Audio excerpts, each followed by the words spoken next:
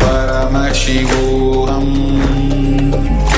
Om Nithyananda Paramashivam. Om Nithyananda Paramashivam. Om Nithyananda Paramashivam. Om Nithyananda Paramashivam. Om Nithyananda Paramashivam. Om Nithyananda Paramashivam. Om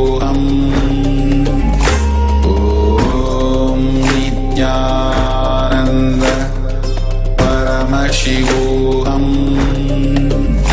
Om Nithyananda Paramashivam. Om Nithyananda Paramashivam. Om Nithyananda Paramashivam. Om Nithyananda Paramashivam.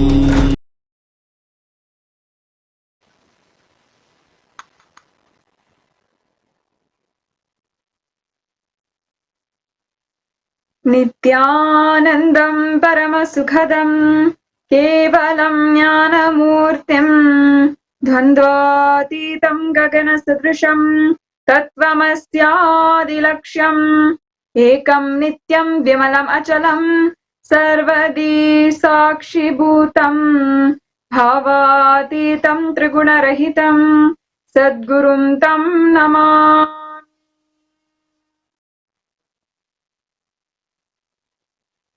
Nithyanandam, we offer our humble obeisance, our humble pranam at the divine lotus feet of the Supreme Pontiff of Hinduism, His Divine Holiness Bhagwan Nithyananda Paramashivam. And we welcome all of the Sri Mahants, Tanetars, Kotaris, all of the Sarvagnapita Yajamans, Kartas, Sarva Parityagis, all of the people gathered in locations all over the world, in all the Sarvagnapitas, in all the university, Kailasa's Nithyananda University campuses located all over the world. And of course, we welcome all of the 2 billion Hindus on planet Earth for this auspicious morning satsang. I wish you all a auspicious Suprabhatam, good morning. So all of the Sri Kailasa Vasis joining us here today. Every day, at this time, it is when we gather, when an alarm goes on inside of us, and we remember to align back to Paramashiva, to align back to our ultimate goal in life. It is this time that His Divine Holiness Bhagwan Nithyananda Paramashivam himself graces us and gives the darshan, gives the divine revelations from Sri Kailasa, from the ultimate higher dimension of Paramashiva himself, of super consciousness. No matter where we live on planet Earth, if we are on the Western time zone or the Eastern time zone, or anywhere in between, it is at this time, every single day, we log in and we watch the satsang. It is always nice to see the global community of Sri Kailasa Vasis all over the world who respond, react, and are so feeling so blessed at this time. They always post on Facebook, they send us the messages, they comment, like, share this satsang as we gather from all over the world at this very time, getting prepared for satsang. It is truly the most auspicious time to live. While the whole world is facing a coronavirus pandemic, is facing economic crisis and so many other extremely dire circumstances, and above all, there's a huge psychological scare.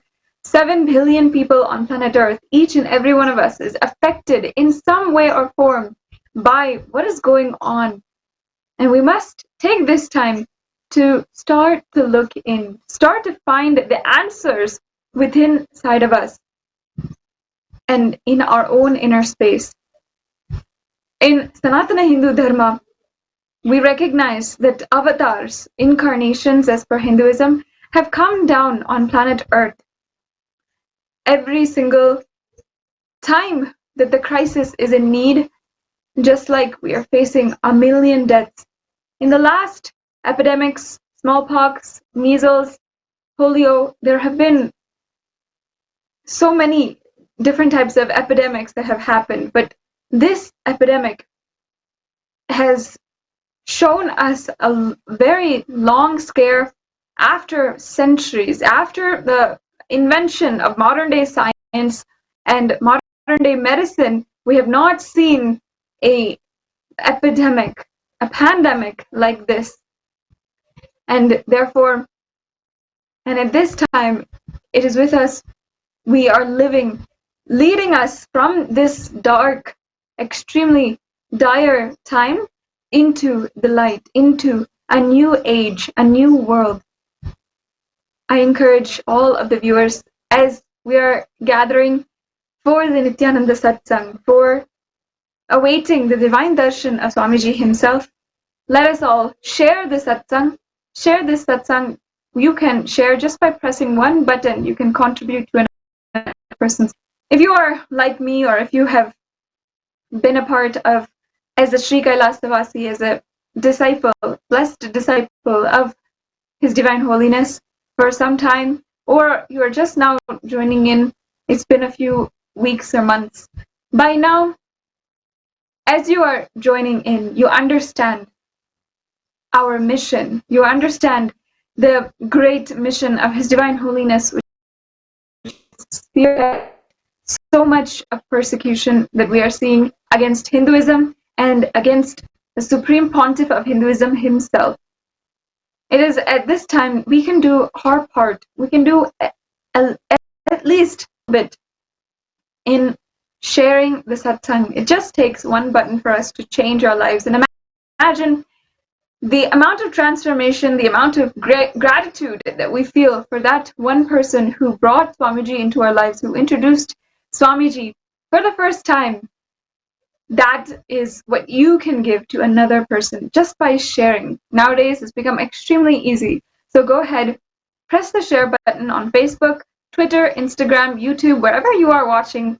And now you can become and you can do a little part in the revival of Sri Kailasa, which His Divine Holiness is doing. His Divine Holiness yesterday, or the day before yesterday, had started revealing to all of us the SARVAJNANOTTARA AGAMA. In Hinduism, Sanatana Hindu Dharma, we have several scriptures. We have several different scriptures, books, and written divine revelations that age at least 60,000 years ago. And each of these has been revealed by great enlightened beings, beings who have realized the ultimate state of superconsciousness, which we are all yearning for, which we are all on the path towards. And these enlightened beings had given us these great scriptures in order for all of us to ultimately realize enlightenment, realize and live enlightenment on planet Earth. Through the Upanishad, Bhagavad Gita, the Agama, Kamik Agama, various different scriptures which cannot be named, different Smriti, different Shruti, Puranas. There are so many different types and so many different kinds of scriptures. But among them, His Divine Holiness and what He reveals to all of us is something which is not heard of, not retained by planet Earth anymore. It is for the first time after centuries being revealed again. The SARVAJNANOTTARA AGAMA is one of the 28 agamas. Agamas are scriptures that are dictated, are told by Paramashiva himself on how to get enlightened, how to realize the ultimate space, how to have that experience of enlightenment.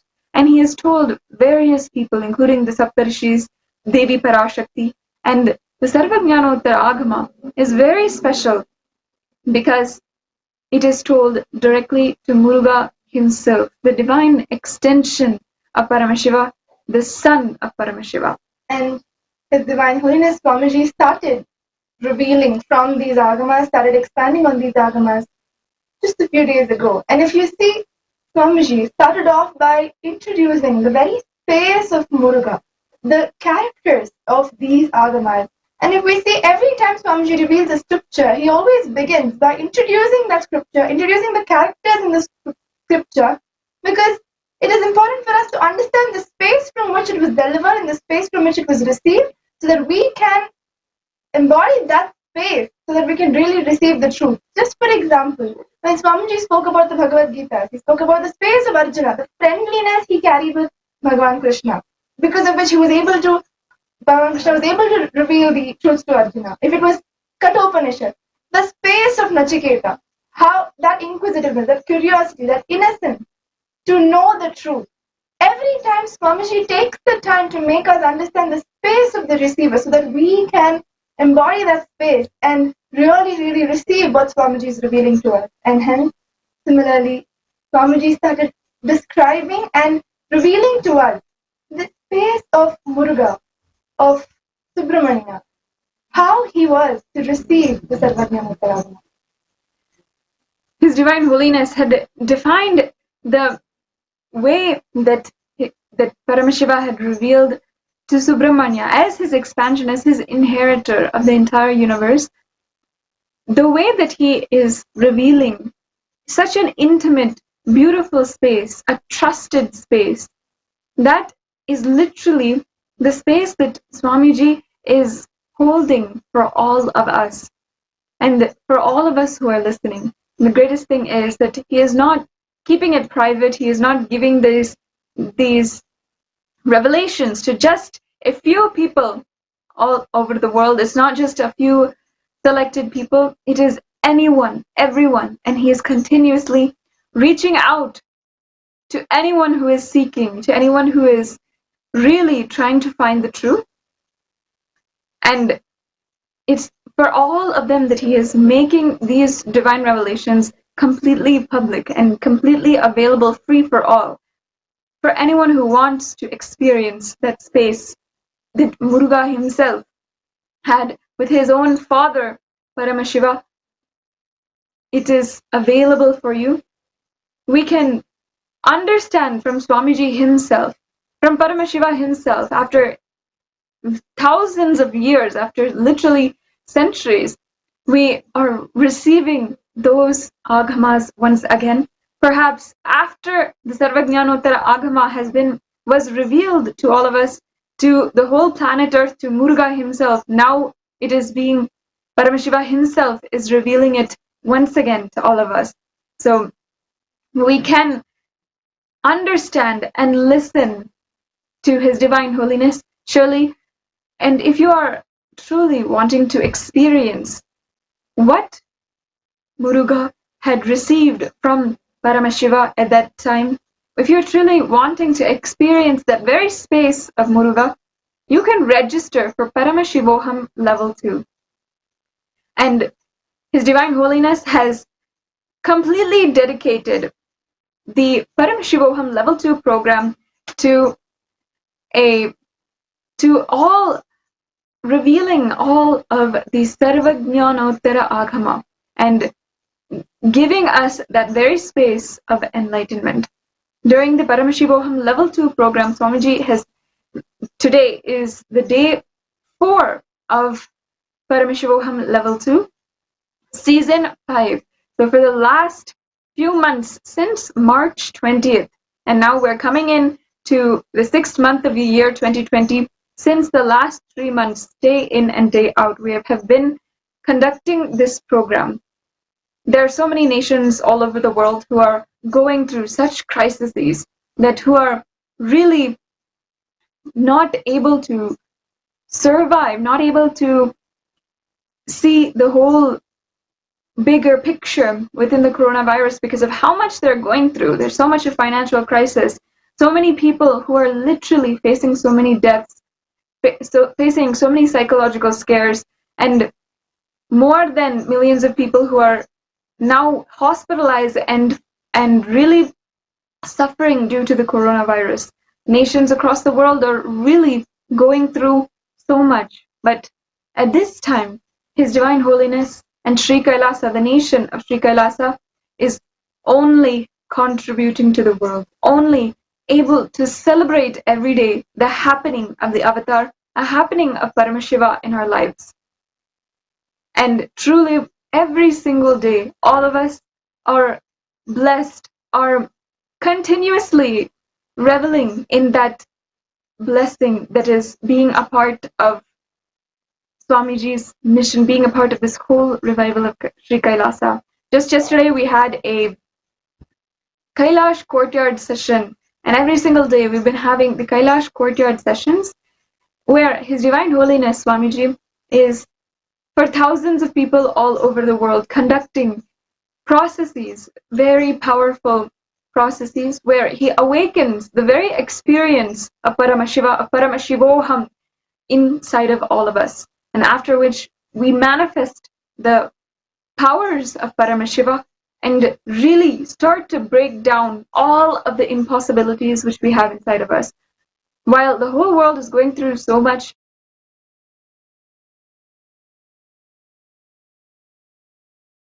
beloved pictures and glimpses from the Kailash courtyard session, it's truly something that we're all able to see.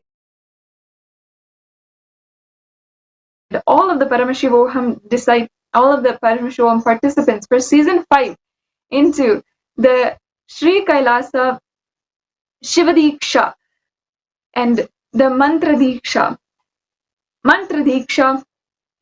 into the initiation into the Gayatri Mantra and initiation into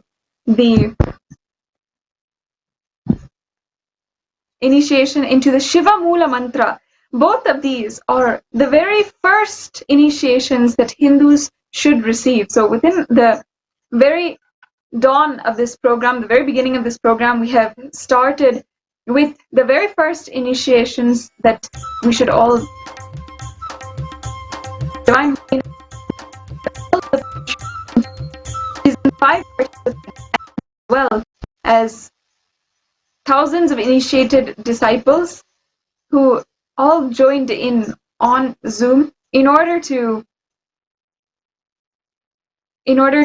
experience the gifts that He is giving us, experience the very resides in the state of Paramashiva.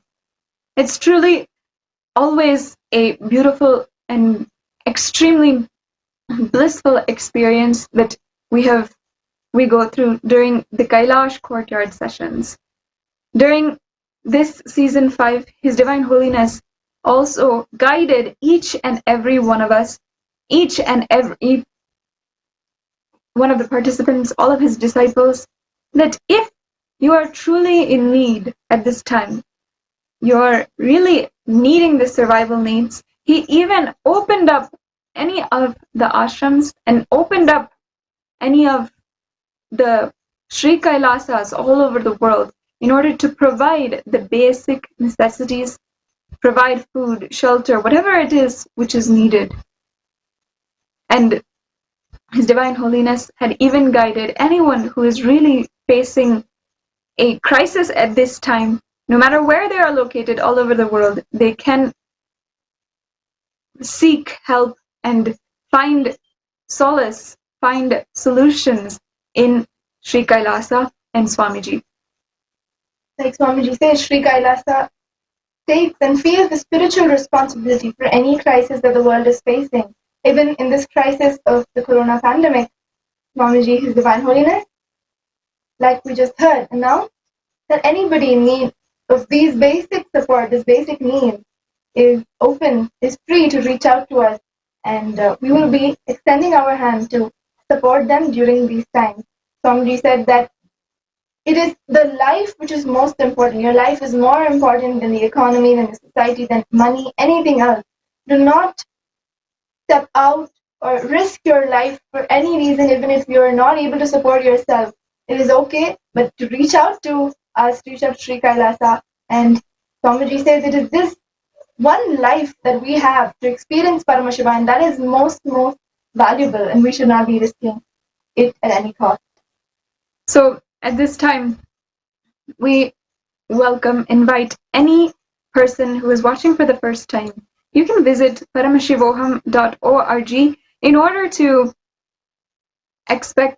to read and learn more about Paramashivoham. You can also visit srikailasa.org in order to learn more about this revival of the greatest Hindu nation and the enlightened civilization that Swamiji is doing. It is time, at this time, that we must bring forward the great solutions and lifestyle from Sanatana Hindu Dharma and start to spearhead the creation of the new world and the new structure of society. It does not matter whether you do not know anything, any of these terms. You may be completely new to this tradition, to this lifestyle. That is completely okay. Or you may have been an adept in these agamas, in these Vedas, in the Upanishads. Wherever or whoever you may be, it is only for this lifetime that you know of this knowledge of yours. But it is for lifetimes that your being, your inner core has been really, really yearning for the experience of Paramashiva. And that is all that matters. All you need is a sincere intention to be there and to make yourself available for your own spiritual transformation. You may be a completely a new person to Hinduism, to the sciences, to the tradition, to these agamas and knowledge. You may have been brought up in a Hindu family and not really, you may not know about these Hindu traditions. You may be anybody, that does not matter. Today, if you are watching us, and if you are clicking within, if you are reverberating with us, if you are resonating with what we are saying, and if you really want that change, that transformation for yourself, then this is the right time for you. Yes. So with this, before going forward, let us remember what His Divine Holiness revealed from Paramashivoham level 2, what he is going to give to all of us, and what we can expect, what we will be gifted for season 5 of Paramashivoham level 2. Whatever you think as your strength, like how much cash you have, how much gold you have, how much money you have in the bank, what all properties you have, your secret passwords, passcodes, your strength secrets, you will tell only to your son or your daughter to whom you are going to give your inheritance. Same way, most important powerful secrets Paramashiva has given to his son Muruga, Subramanya, in Agama called SARVAJNANOTTARA AGAMA.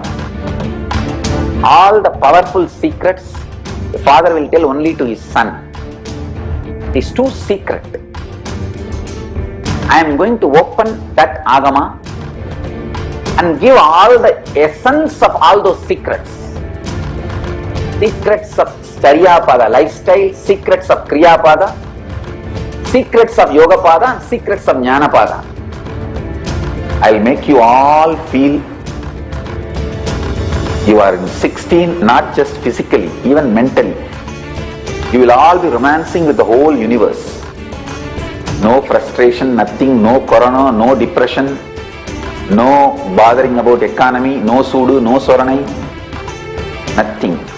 Next 16 days, no fantasy, only visualization, no delusion, only consciousness.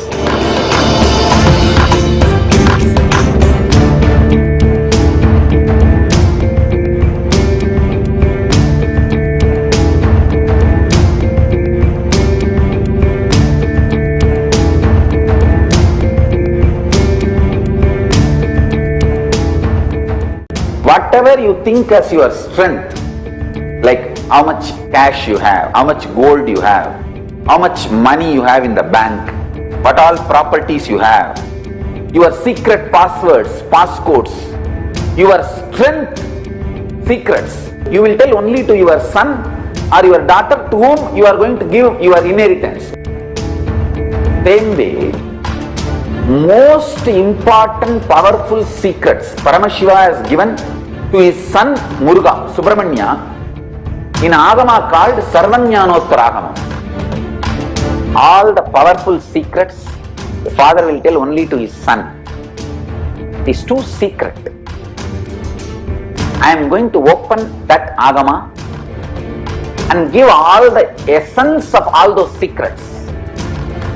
Secrets of Charyapada lifestyle, secrets of Kriyapada, secrets of Yogapada, secrets of Jnanapada. I will make you all feel you are 16, not just physically, even mentally. You will all be romancing with the whole universe. No frustration, nothing, no corona, no depression, no bothering about economy, no sudu, no soranai, nothing. Next 16 days, no fantasy, only visualization, no delusion, only consciousness.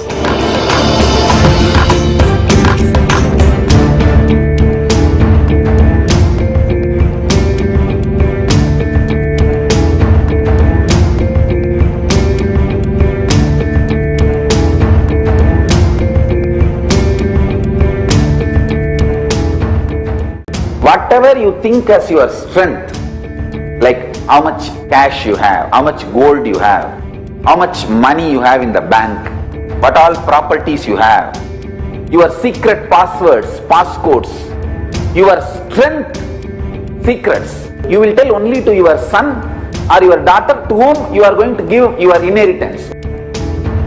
Same way, most important powerful secrets Paramashiva has given to his son Muruga, Subramanya, in Agama called SARVAJNANOTTARA AGAMA.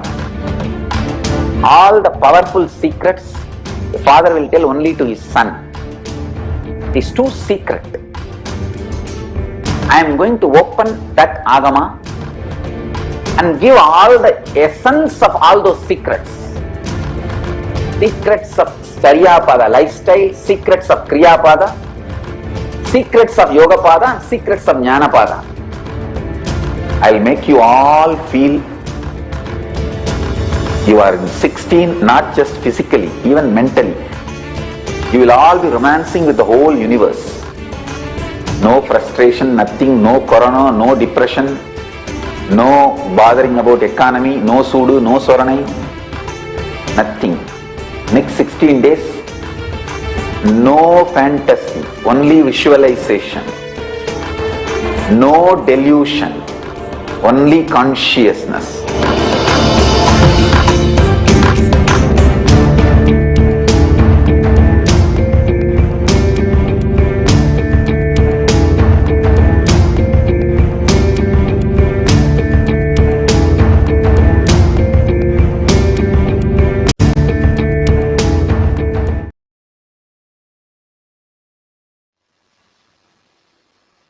Yes.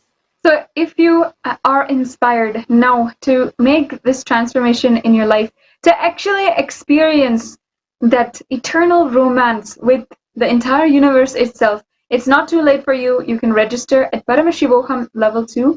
And if perhaps you need some time to understand, to start to plan how you're going to make 16 hours in 16 days, we have dates that are already scheduled for Paramashivoham level 2 until August. So even if you're going to school, even if you're having work, you can take some time off.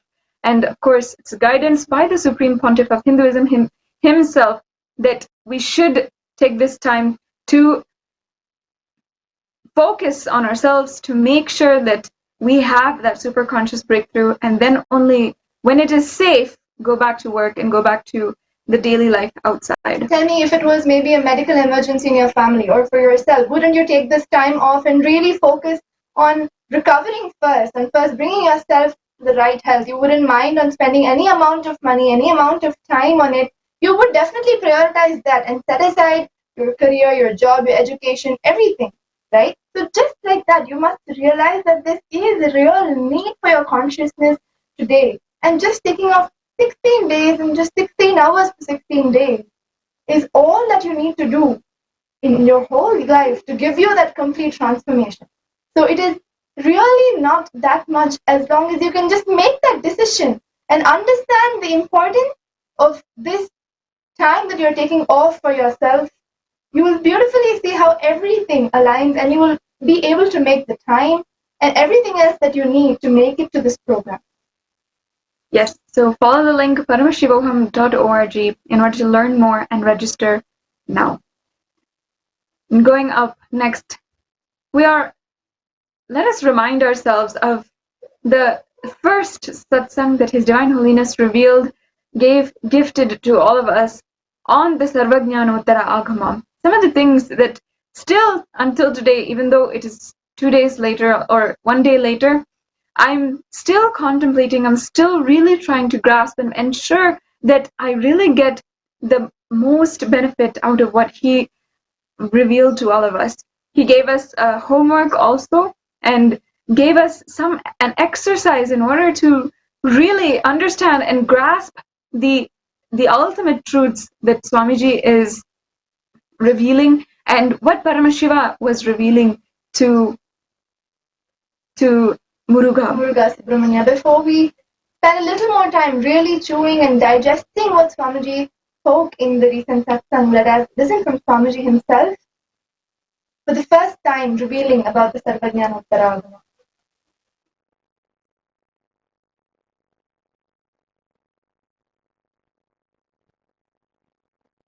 I'll expand on the first few verses of SARVAJNANOTTARA AGAMA, as I already initiated all of you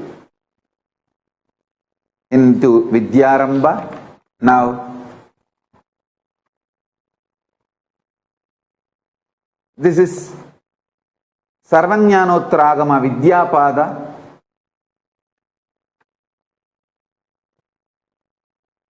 First verse, Tripadartha Vicharana Prakaranam. Detailed exposition on the three categories. Pashupasa Vidanam hi Shrotumichchami Tattvataha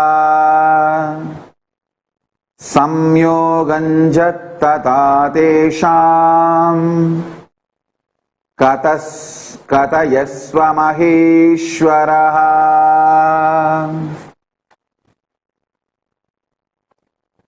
Adyapashastataastesham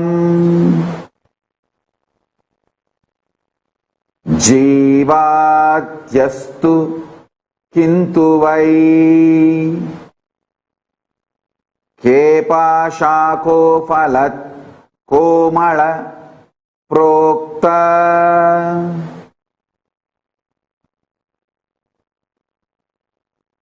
Kasmat bhattapumaniti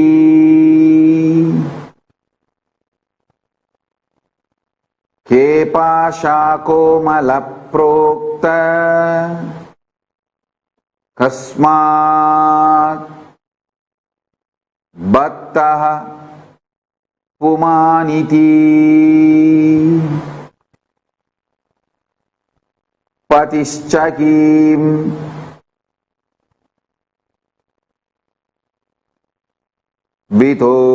Vitonyeyas Satika repate stitaha Shivascha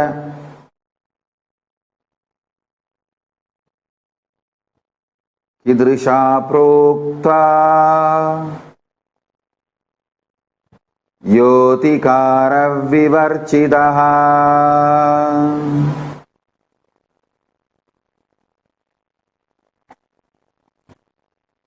I want you to listen to the original verses. That is the reason I am reciting the original verse. Now I will read out the translation.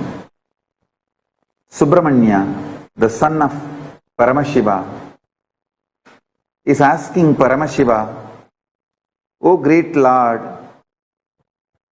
I am intent on hearing from you the essential and immanent nature of the bound self and of fettering bonds as they really are. Also explain how the souls and bonds get linked. And the Lord asked, of these two, Pashu and Pasa, which do you want to hear first, Pasa or Pasu? Skanda replied, Lord Skanda replied, what are those bonds? What is it that which is often told as Mala, for which reason souls get chained with the limiting factors?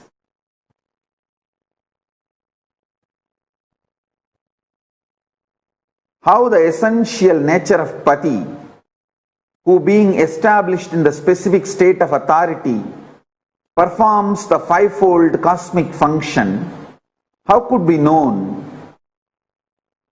How the essential nature of Lord Shiva is above and free from the specific state of authority has been explained.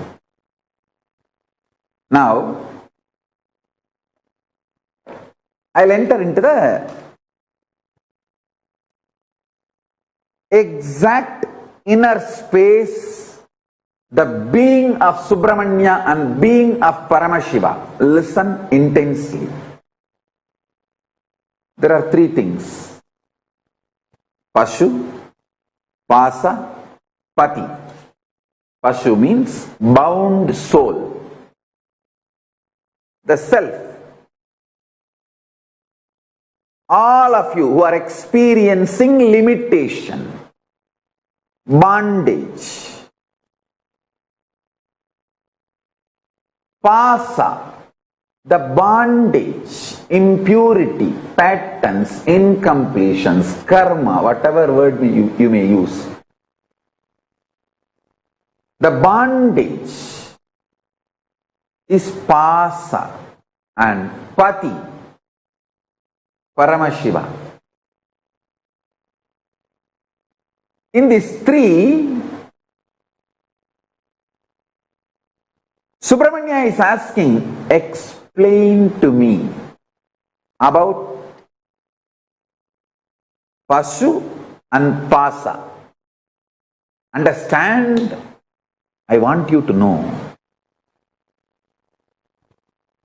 He is not at all asking about Pati, Paramashiva. You need to know the secret inner space of Subramanya. Yesterday I told, just be like Subramanya for next 16 days. I'll give you exactly what Paramashiva gave it to Subramanya to you all through this Agama. Listen. At no time Subramanya is questioning about Pati. I'll tell you the secret from my own experience. Exactly, I'll map it to Atma Pramana and tell you. Now I gave you Shastra Pramana by reading out the scripture. I'll give you Apta Pramana and my Atma Pramana, both. Listen. Atma Pramana, from my experience, I'll tell you. See, when there was murder attempt on me, this anti-Hindu, Dravish gang and some more forces, I'll not name them now, when they attempted to kill me, burn the ashram, destroy the Sangha. Socially, we try to take many action. We try to take it to the local police and try to file complaint. Nothing could be done. We try to go to the court, Indian courts.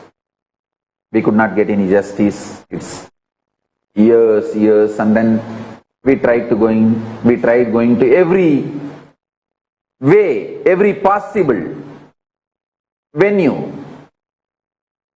Socially, we tried many things. We knocked every door, literally every politician. We begged everyone for justice.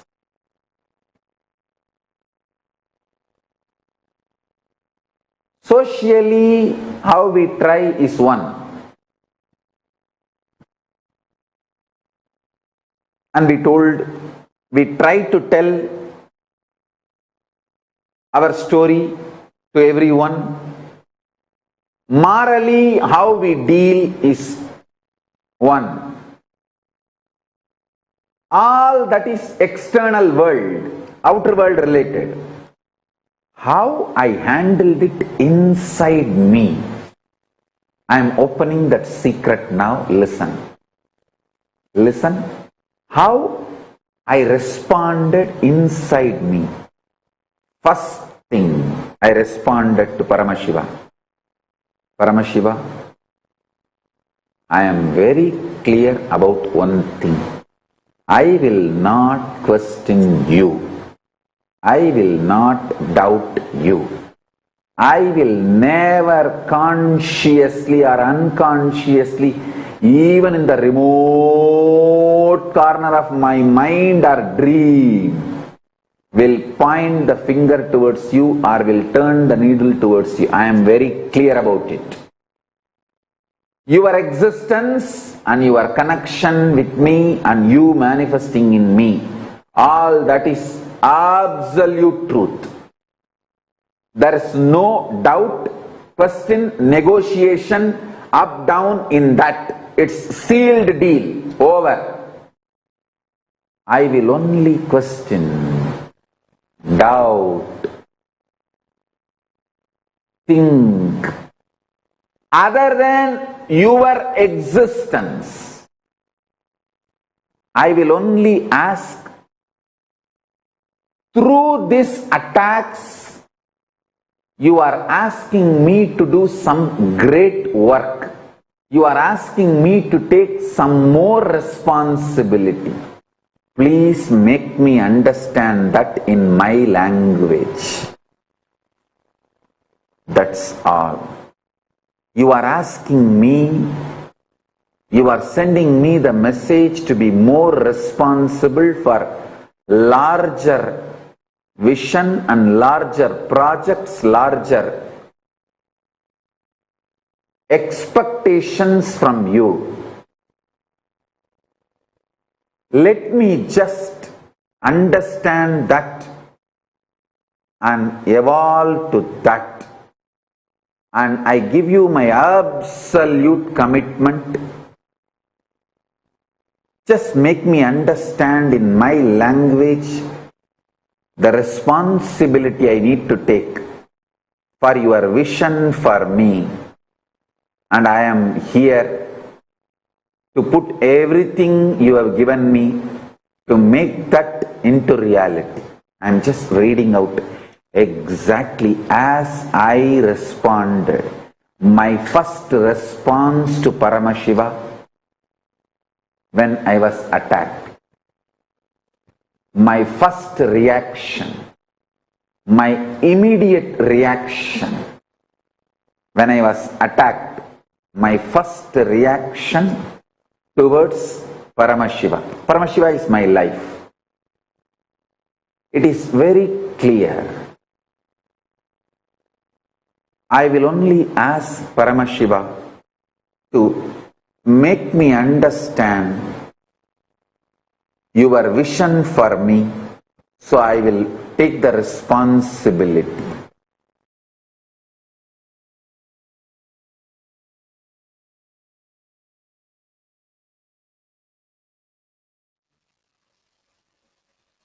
As we had witnessed from Swamiji himself now and understood, as I was just listening this time also, I started to get new clicks, something that didn't click with me the first time I heard it. It goes to show that no matter how many times you're watching Satsang, no matter what it is, we are continuously there's always something new, continuously opening up more and more what Paramashiva has revealed. In this satsang, there's so many different layers, so many different examples. To start with, let us first analyze in this brief Vakyardasadas that we wanted to have, and we wanted to also have and invite all the viewers to as well. If you'd like, you can join the discussion by commenting down below, commenting on social media about how you're applying this science, this very great truth in your life, or you have missed it.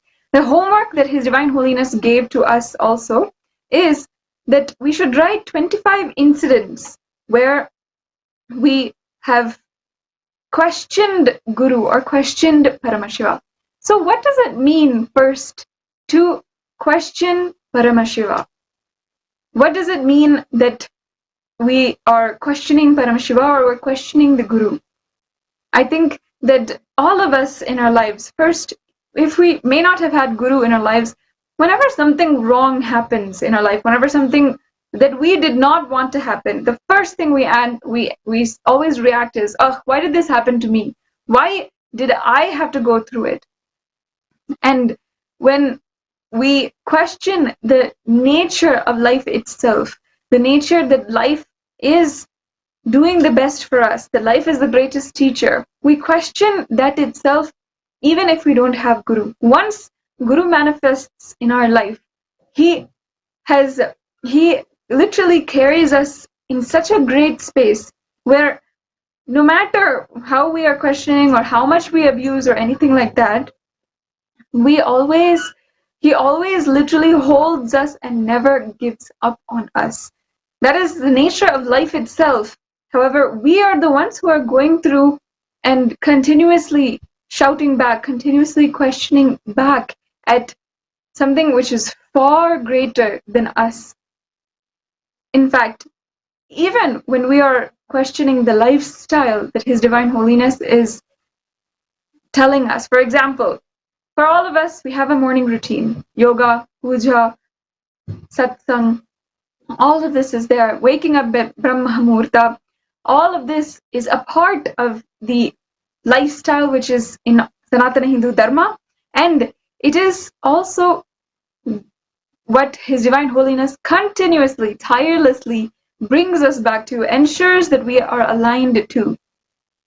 When we don't follow this routine, that in some way or form, actually in a very subtle way, is throwing questions at our own Guru. It's basically a representation of our own doubt. Somewhere we have a doubt inside that the routine will not help us, that we will not be able to benefit from a routine, and only then we don't make it, only then we neglect the routine. Even sometimes it's not even that the routine will not work or something, right? It's sometimes like, I can speak from my own experience, I will not be able to follow the routine, or I may not be able to align to that. That also is again doubting and questioning the Guru itself, because if he is ordained, he is going to sustain me. So if he has said anything, it is simply going to happen. So even our questions, our doubts can take the garb of self-doubt, but that is ultimately Guru doubt only. Exactly. And when I was doing the exercise, actually, the homework that His Divine Holiness had assigned to all of us, this is what I started to realize, is that every single time, every way that I myself thought, oh, he has told me this, he has given me this vision for so many different things, but will I be able to perform it? Will I be able to live up to that?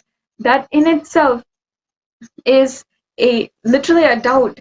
When Arunagiri Yogeshwara when Swamiji had that experience of oneness with Arunagiri Yogeshwara, after that he never questioned, even though he knew the responsibility of Sri Kailasa, he knew that he was supposed to revive a great nation, which is completely unheard of in this day and time. He still never questioned his Guru. He always simply just lived up to it, just manifested it, no matter what. And it shows us so many different ways. And in fact, I realized one thing. His Divine Holiness has gone through an incomparable persecution. If you see the people who have been martyred by the persecution that they go through, many people are there who are known for how much they have gone through, including so many different religious leaders who are literally persecuted because of their religious background, because of what they're standing for. But His Divine Holiness, as the Supreme Pontiff of Hinduism, has undergone so much more than that. If you yourself can imagine being arrested illegally, completely illegally. Imagine going through a literally where they're poisoning you and they're arresting you and detaining you for an entirely illegal reason, and you simply know also that they are conspiring against you, but even though you know there's a grand conspiracy that is behind all of their actions, and you know that there's so many powerful forces behind you, he still never questioned his guru. For those of you who may not know, His Divine Holiness has had over 70 attempts against his life, where there's been so many different attempts where mobs have gathered, were staged, in fact, by different forces, and each of these mobs was there in order to mob lynch His Divine Holiness. And even to say it brings up so much of pain inside of all of us. But if you see the footage, if you see what he has gone through, and then you understand, and then we hear from Swamiji that he never questioned his guru.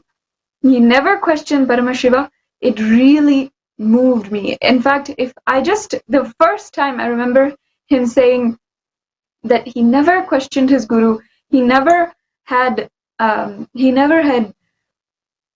like even once doubted what was going on, why it's happening. Every single time there has been some turn of events, something or another that has happened, even when he realized that he was no longer safe in India, even realized he was no longer safe at all in the country, in the place where he resided, where he grew up, even then he never questioned his guru. And can you even imagine the amount of trust that he has, the amount of extreme tyaga, literal sacrifice that is? In Hinduism, this is such a beautiful concept, if you can call it that. It's the idea that no matter what, your stability, there's in your belief, and you're absolutely convinced that you are Paramashiva, the truths of Paramashiva, everything, you're absolutely convinced 100%. In Hinduism, all of the great incarnations, no matter what has been done to them, every single one has shown that this quality, never questioning the Guru, never questioning Paramashiva. In fact, Muruga himself, Subramanya, had gone through so many different wars. He was literally born in order to vanquish different demons. And the minute he was born, he has to fulfill this role. He has to completely conquer the enemies and conquer the Rakshasas, the demons who are literally plaguing the world. But never he had questioned his Guru Paramashiva. In fact, in just this first verse that we see, we can understand that even though he himself has gone through so much, he himself has had to fight for so much for the world, even now he never questions Paramashiva. And in our great Purana, in our history, even the great drama, Bhagavan Sri Rama, when we examine his whole life, the entire quality about him is that he literally never questioned anything that was going. He always obeyed the dharma, and always followed according to dharma, even if it meant that even though he did nothing, absolutely nothing wrong, he had to go for 14 years into the forest and do penance. No matter what, he never questioned the other quality about him. I think while I hear Master Priya share so many insights, there are many other clips that I'm also remembering from various Satsang to share, like Ma was sharing.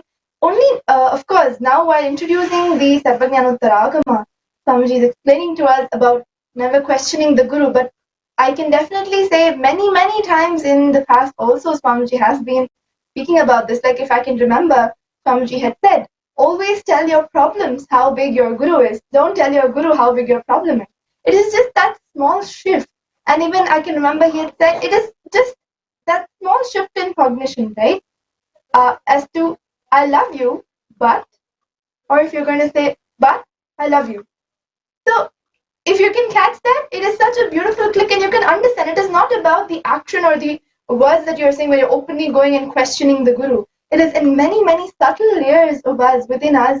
Like Swamiji says, of course, even in his own, Swamiji's own example, Swamiji said, in the external world, societally, yes, we did take some action when there were various attacks. But in his inner space, how his Divine Holiness reacted, that is what is important. You may not be throwing out an open question and throwing a tantrum in the outside, but in your inner world, are you having that question, that doubt? Is it, I love you, but? Or is it, but I love you, be it whatever may be happening, whatever may be the situation, I love you and I do not question you. Or is it, I love you, but I still don't know, I still have these doubts, I still have these questions. Which side are you on? And all of us, we can, when we are ourselves thinking about our relationships, or thinking about our relationship with life, or thinking about our relationship with Guru, and how we completely surrender to Guru. There are so many ways, if we just think about it like this, that how we are in every different way saying, giving some reason or another not to completely surrender, not to entirely shoulder the responsibility that His Divine Holiness is empowering us towards. And no matter what, with the trust that when He ordains, He will sustain. That is how Swamiji literally has stirred up and revived the whole Sri Kailasa now. When he knew that this was his avataric mission, after that, there was no backing down. There was just continuous contributing to the world, no matter what he had been through, no matter what happened.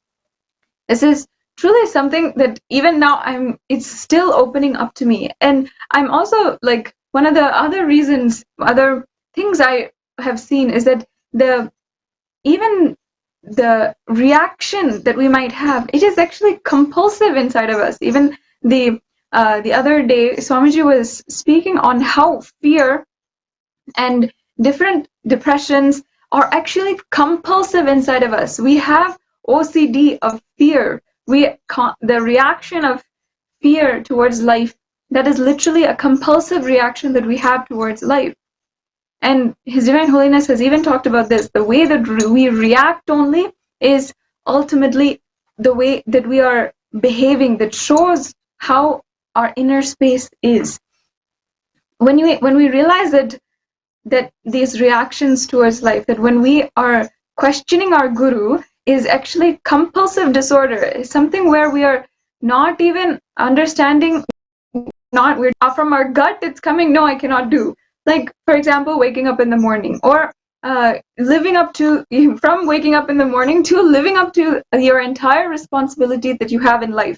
This whole array, this whole the spectrum of different events that might happen in your life, it is so embedded within us to have fear as a reaction, to have denial as a reaction, to have doubt as a reaction. And I think only when Swamiji said, write down 25 instances when you question your Guru, only then I had to start thinking to deeper levels. Only first 2-3 might have been when I've really directly questioned or within myself had a question. But as and when you go on, sit down, looking within yourself, penning down to reach that 25, you will realize the multiple subtle incidents when you question Paramashiva. So we'll give you a few minutes if you haven't yet done this exercise as homework before we get ready to receive Swamiji's next satsang. Take a few minutes now to sit and really look in and write down, and we will be back just in a few minutes.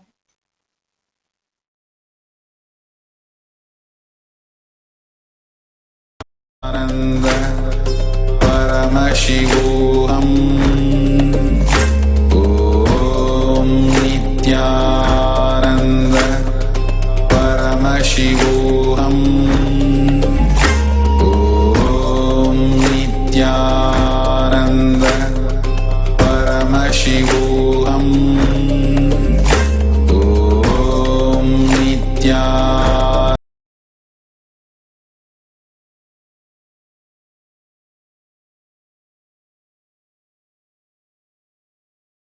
Paramashivam Om Nithyananda Paramashivam Om Nithyananda Paramashivam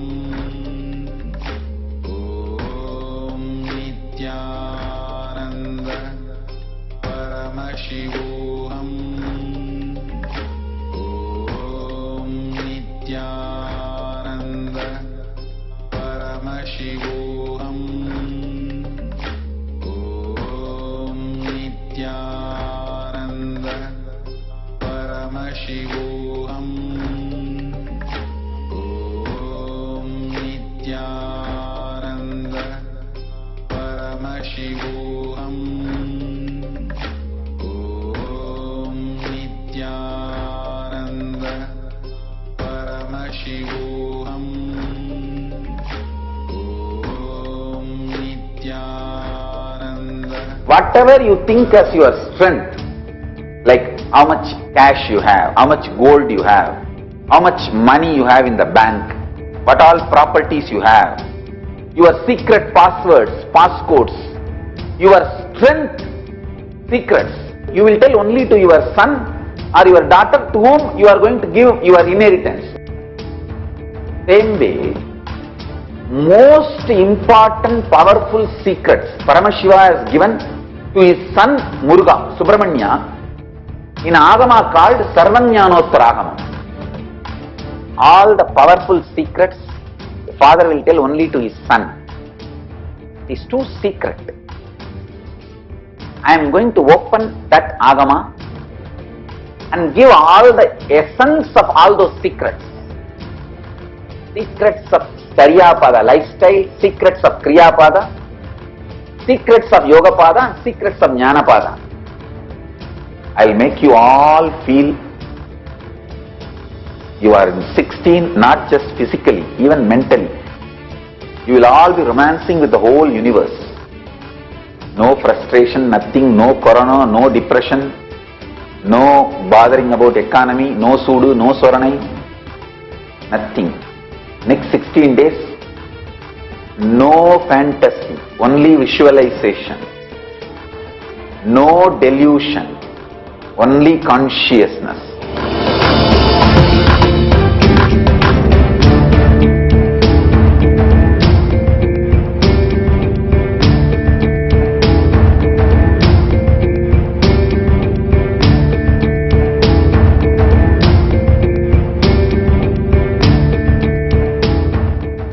Whatever you think as your strength, like how much cash you have, how much gold you have, how much money you have in the bank, what all properties you have, your secret passwords, passcodes, your strength secrets, you will tell only to your son or your daughter to whom you are going to give your inheritance.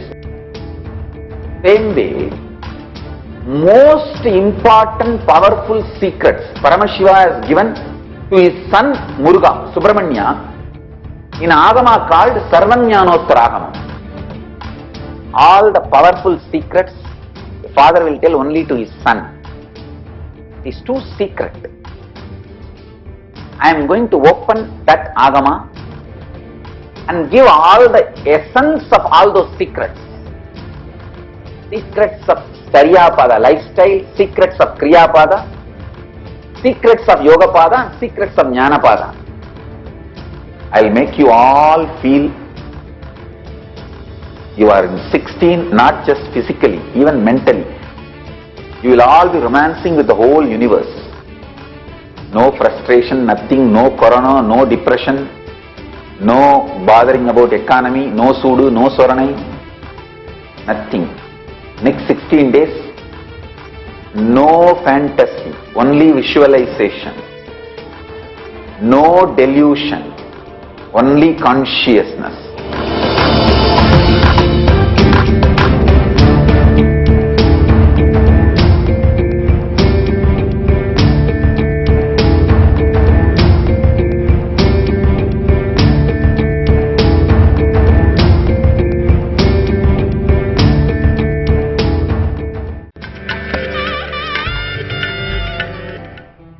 News has reported on communities of converted Hindus returning to Sanatana Hindu Dharma after finding leaving dharmic living had worsened the situation. It must be said that Dharma has been thriving around Bharat since time immemorial, but centuries of racism by anti-life gangsters has left the Vedic civilizations bloodied and bruised. There is no longer time to wait and see what happens. We have seen the worst. More than 100 million Hindus massacred during just a handful of the genocidal attacks targeted against the pure non-violent civilization. Because we were powerful from inside, we were attacked, and because we turned our back on ahimsa, we are becoming disconnected from the source of our lives. Getting mixed up with modern distractions of lust and greed, where farming fields are disappearing and food tastes like plastic. The Vedic civilization has evolved all solutions for coronavirus and pandemic response, and for much longer term solutions. The choice lays before us to face the inner demons and throw them out. It's the extremely life positive approach embodied by all great gurus. The lack of willingness for Hindus to commit to reviving their ancient tradition is showing its impact again this week as Tirumala Tirupati Devasthanams prepares to auction off as many as 50 temple properties in Tamil Nadu. It is not the properties and gold that Hindus are lacking, it is awareness of the need of humans. Humans need an inner world solution. Chasing things outside always ends in pain. Modern media, cinema, is very flashy and distracting. In the end, we are left unfulfilled and wanting more. The Vedic civilization is the proven solution. How 56 Hindu countries lived side by side for many millennia and shared so much in common.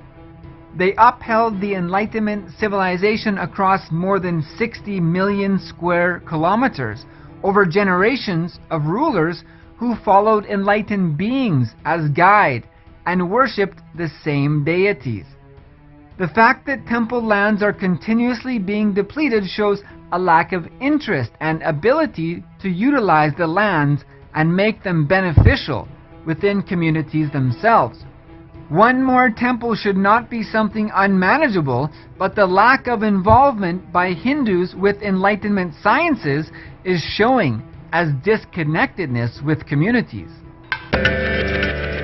P. Gurus has commented that the Bill number 205 of 2019, commonly known as the Freedom of Temples Bill, is destined to fail.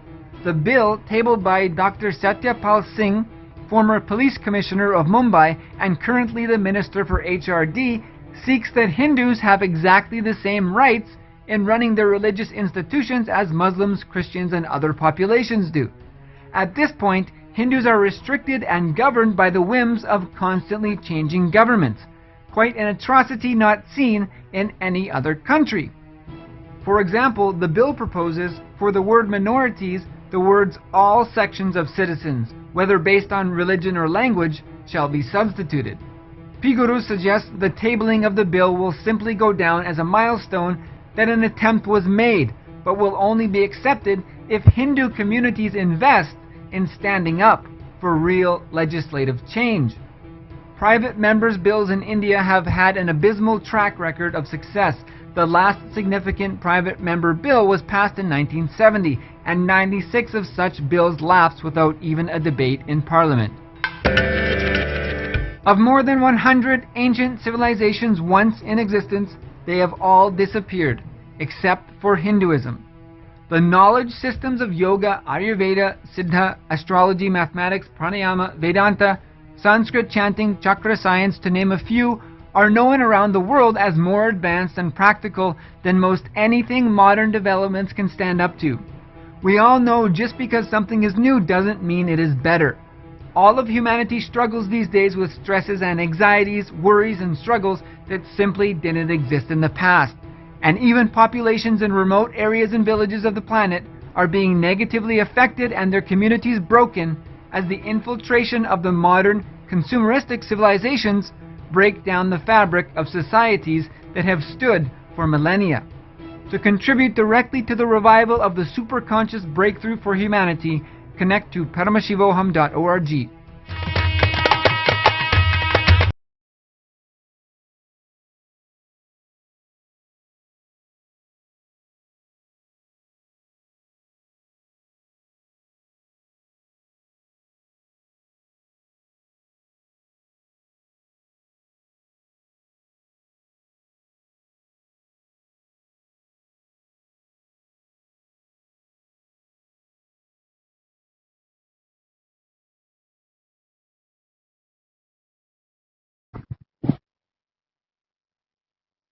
Yes, Nithyanandam, completing for the audio glitch. Welcoming all of the Paramashivoham participants for the day 4 of the Paramashivoham program.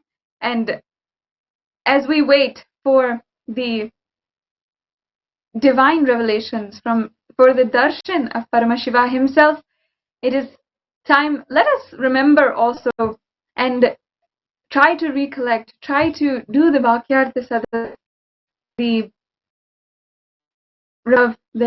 divine revelations from Swamiji's Satsang just a few days before. So we were talking, just a brief recap, we were talking about how Swamiji has revealed to us the very first verse of the SARVAJNANOTTARA AGAMA and how it is applicable in our lives.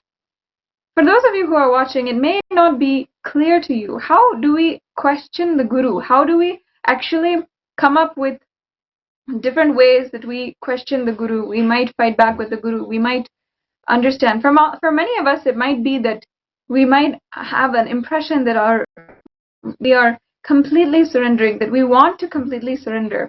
But there are so many different ways that without our conscious decision might completely fuel and completely be, yes, Swamiji will surrender to you, Swamiji is my life, Swamiji, I'll follow whatever Sanatana Hindu Dharma is saying, whatever Swamiji is saying. But on the other side, there are many unconscious patterns and unconscious parts of ourselves which compulsively question the Guru. And that exactly is what Swamiji, His Divine Holiness, has been literally trying to break away. Why we manifest powers, why we undergo and we sit in Shaktinipada with Paramashiva himself during the Kailash courtyard sessions. All of this is in order to break that compulsion which is there.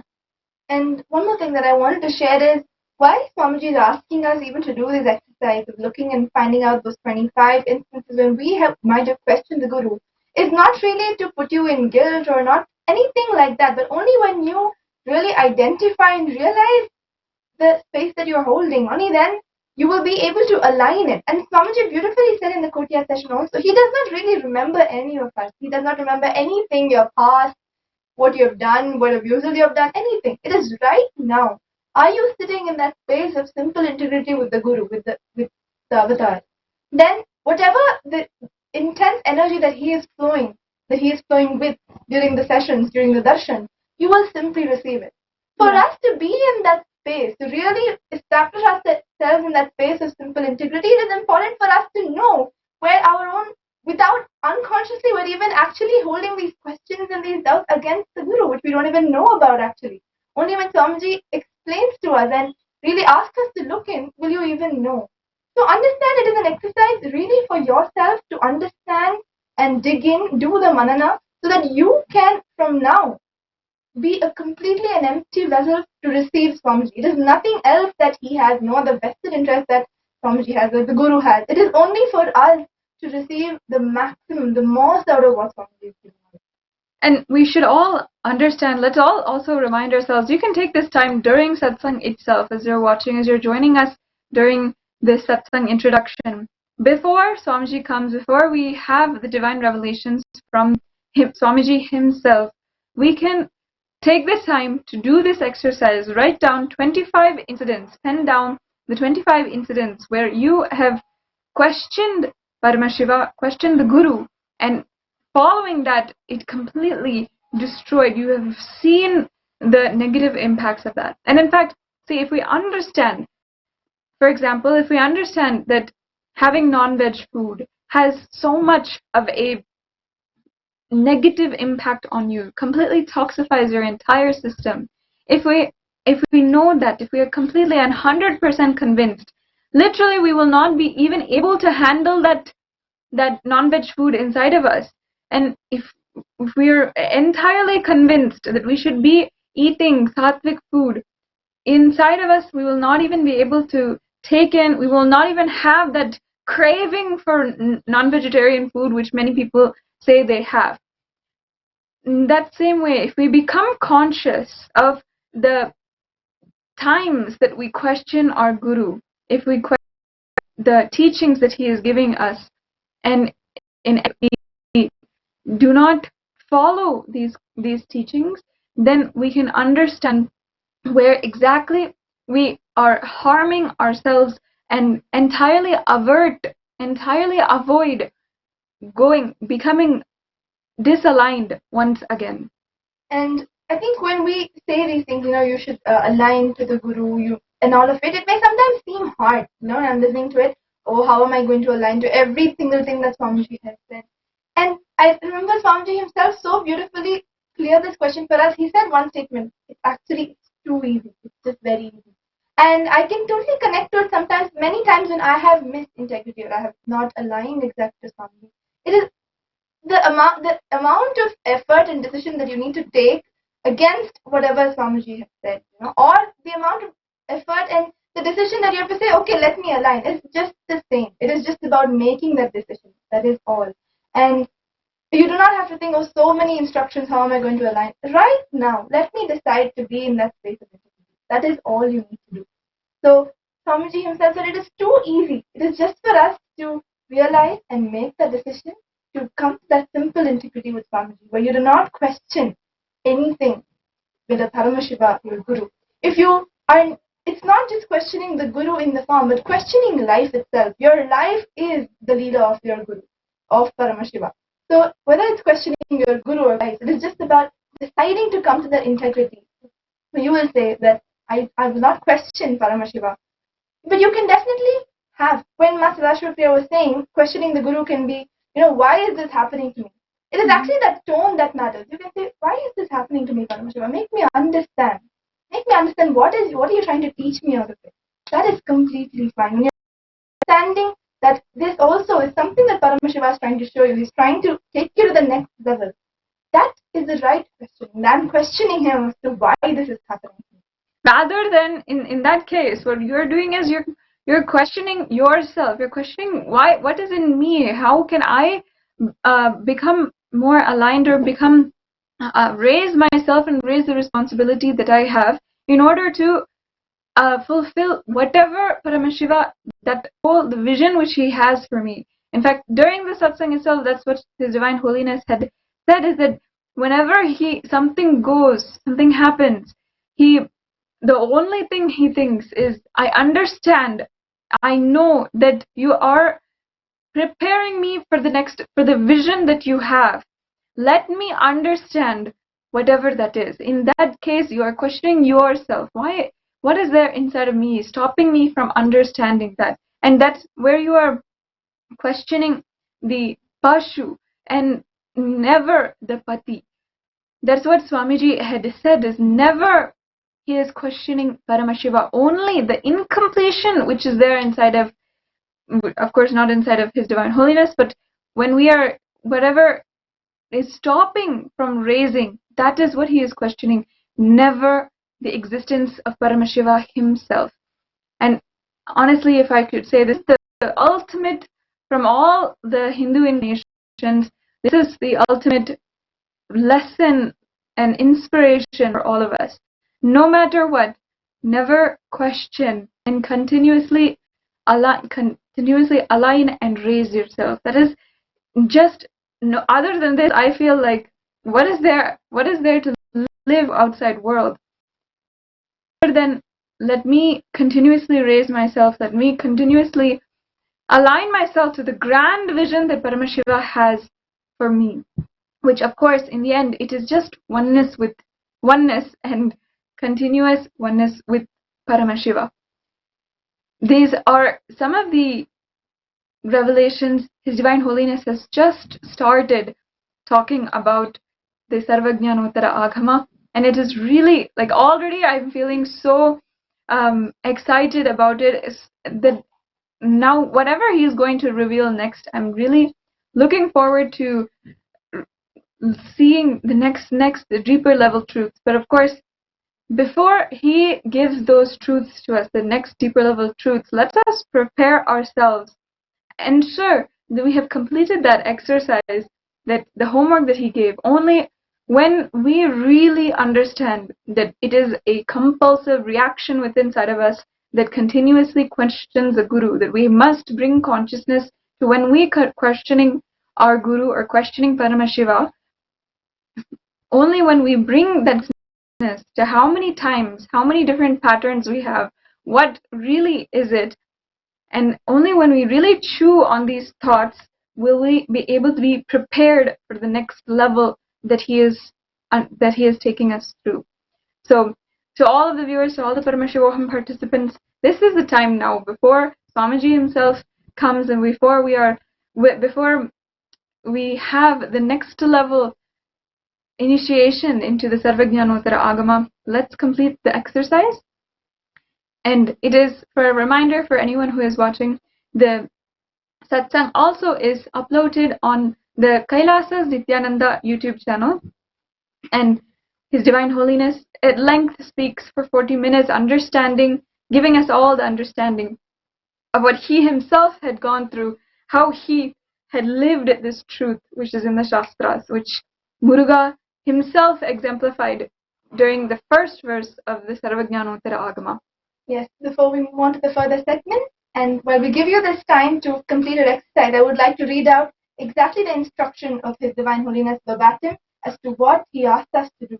Swamiji said, "Today, sit with this one cognition.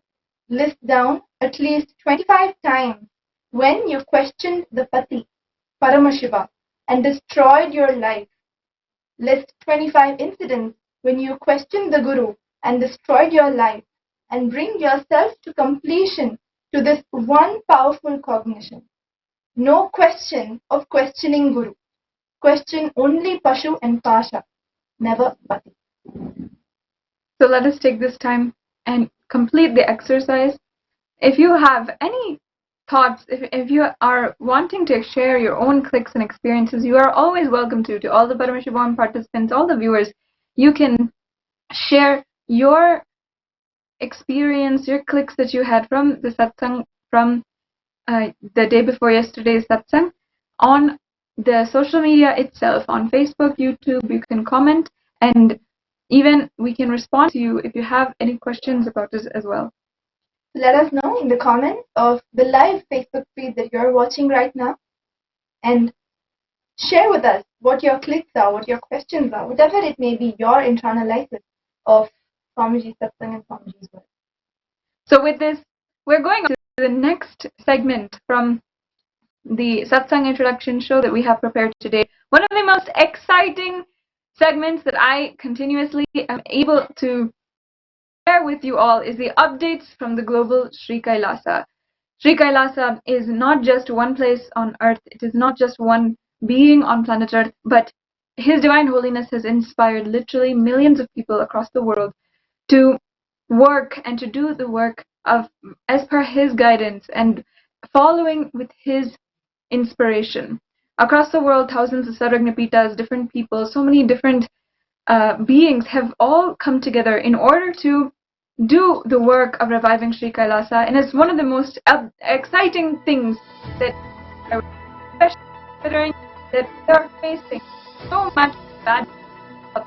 Turn on our public news or TV nowadays, know how much we are facing. This is good. Here, the uplift to know that the work of His divine right, whatever, with complete from so many different negative forces that are literally harrowing outside. We are entirely protected, and in fact completely growing and reviving still. First, in the updates from the global Kailasa is from the Sri Kailasa Uniting Nations for Nutritious Food and a Hunger-Free World. This entity is inaugurated by His Divine Holiness in collaboration with the Nithyananda Annalaya, the Temple for the Free Service of Food, in order to bring together all of the nations of the world and eradicate hunger and bring positiveness and superconscious breakthrough to the entire world through food. It's one of the most beautiful contributions of His Divine Holiness, and it is entirely endless. It is literally unfathomable how much he has contributed in the aspect of food, countless ways, either through the jnana of guiding us which is the right ways to eat, non-vegetarianism versus vegetarianism, even ensuring that we have the right foods to eat, organic foods, organic vegetables, and also at the next level, ensuring that we are growing our own foods and so forth. We continuously, Swamiji has been giving us this knowledge on how to eat, how to bring super conscious breakthrough just through food, just through what we are eating inside of us. As much as we are thinking and cognizing, we are reading content, as we are fueling our mind with food, in the same way we have to care and put that much of consciousness, that much of awareness in the food that we are intaking. As the saying goes, we become what we eat, and it is absolutely what Swamiji is saying, as he says, as Swamiji had revealed in a recent satsang. It's not just your neurology that thinks, it's your whole biology. Your whole body thinks. If your stomach is having acidity, it will cry out in pain, will cry out with so much of frustration, and lot of the negative energies and negative emotions will come from there. His Divine Holiness has guided all of the Sarvajnapitas and all of the Sri Kailasavasis all over the world in order to start the organic farming and start ensuring that no matter what, you sustain yourself, sustain all the food which you need for yourself and for your family should be grown by you. So he has guided, as Supreme Pontiff of Hinduism, he has guided all of the Hindus all over the world to start growing your own food. Yes. And to start having the gardens and farms and ensuring that you are yourself growing their own food. And this is in order to prevent economic crisis in your own life, in order to steer your entire community away from the economic crisis which many nations are headed towards right now. So His Divine Holiness, starting with Adi Kailash itself, the model community, the Adi Kailash is the second ever Sarvajnapita Adhinam or temple monastery complex that His Divine Holiness established. So it is the spiritual headquarters of the mission of Sri Kailasa, and it is a model community which His Divine Holiness successfully established, starting with Adi Kailash, with as many Adhinams around the world, and with also Sri Kailasa Vasis. we have started the organic farming every single day. Organic farming and cultivation of the land there is an extremely important, pivotal part of the lifestyle even of the Adinavasis. All of the Sri Kailasavasis get involved in the organic farming. What you're seeing right now is the organic farming happening in Adi Kailash itself. Yes, and I think here in this picture that we are seeing, they are clearing the land for planting peanuts. And in the land of Adi Kailash, we also have banana trees, drumstick trees that is being cultivated and harvested for the Adi Kailash Vasis, the residents of Adi Kailash, the sannyasis, and everybody else who visits Adi Kailash, feed all of them. So what you're seeing here in the picture that is being projected is the very sannyasis, the monks of Nithyananda Sampradaya working on the field, growing their own produce, growing their own food. It is not just an environmental effort or anything to save the environment, but a spiritual practice for all of us to grow your own food and to eat that food. Like we were hearing just now, you become what you eat. And what these sannyasis are growing is completely an organic produce. And also, Swamiji has said that when you grow your own food, when you walk on the land and eat the food that grows on that land, that food directly nourishes your system with exactly what you need. Bhudevi, Mother Earth, is not just a geography, she is a biology, she is an independent intelligence who understands the needs of your system and produces exactly the nutrition, the nutrients that your body needs. And so you can see here in the pictures, the Adi Kailasavasis, the sannyasis, picking flowers from the flower garden, which is then made into a garland and offered in the temple, offered for puja to Nithyananda Paramashiva and Swamiji. As we see these pictures, we can even understand that what the lifestyle which we live is directly from the Shastras, from the Sanatana Hindu Dharma, as Majaya was even telling us.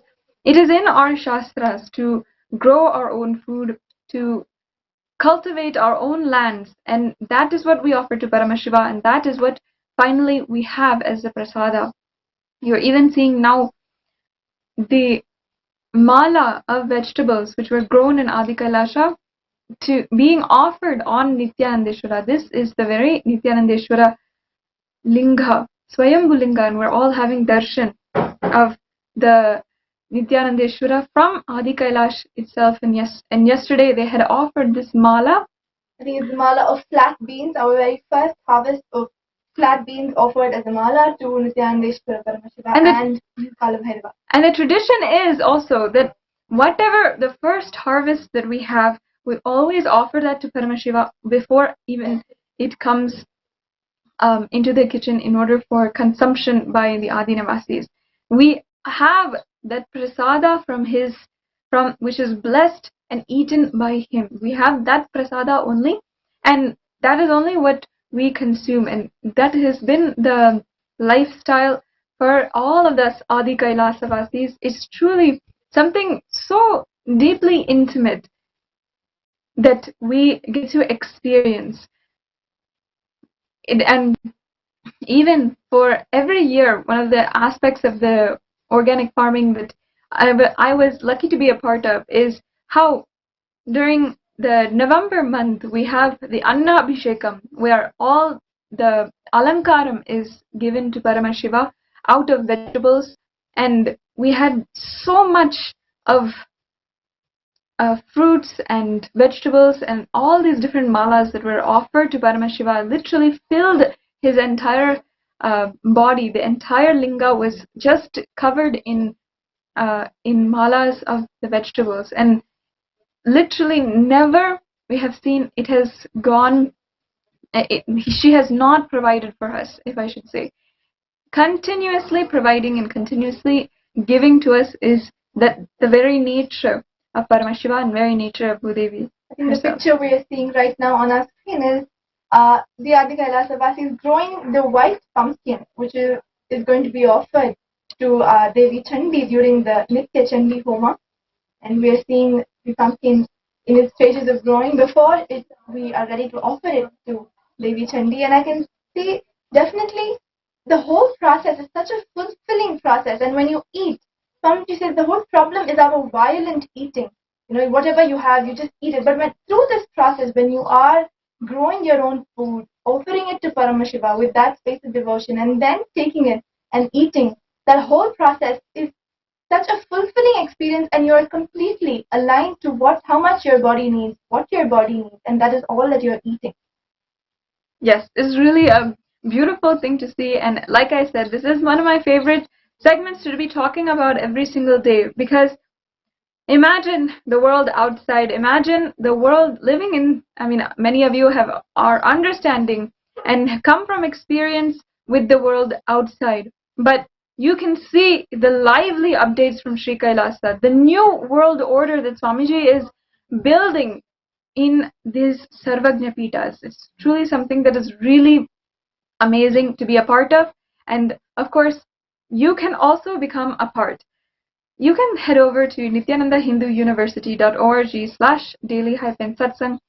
If you have been inspired, if you see that what His Divine Holiness is doing, the contribution which he is doing, the new world order which he is literally structuring, that in itself is such a beautiful thing. If you are inspired, you can become a part, and you can become a Sri Kailasavasi, no matter where you are in the world. We understand you have lockdown, you have family, you have many things that might be stopping you from traveling at this moment, but you can start a journey that will literally change your entire life, starting from every cell in your body to the very consciousness itself, the very cognition that you have about you. We are seeing one of the videos from Manasarovar, which is a water source in the Adhinam. The land right in front is being cultivated. And we're also seeing the various wildlife which is there. The gardens and the farms which are there in Adi Kailash not only provides for the Adhinavasis, the humans living in Adi Kailash, but also every single being, monkeys, the different rabbits, deer, snakes, no matter what, every being is provided with this food. With what I remember, I think Swamiji, His Divine Holiness, has been from many, many years insisting on organic farming, on growing your own food, on vertical gardening, on various different options, or wherever you are in the world, you should start this practice of growing your own food.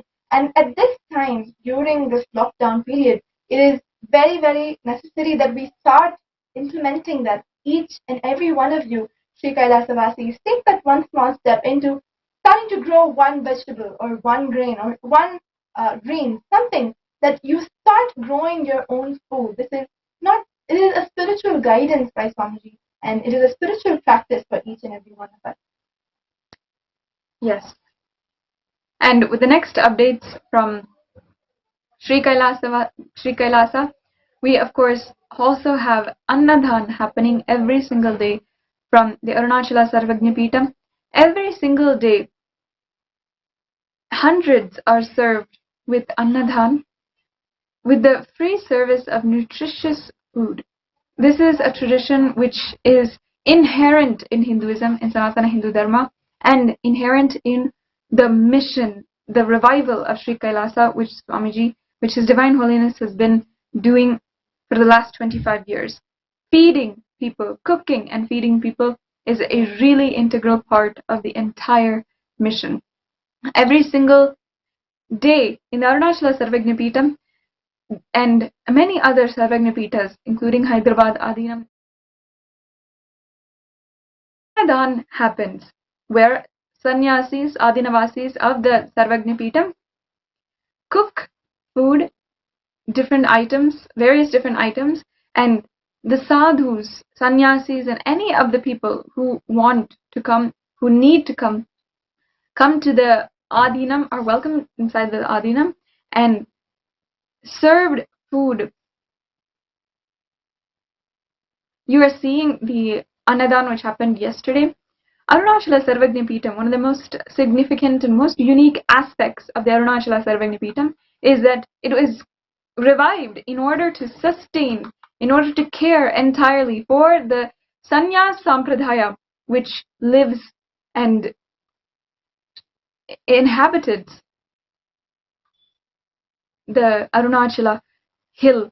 Around the Arunachala hill, at least hundreds of thousands of sannyasis are attracted there every single year, and it is such an integral part of, as a sannyasi, as a sadhu, being and visiting Arunachala hill as a spiritual pilgrimage is actually very highly known in Sanatana Hindu Dharma. So living around Arunachala, visiting at least once in your whole lifetime is actually very pivotal in your journey as a sannyasi. And one of the visions of the Arunachala Sarvajna Peetham is in order to provide continuously for these sadhus and sannyasis.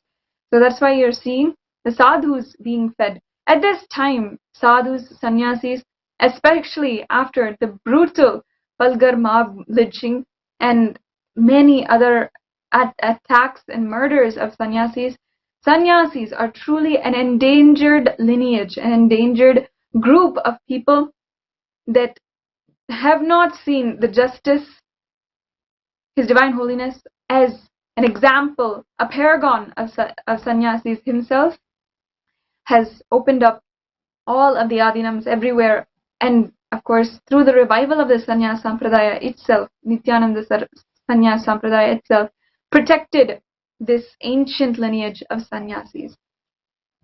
You can be sure to visit any of our Adinams and you will not go back empty-handed or with a hungry stomach. Swamiji has been feeding thousands of people through various campuses, through various of our Adinams. Since Swamiji has started his mission, and through whatever time it would have been, through the persecution, through the attack, at any point in time, we have never let anybody go without their meals, without having to go to bed with a hungry stomach. In fact, even His Divine Holiness himself, we know that he himself has sacrificed and gone without meals some days, but he has never denied food for any one of us or anyone who visits and comes to Sri Kailasa.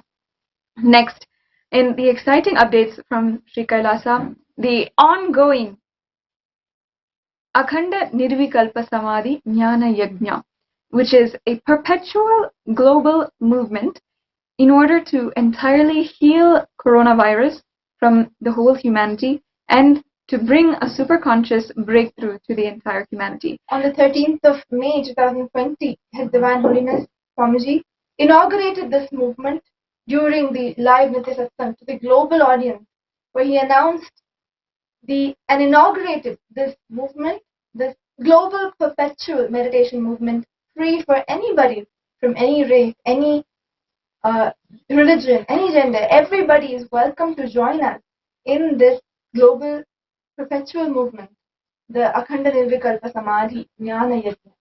Before we go on to update and learn about the latest updates from this yajna, let us hear from His Divine Holiness himself what this yajna is on the day that he inaugurated this movement.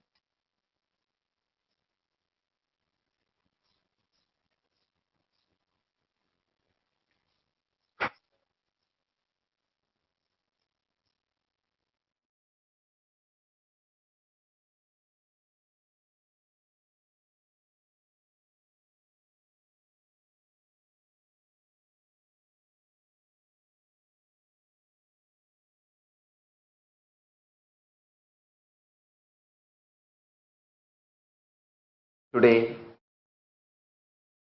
formally I am inaugurating both the global Akhanda Nirvikalpa Samadhi Jnana Yajna to give superconscious breakthrough to the whole universe and to heal the world from COVID-19's direct and indirect effects. 12 zones from around the world consisting of people from all over 100 countries will continuously radiate the space of Paramashiva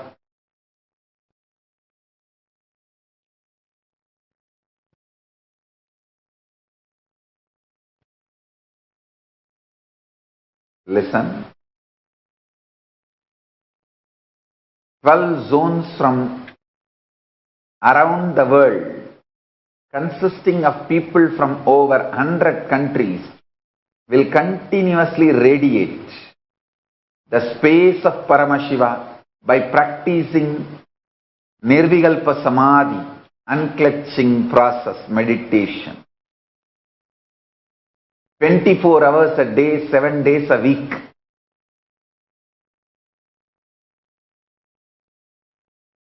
Starting now,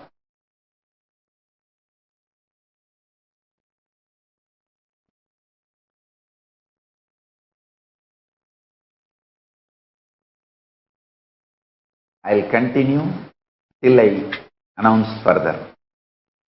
The goal is to have 10,000 people radiate Paramashiva from the state of Nirvikalpa Samadhi at any given point. We invite the entire world to join us and heal the globe from COVID-19 and give a superconscious breakthrough to the world.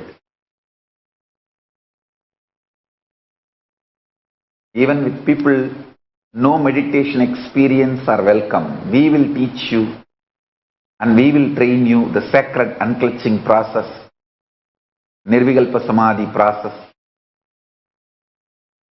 ultimate meditation revealed by Paramashiva, and we will enlighten you. Sign up at kailasa.tv/minutes for peace. And I tell you, as I said yesterday, if you are practicing all by yourself, if you put 1 hour effort, you will get 1 hour result. But here, if all of us put together, we put the billion-hour effort, every single individual who has put even 1 hour will receive the billion-hour result. That is the beauty of collective meditation process, collective spiritual alchemy process. So, now you are not only going to get the billion, I am adding direct Paramashiva component in it. So it just gets like a transformer. Billion become trillions and zillions. You will be showered. And next, the great Pachapatni Vratam completion.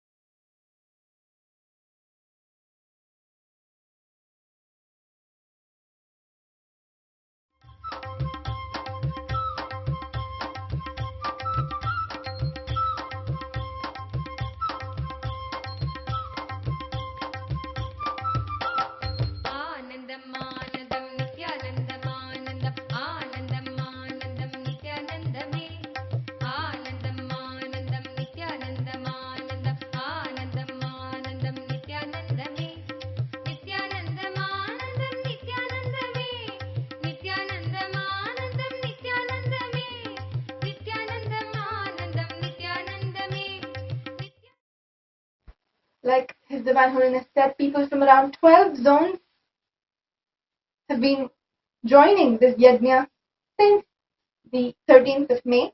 And today we have completed successfully 13th day of the Akhanda Nirvikalpa Samadhi, Jnana Yajna, to give the world a superconscious breakthrough and heal the world from all the effects of the COVID-19. People from over 50 countries continuously radiated the space of Paramashiva by practicing the unclutching meditation for 24 hours a day, 7 days a week, like I said, starting from the 13th of May, the Indian Standard Time. For the day 13, which is the 25th of May 2020, we see that we have had 1,076 participants who joined the sessions from around 50 countries around the world, collectively contributing to 645,400 minutes. I repeat, 645,045 minutes of peace over just the past 24 hours. Over the past 13 days till now, we've had 21,156 participants, people who have joined us from around the world, from the 12 zones in around 50 countries, totaling up to 12,69,310 total minutes for peace. And each and every participant who has joined us for even 1 hour during this Akhanda Nirvikalpa Samadhi Jnana Yajna, this global perpetual meditation movement, would have started experiencing the benefits of the total of 12,69,310 minutes. Whatever during this lockdown period, during this COVID-19 lockdown, you may not be able to start your own organic garden, you may not be able to do anything else proactively to contribute to the society, but one thing definitely that you can do, which tangibly has its effect on the humanity today, is working on your own spiritual superconscious breakthrough. Inner peace is what leads to global peace. You sitting and working on your own, working with yourself, and leading yourself to experience that space of enlightenment, leading yourself to that inner peace, is the best and in fact the only thing that can really, really help and contribute to humanity today. If you're one of the 2 billion Hindus on planet Earth, let us graciously and with entire responsibility, feeling of responsibility for the entire world, take this up. It's in our nature, within our very blood, our ancestors, to take up responsibility and give the solutions needed for humankind.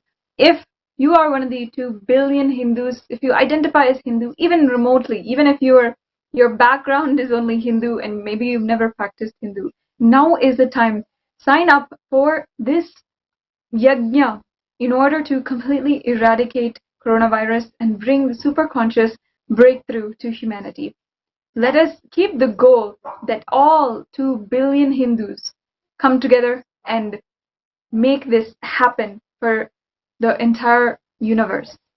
Yes, and by Hindu, Swamiji has always said it is not by birth, it is not by jati, by your varna, but which means that by what your choice is, if you choose to live the Hindu lifestyle, if you choose to use the Hindu principles, the Hindu truth to strategize your life, then you are very much a Hindu. And like I was saying, the only thing that you can do in this time of lockdown, in this time of crisis to the world, is really sit with yourself and give yourself that superconscious breakthrough. I would like to lead all of us into a video now, a video from many years before when Swamiji himself has been reiterating on the importance of working on turning towards the inner world to bring that change, to bring that shift, the transformation in the outer world. I know we all are looking forward to the situation of the COVID-19, to the situation of the world, the economic crisis, everything to become better in the near future. The only thing that we can do and we should do is start looking in and working on our inner space to create that shift in our outer space. So let us watch this video from His Divine Holiness, the talk by His Divine Holiness about the impact of working, of transforming the inner space to see that shift in our outer reality.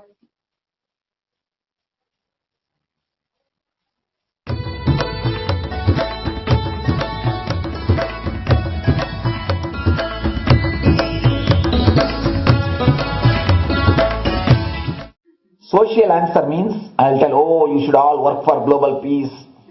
You should all work for turning the world. You should work for revolution. You should work for all these bad things. You should vote only the party which says that it will stop the war and all these things. This is the social answer. Nonsense. If you want the honest answer, I tell you, simply transform yourself. You can't do anything. If at all you can do, you would have done it. Be honest. If you can do, you would have done it. You are raising this question because you are not able to do. Am I right? So let us be very clear. Let us be honest. We are not able to do. Socially. That's the truth. That's the reason you are sitting here and raising the question. I tell you, understand few important things.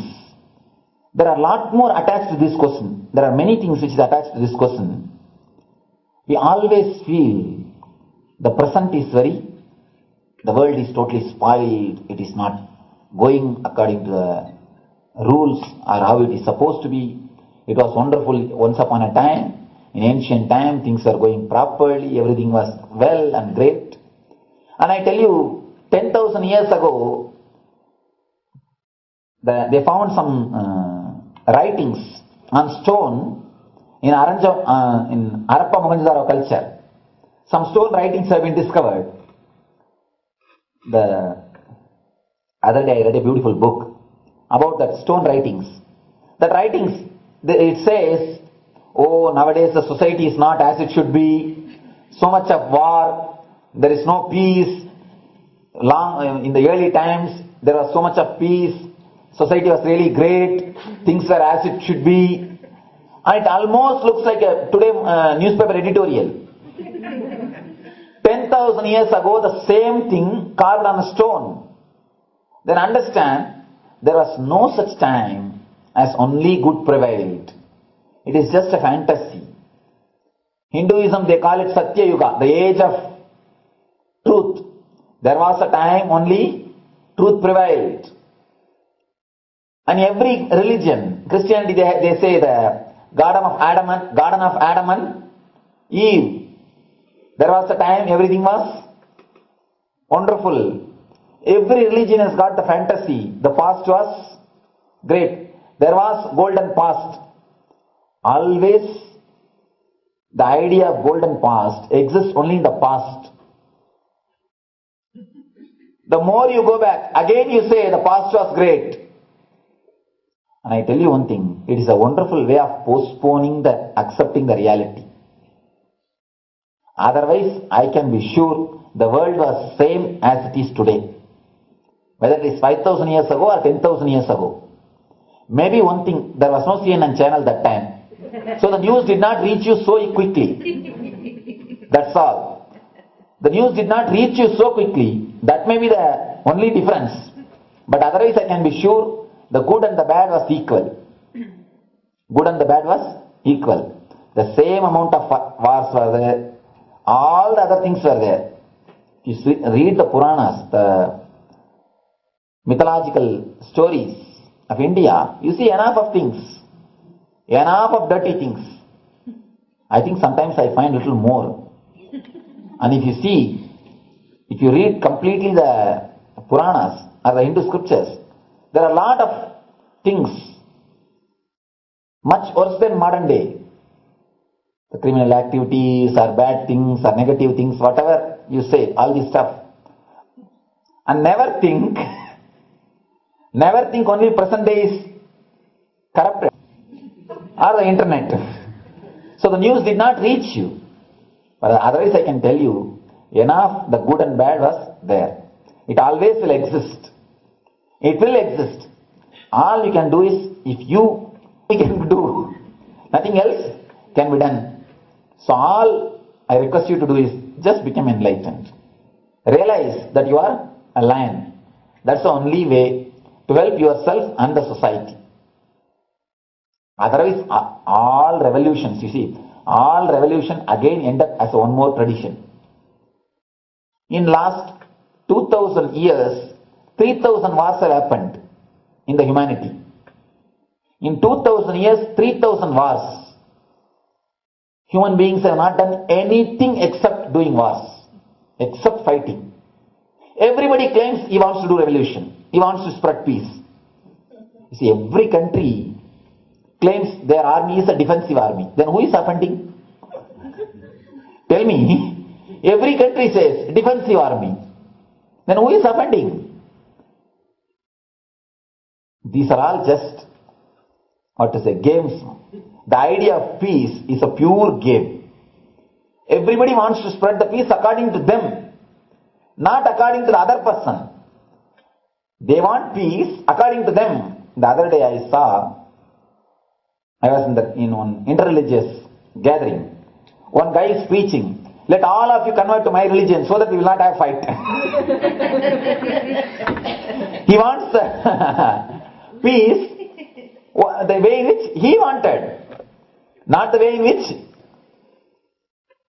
And there is a beautiful saying, the sword of Muhammad, it is written, peace alone should survive, something like that. He has written some statement about the peace on the sword. We all take sword to spread the peace. So no revolution is going to help, because in the last 2000 years 3000 revolutions have happened, but still world is same, I think much worse. So no revolution is going to help, only individual evolution is going to help. So be very clear. Instead of working in the outer world, start working in the inner world. That will help you and society some way.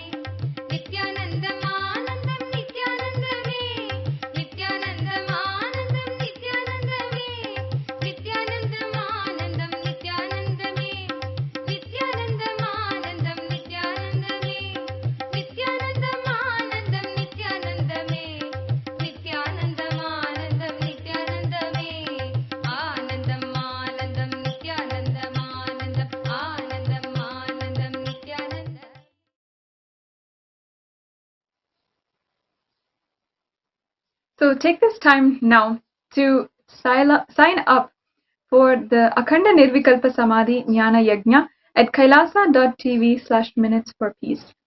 Let us use this time. We're all under global lockdown. We all are extremely available for a superconscious breakthrough.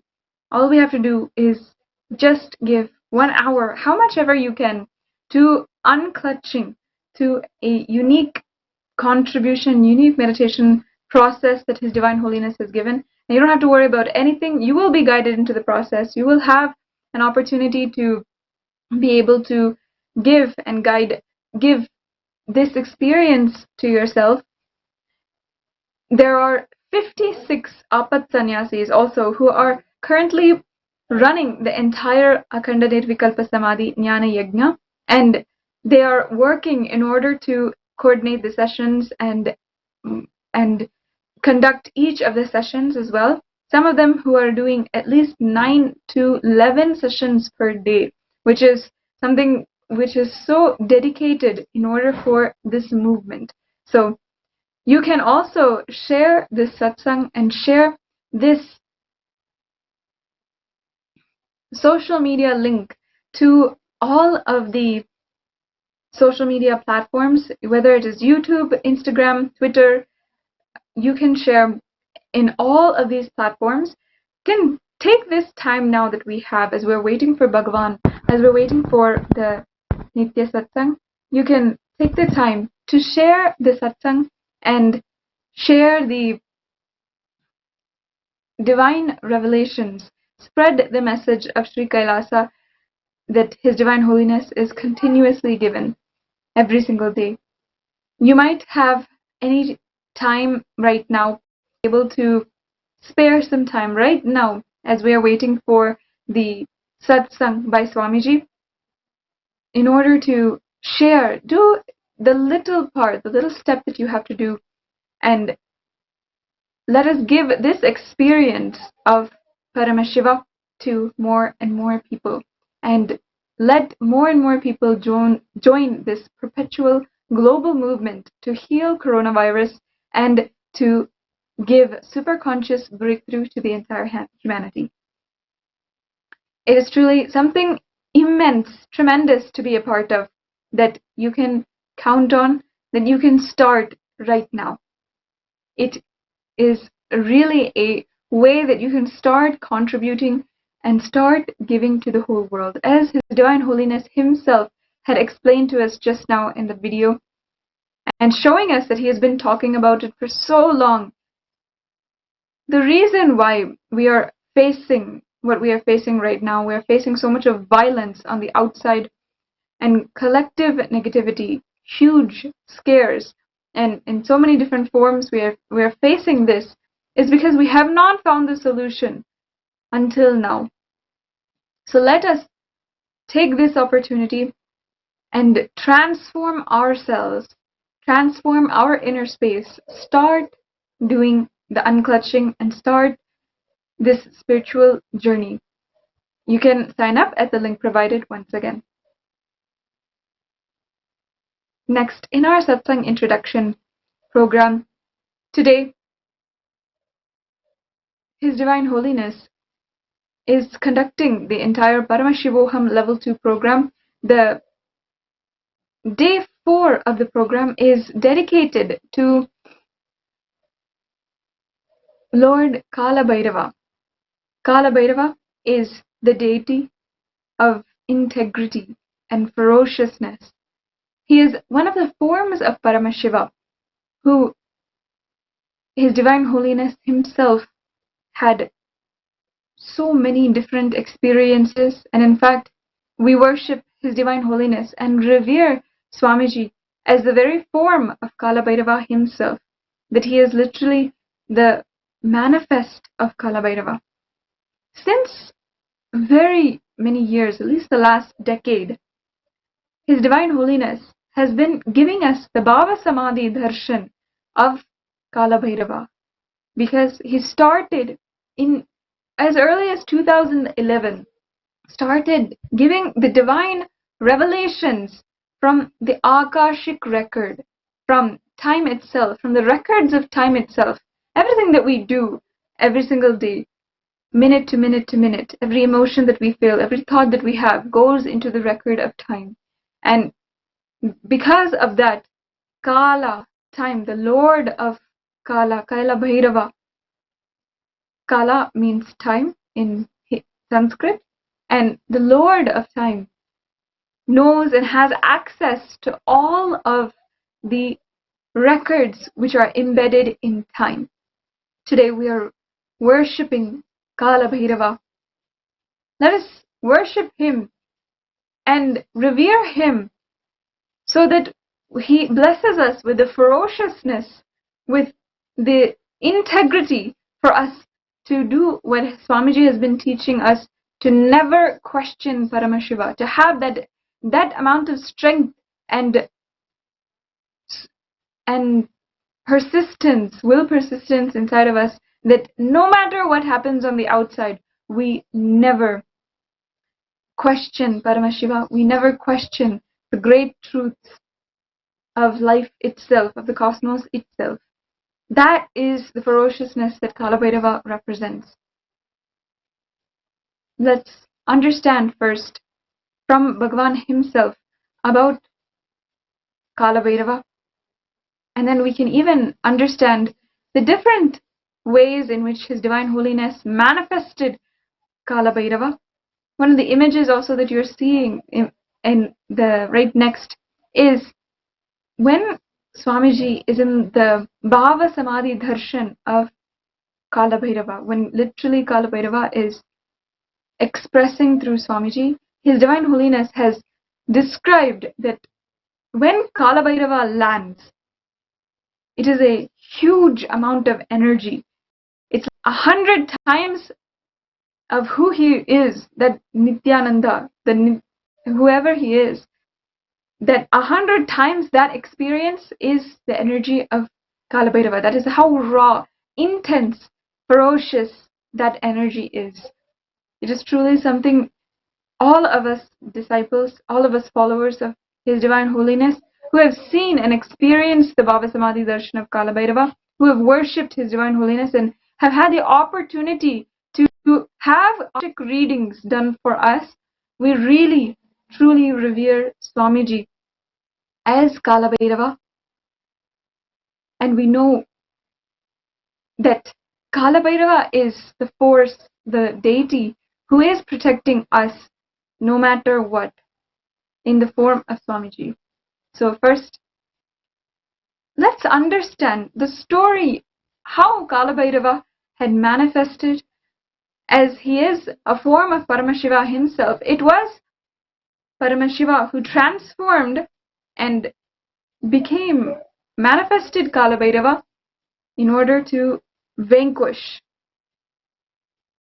and completely cut the head of Lord Brahma, even when Lord Brahma became arrogant and needed to understand that he is under the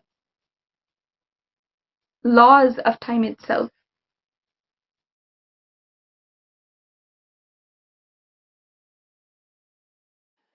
Time of my birth also. Margazhi month, Ashtami Tithi, Krishna Bhaksha. That is exactly the time of my birth also. Traditionally, the birth is celebrated as per the nakshatra. So we are celebrating as per the nakshatra. But as per the Tithi, I am born exactly on the same Kalabhairava Jayanti. You may ask, then why are we celebrating Kalabhairava Jayanti as per Tithi? Traditionally, it is not somebody newly born as far as Kalabhairava is concerned. Mahadeva assumed that form and did that job and just again became himself. Because of that, we use Tithi for Kalabhairava Jayanti. If we use Tithi for my Jayanti also later on in course of time, it will be on the same day of Kalabhairava Jayanti, Kalabhairava Ashtami. Because Kalabhairava did not stay in that very form for a long time. He just, see, each of Mahadeva's action is considered as one incarnation. When he came out and destroyed Daksha and his Yajna, that action is Virabhadra. When he came out and destroyed the arrogance of Brahma and gave him Shivoham experience, that action is Kalabhairava. That is why Kalabhairava Jayanti is done as per the Tithi, not as per the Nakshatra. But any form which happens and exists, the Jayanti is celebrated as per the nakshatra. Of course, still in the north, the incarnations Jayantis are celebrated only as per Tithi. Only in the south, we have the South India, we have the habit of celebrating all the masters' birth as per the star. That is why we are celebrating as per the star. Otherwise, originally the Tithi, as per Tithi, today is Swami's Jayanti also.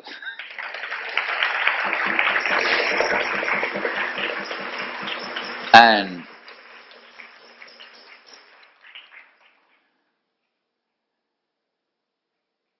my Vedanta Guru, Mataji Vibhudananda Devi, she made a special trust to worship Kalbhairava on this very day, every year in Tiruvannamalai, and every month on Krishna Paksha Ashtami, after my birth, and after she initiated me into sannyas, she made this trust, and still the trust is doing that job of every year. The Abhishekam, the worship for Kal Bhairava,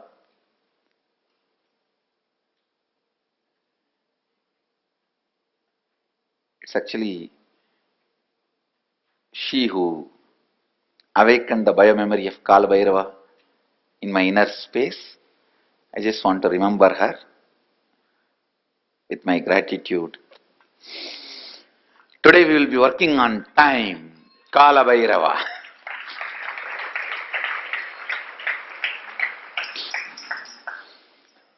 Already the mandala, Kala Bhairava yantra is ready on the floor, and Kala Bhairava yantra is ready. Each one of you are going to be connected through that yantra. So we have yantra, energized yantra ready for each one. After you go through the process, you can take that yantra with you, it is for you. The Kal Bhairava's presence, the powerful presence will be with you. See, at one point, constantly creating, Brahma forgot he is doing it because of the blessings of Mahadeva, with the energy of Mahadeva. See, the Brahma's Kamandalu, which is the sacred water, out of which he creates whatever he wants, that water is the Abhisheka Tirtha of Mahadeva. The water washed the Mahadeva's body.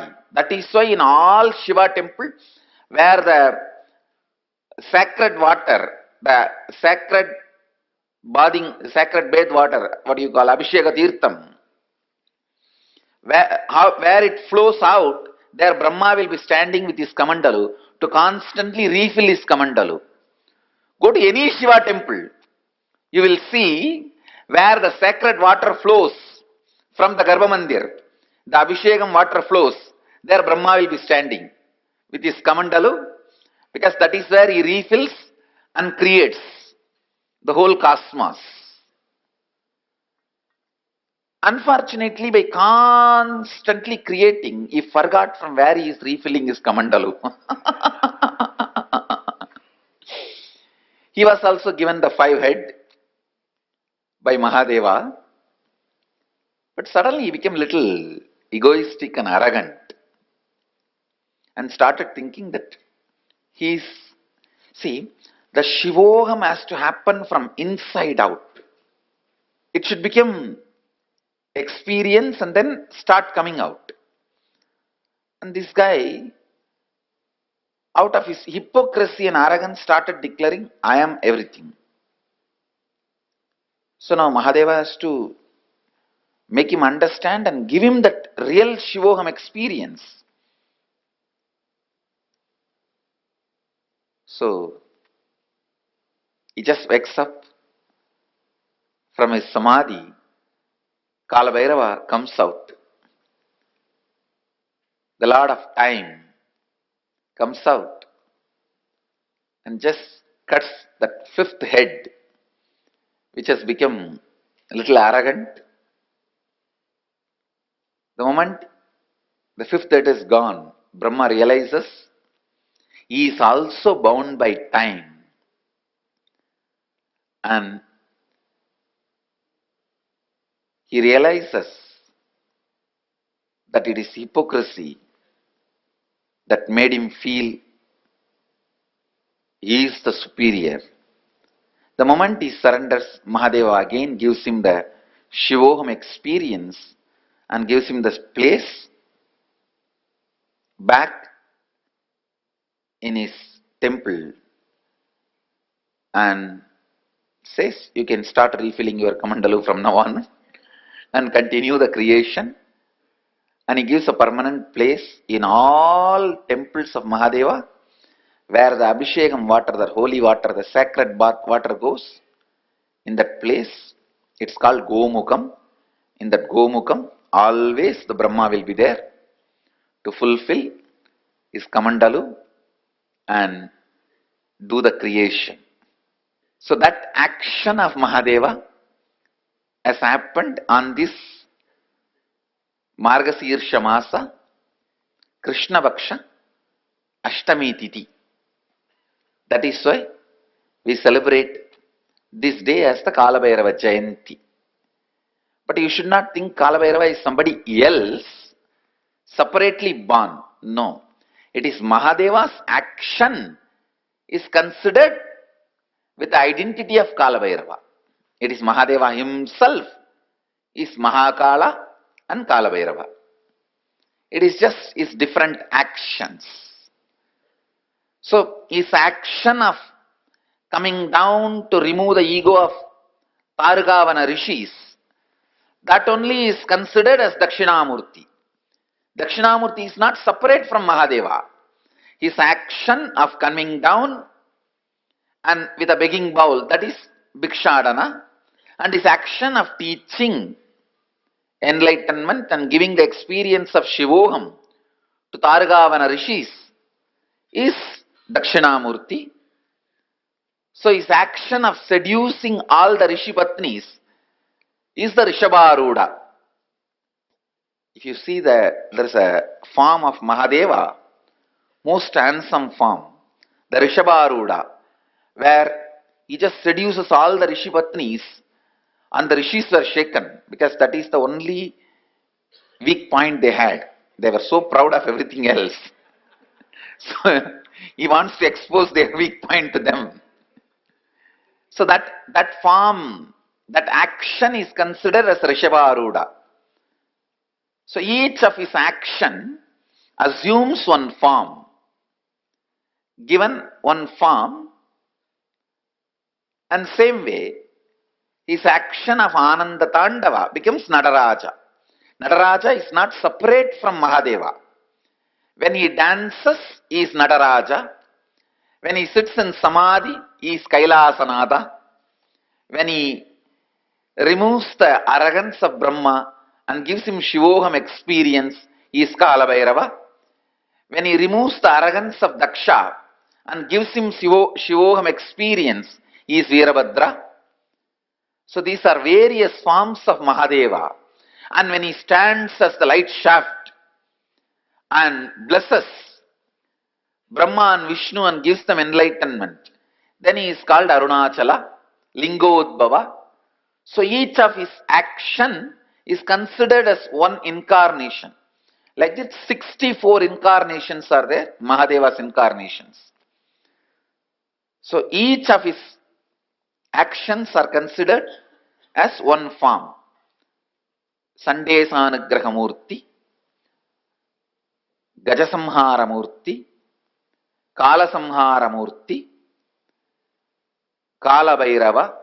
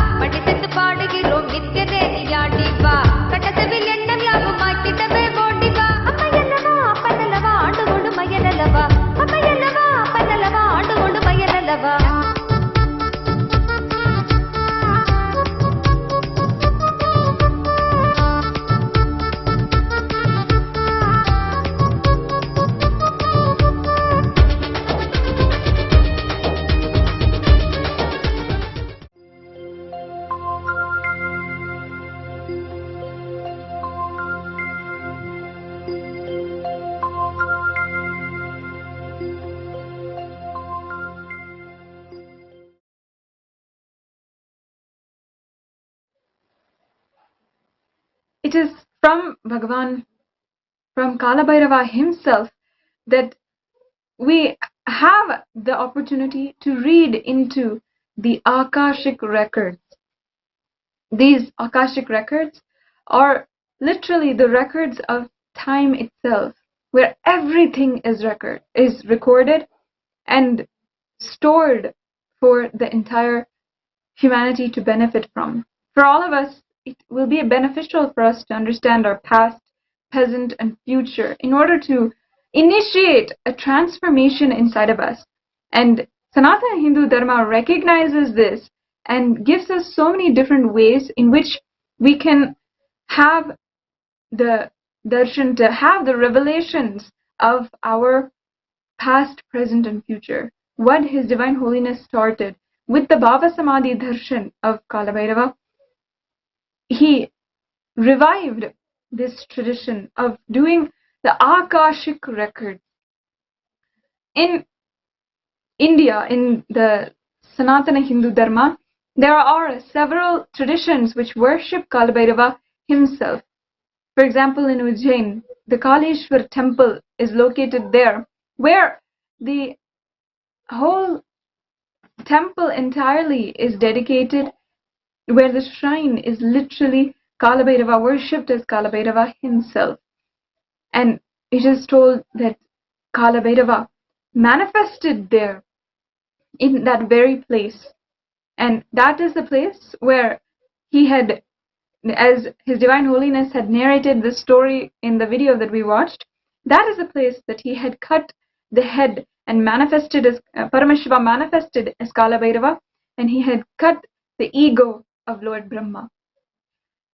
In the South Indian traditions, in many traditions in Tamil Nadu and also in Kerala, there are traditions which worship Kalabhairava as Karupar, and he is a very, very revered god in Sanatana Hindu Dharma.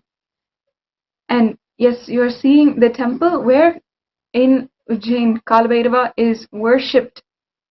And in South Indian traditions, it is very much a tradition to invite Kalabhairava, and the Bhava Samadhi Darshan, the Bhava of Kalabhairava is very much practiced as a tradition. In fact, lemon piercing and fire walking are two of the traditions where how sensitive your body becomes and your consciousness becomes after you have done these traditions literally makes Kalabhairava land inside of you. In fact, in many of the traditions, the people who are there who have extremely profound experiences, and the tradition is that they do the lemon piercing and fire walking before they request that Kalabhairava gives them the divine experience, and they have a very profound spiritual experience from this. This is something that in Tamil Nadu and Kerala and South India, it is very much practiced. Even in Karnataka, the bhava and the worship of Karupar is extremely profound within the Hindu tradition. And in all of the South Indian Shiva temples, there will be a Kalabhairava where Kalabhairava is worshipped. In Madurai, there is a Kalabhairava shrine there, as well as in Arunachaleshwara temple, where His Divine Holiness himself was born into and happened into the physical body. In that temple town, in the Arunachaleshwara temple, there is a Kalabhairava shrine. In fact, the entire form of Kalabhairava, he is stepping on the chakra even behind him, and which you saw in the pictures behind Swamiji, is the Kala chakra, and one foot is forward for the future and one foot is lifted, liberating the past. So the entire form of Kalabhairava itself is, and you're also seeing in the background of His Divine Holiness during this Bhava Samadhi Darshan, in the background you're seeing the Kala Chakra, the wheel of time. In Sanatana Hindu Dharma, all of these symbols are extremely significant to the forms which the deities are carved and worshipped in the temples. So Kalabhairava is worshipped in Adi Kailash as well, in Arunachaleshwara temple, in Madurai, in so many different temples. The Kalabhairava shrine exists And this very deity is a deity who actually is also revered for protection. And all of the, in fact, it is tradition in many households in South India that even in the household of His Divine Holiness, so Swamiji, his own grandfather, when leaving his keys and going to rest, he will leave the keys by the Kalabhairava deity. The keys of the whole house, of his whole entire treasure, everything will be left by the Kalabhairava deity. And also in the temple, according to the Agama, according to the scriptures, where it is told how we should run the whole temple and how we should conduct the temple rituals, in that scripture, the keys of the very shrine, of the very room in which the deities are kept to bed, every day the Bhogamurtis have the Palliyare Seva, where they are given a place to rest, and they're worshipped before the whole temple closes. And this is what we worship as them resting. The deities are literally, as how we take care of babies, they are also taken care with such divine love, reverence, and put to bed in the Palliyare Seva.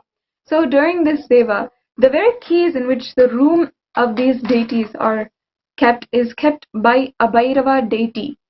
And the whole reason why is because we worship Bhairava as the protector. And in fact, in His Divine Holiness is his own life. One of the most beautiful things about his Leela, of the happening of the avatar, is that he has happened, and when he happened during the first 11 years of his life, while his gurus were there, and before the whole body has to mature, the physical body has to become strong enough to harness that superconscious energy which is radiating through him. The divine happening of superconsciousness happens in the physical form, and when it happens, the physical body must be prepared enough, must have the capacity in order to hold that superconscious energy. So while the time when the whole body, His Divine Holiness, was growing, and as a young child, young avatar, and he was maturing, he himself tells that he used to be able to see the 11 Bhairavas. Bhairava himself had taken 11 forms throughout the life of Paramashiva, and the form that is ferocious is called as Bhairava. So among that is also Kalabhairava, and there are 11 specifically Bhairavas who are the most powerful beings in the whole universe. They were the ones who were protecting His Divine Holiness, and they were protecting him as he had grown. So let's watch a brief video where His Divine Holiness is describing how he used to see these beings and interact with them.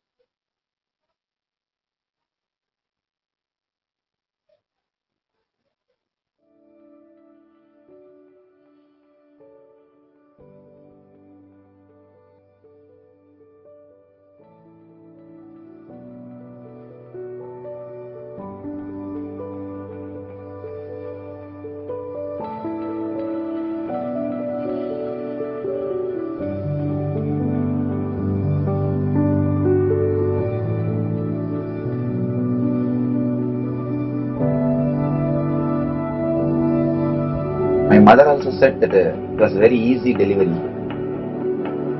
She was also saying, very easy delivery.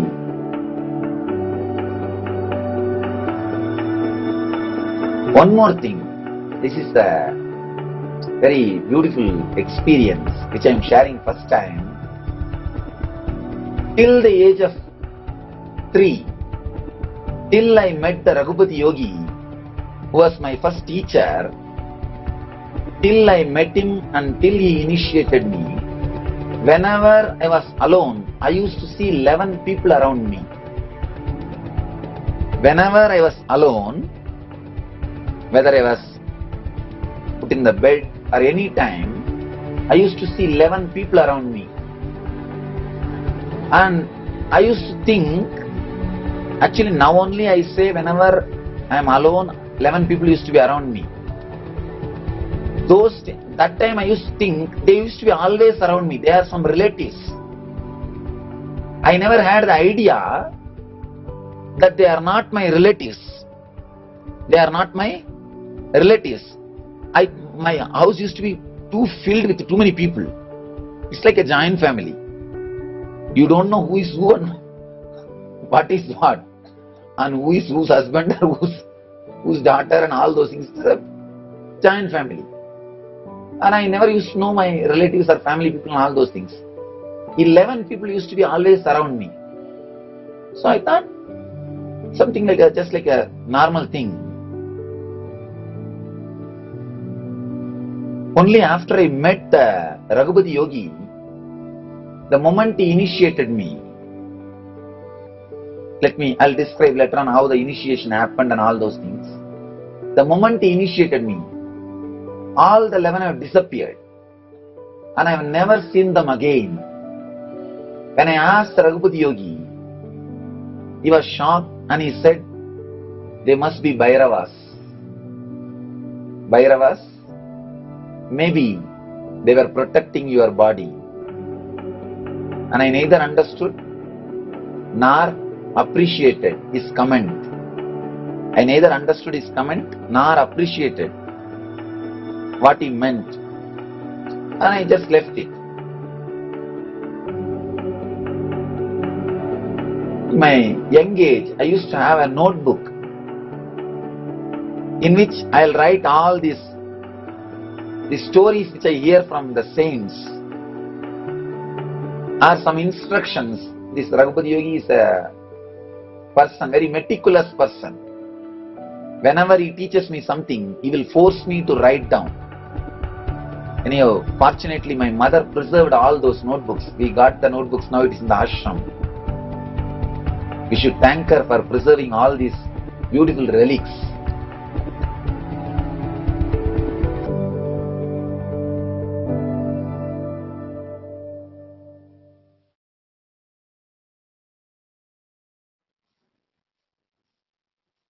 So as we have seen, His Divine Holiness narrates an incident where the 11 most powerful beings in the cosmos had literally protected him.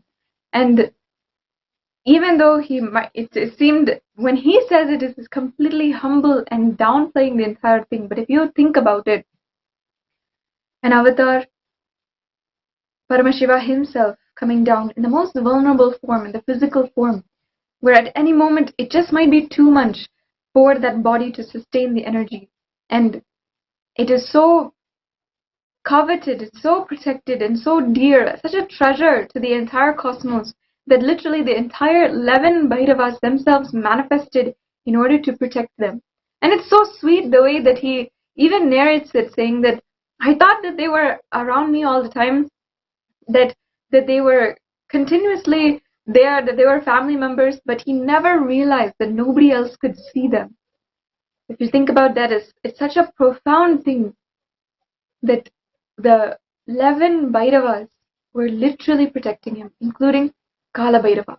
It is to Kala Bhairava to whom we pray, worship, in order to ultimately have protection and ultimately for us to become ferocious with our lives, become ferocious with ourselves, and manifest Paramashiva, just as he did with Brahma. That is what we pray for, that is what we ask for, because he literally liberated Brahma, Lord Brahma, in that instance.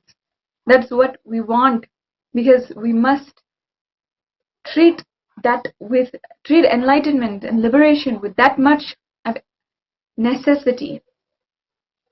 In the temples, in our Nithyananda Paramashiva Devalaya, the Kala Bhairava Homa is conducted in order to seek the blessings of Lord Kala Bhairava. And it is a very intense Homa where which has been offered, which is continuously offered in the Nithyanandeshwara Paramashiva Devalaya, and all of the participants will have the opportunity to also offer this homa as well during Paramashivoham level 2. And of course, we will be lucky to be having the Bhava Samadhi Darshan of Kala Bhairava as well. In so many different ways, His Divine Holiness is giving us the opportunity to be able to manifest Kala Bhairava, to literally have him manifest through us and liberate us. In fact, one of the powers, 23 powers of third eye, as well as the powers of Paramashiva, all of these, one of them is the Akashic record. Akashic records are the past, present, and future. And when one goes into praise to Kala Bhairava, requests Kala Bhairava only to manifest through us, that the whole past, present, and future, all of those records become available to us. We are able to then understand the past, present, and future, understand the solutions for many of our problems, and that is what His Divine Holiness has literally opened up to all of us.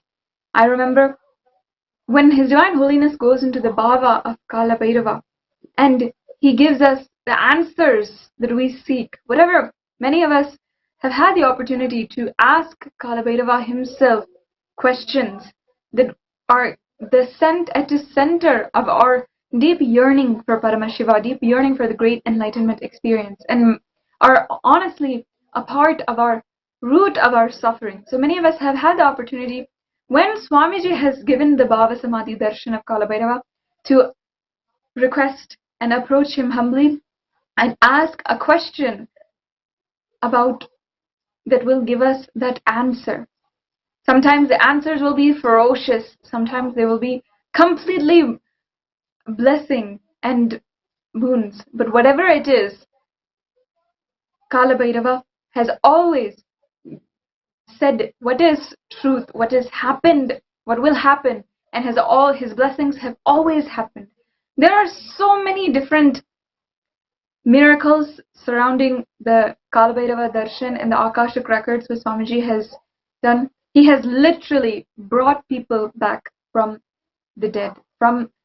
They were literally in the brink of death itself, and the Kala Bhairava Darshan had brought the life back. In fact, we know how many times, of course, that His Divine Holiness himself was protected by Kala Bhairava, ensured that even though they may try and there was no other circumstance, even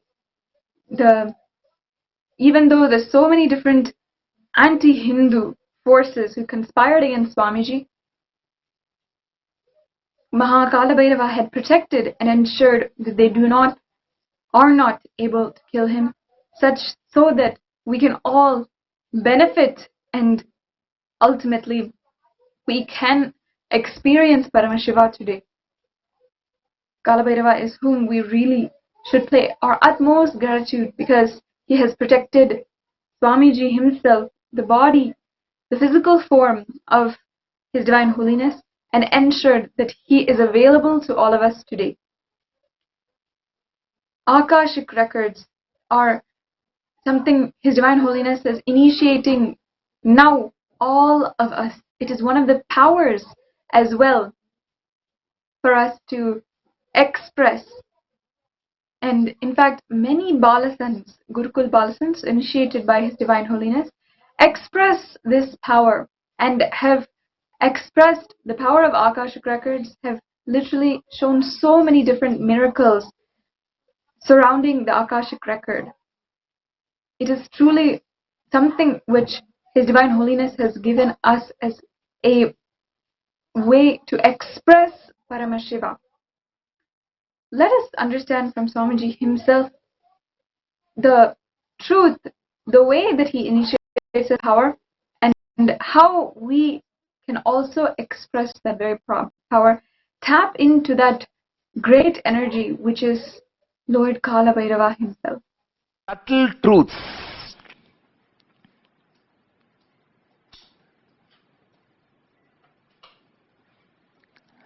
Akashic records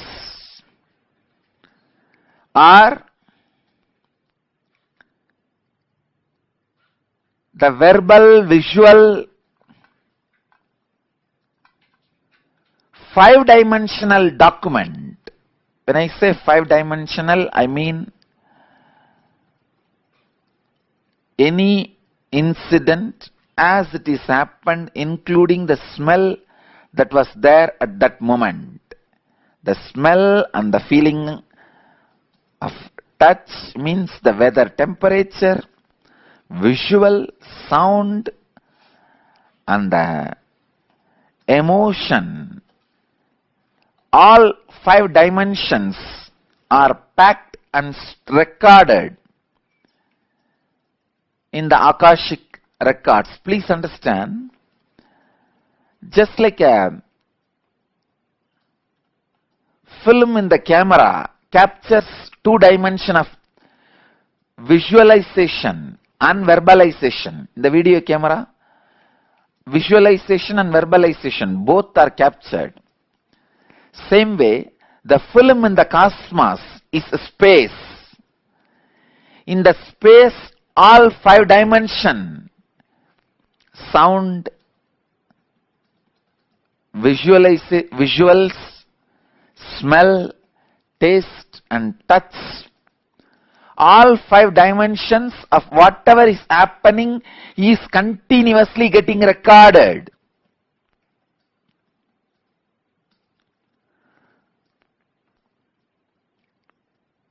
As the future is nothing but the extension of the past, the future is also predetermined. The major course of the future is predetermined. Please understand. In the past, in India, people were sitting on the floor, having plates and eating with the hands.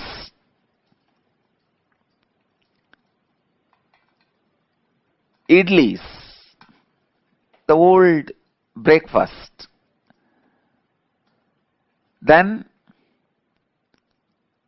now people sit on the dining table, use the spoons and forks,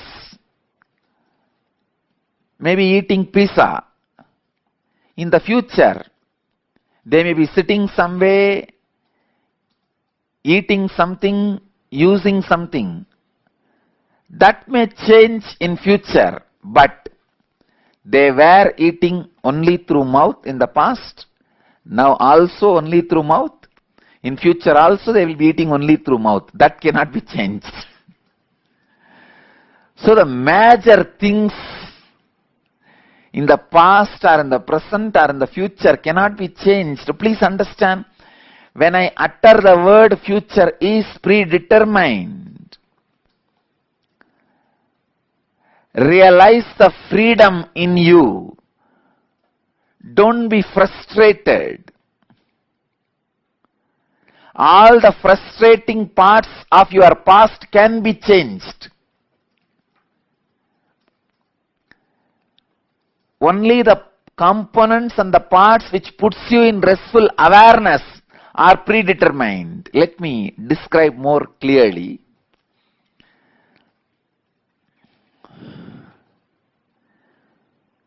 The parts which affects you with fear and greed always have a possibility for innovation. If you are affected by the fear of a snake or greed of something, those things can be changed in your future because that is not reality.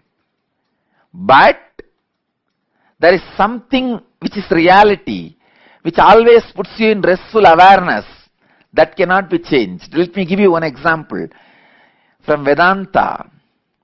I know I am talking about very subtle concepts, very subtle truths. If you are a new person, new visitor, and it is too much for you, I sincerely apologize. But the subject Akashic Records is too big subject. I have to reveal the truths.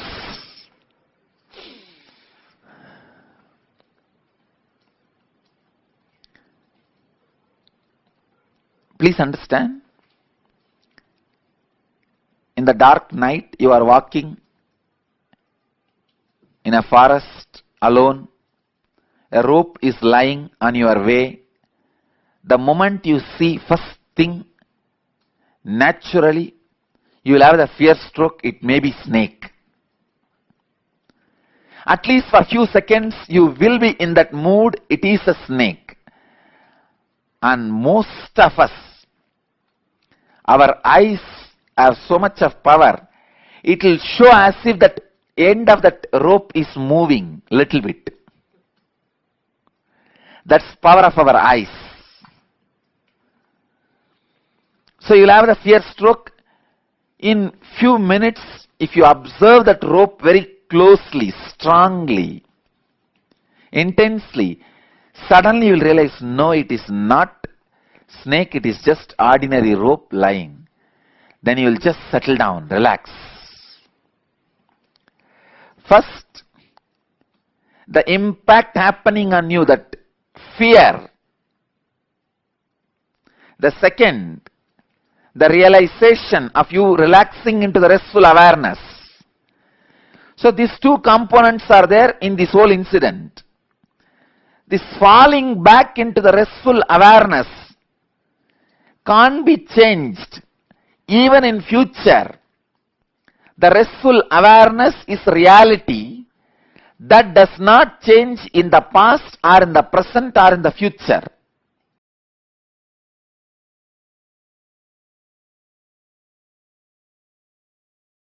Alchemy product.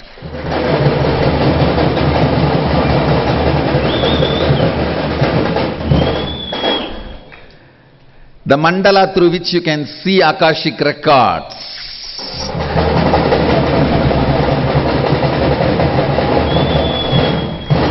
The Sadashivoham 2016, all of you are going to be initiated into unique power. Through Jnananjana, you will be able to see. At least I'll make sure you are initiated and given the first experience, glimpse here. Then maybe for a few days you may have to manifest after going back. If you are too strongly decided to be in matrix, only then you may even have to manifest after going from here for a few days. If you have decided to be out of the matrix, here itself you will manifest the powers. And this will be energized. One side mirror. Mirror is the initial level training to see the Akashic records, and the granite slab is a place permanently you can see. So this too, this will be energized, and you will also be given the spiritual alchemy products to connect. You will be able to see the Akashic records. So first time I am making these signs available to the whole world in the large scale.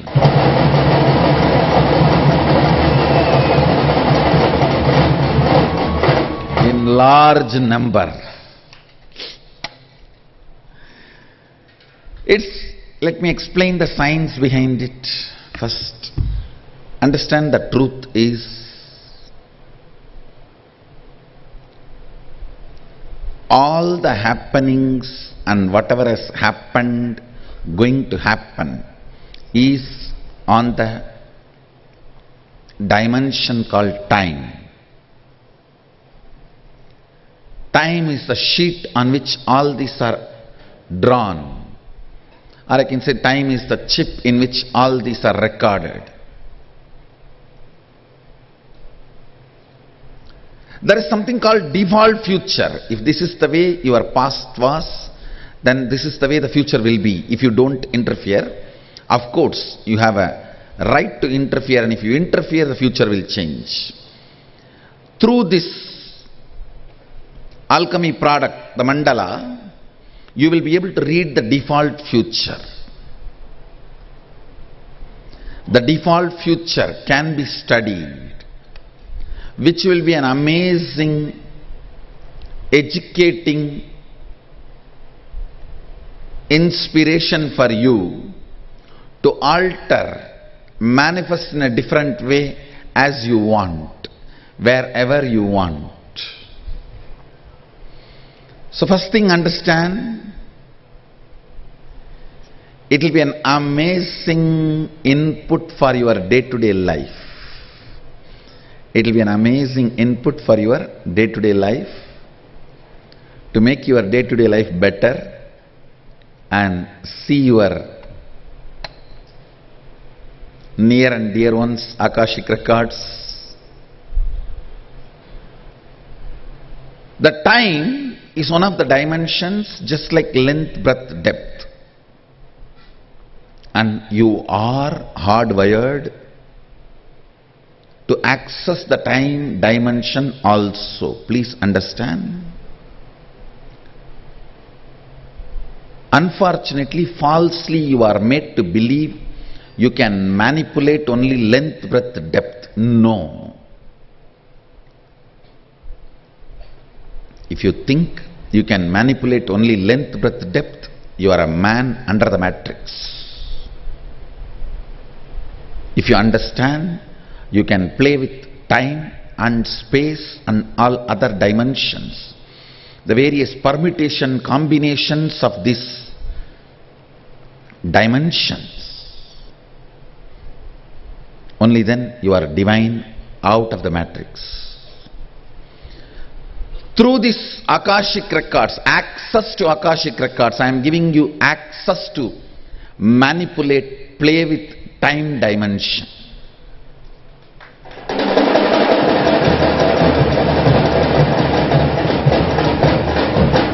Dimension of time.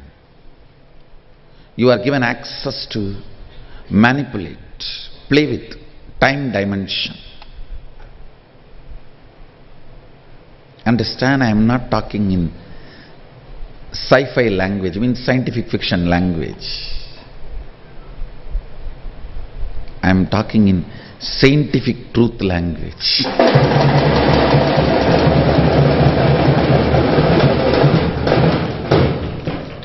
This is not sci-fi language, scientific fiction, no. This is scientific and truth language. If I am making all this, understand, I am going to give you the powers, because I don't waste anything. I am a miser. Understand? When it comes to wasting, I am a miser. I don't waste. When it comes to giving, I am Sadashiva. When it comes to wasting, I am a miser.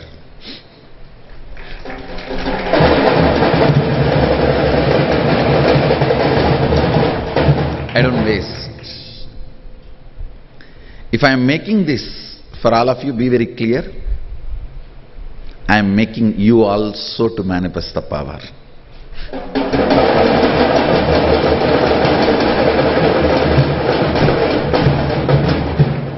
Everything is getting ready.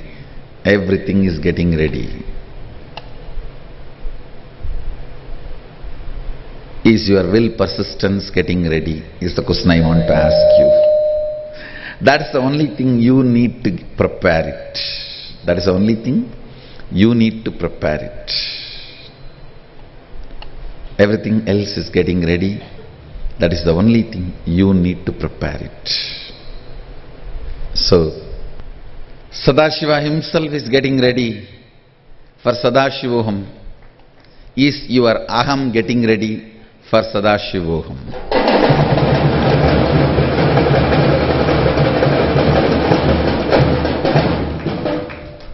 This is the essence of today's satsang. Facebook status for all of you.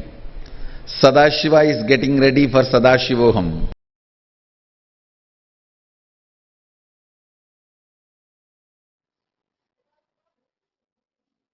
So as we have understood now, what is Akashic record?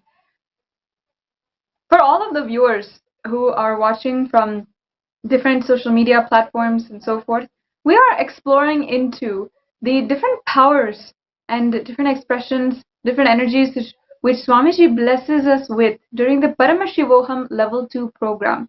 If you are just tuning in now, you can register for this program at paramashivoham.org, and you will be able to have this power. You will be able to express this power using the power of Akashic records when you are initiated by His Divine Holiness in order to completely transform your past and transform your whole future.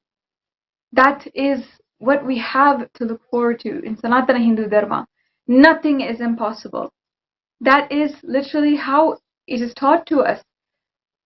From beings flying in the air, from levitating, from different powers such as levitation, materialization, turning things into gold. All of this has reference in our Puranas. We know everything from our sacred scriptures empowers us to feel and know that nothing is impossible in life.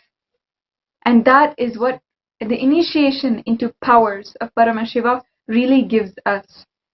So during the program Paramashivoham Level 2, this is one of the sneak peeks that all of the viewers who are watching as we tune in before the Nithyananda Satsang, this is one of the sneak peeks into Paramashivoham Level 2 that if you register and you go through this program, you can understand for yourself and you can have that transformation for yourself. So the link is projected right now, paramashivoham.org. You can register and learn more at this link itself. And if you have any questions, comments about anything during this satsang introduction, you can go ahead and leave us a comment on the social media platforms, on Facebook, Twitter, Instagram, whatever it is, and we will definitely be able to attend and if you have any questions or anything like that, surely all over the world we have so many different disciples, so many different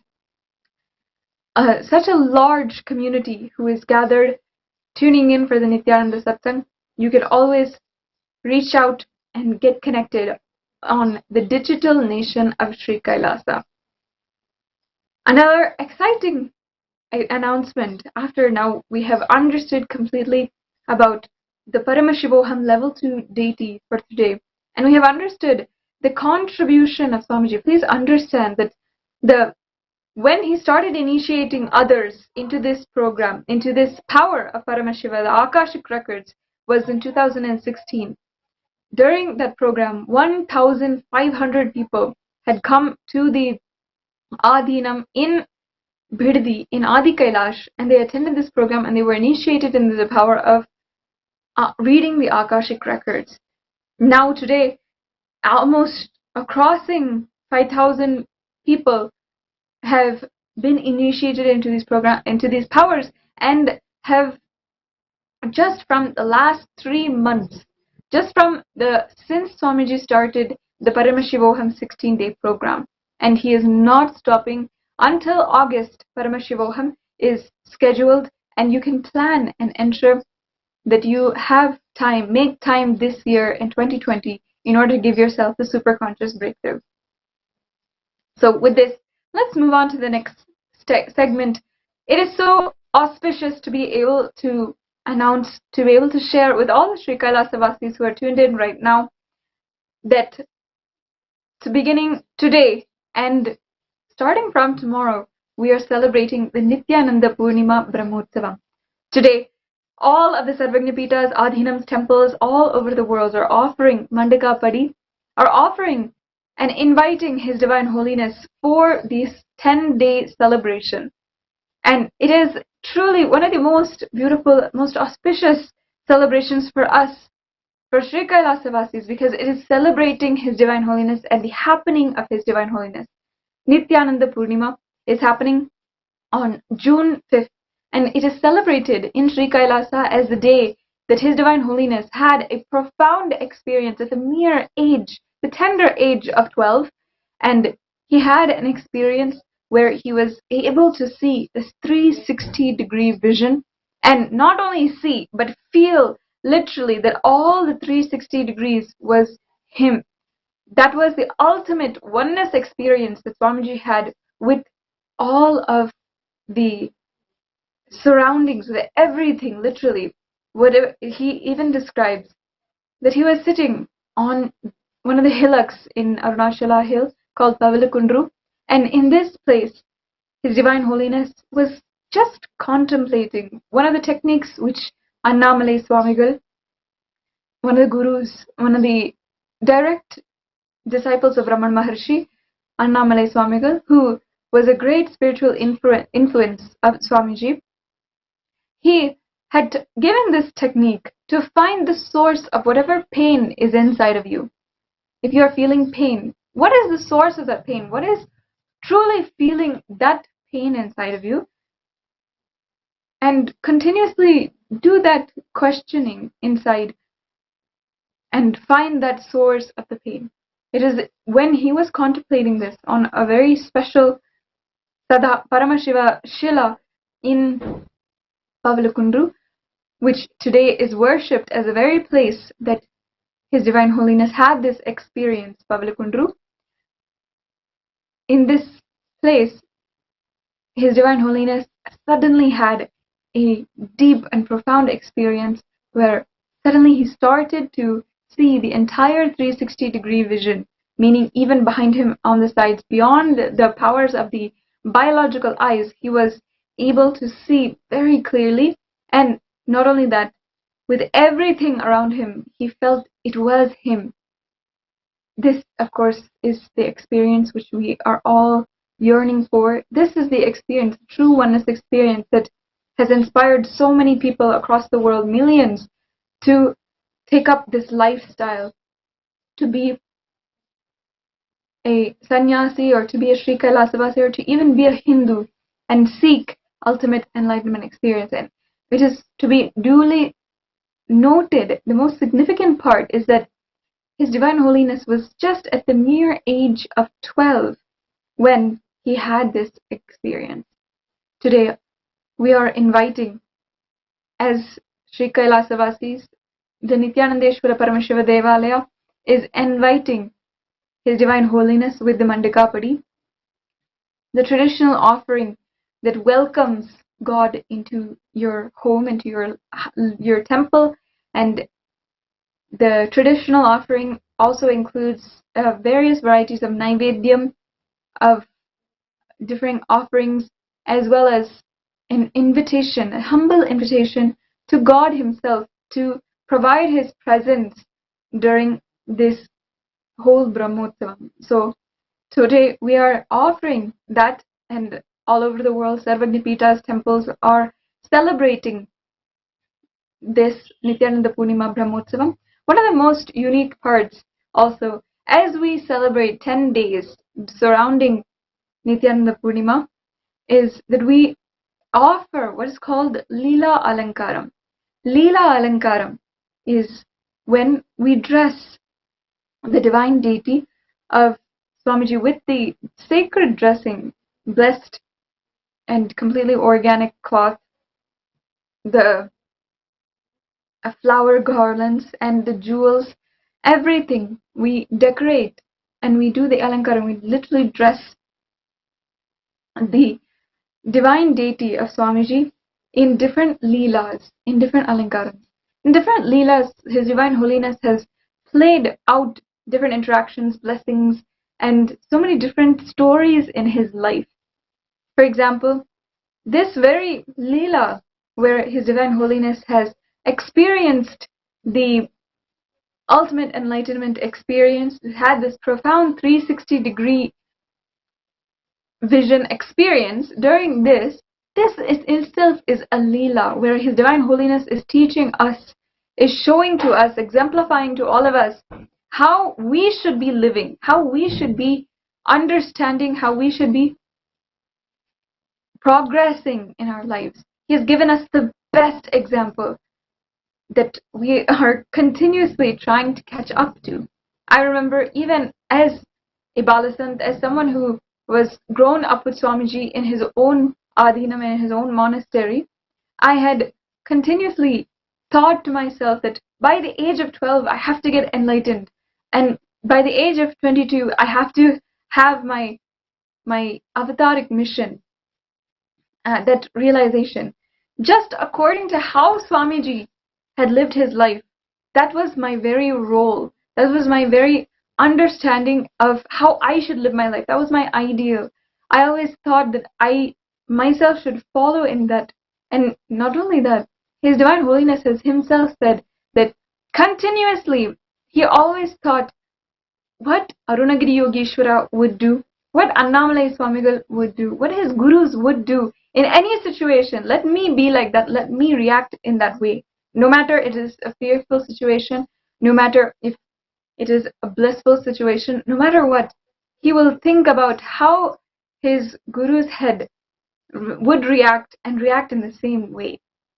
And ultimately, that is what had enlightened. That is what he says and teaches all of us as the ultimate way to become enlightened, to live enlightenment.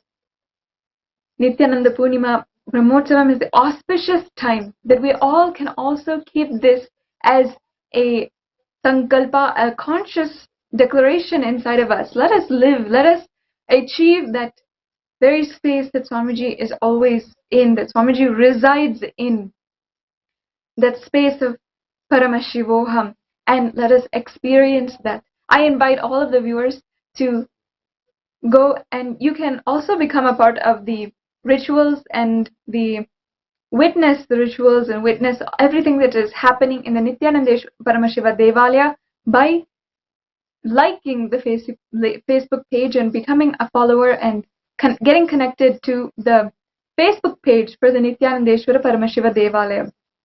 In this way, you can receive all the pictures, all the videos, all the different rituals which will be going forth, including the Dvajarohanam, the auspicious flag hoisting, which is happening tomorrow. It's going to be a very exciting event, in which time we can all pray to that divine energy that literally manifested on planet Earth as Paramashiva himself, and pray, let him happen in all of us. Let us experience that oneness and let us have that breakthrough. That is the intention in which we should all have for Nithyananda Purnima Brahmotsavam. It is a 10-day festival, and during any day you can join in, you can start following, and we have special announcements and segments that will be coming forth in every single day as we go forward and we celebrate the Utsavam. We will be observing, celebrating, reminding ourselves of the Leelas of Swamiji in his life. I would like to now show a video, share with you all what His Divine Holiness's message was from Nithyananda Purnima Brahmotsavam in 2015. This is the 25th anniversary of the Nithyananda Purnima, that day. Let us understand what his message was then and let us implement that in our lives. It is a great time to start reminding ourselves, a very auspicious time, according to even all the astrology and all of the planets have all made this time happen for us in order to do this simple sadhana practice and follow his teachings. Let's watch that video.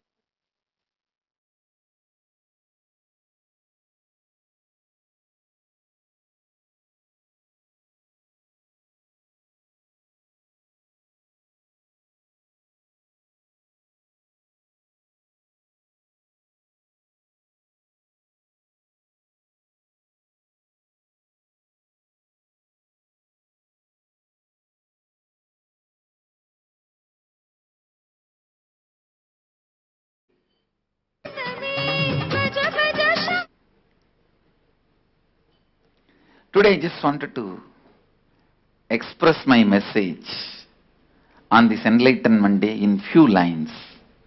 Please listen.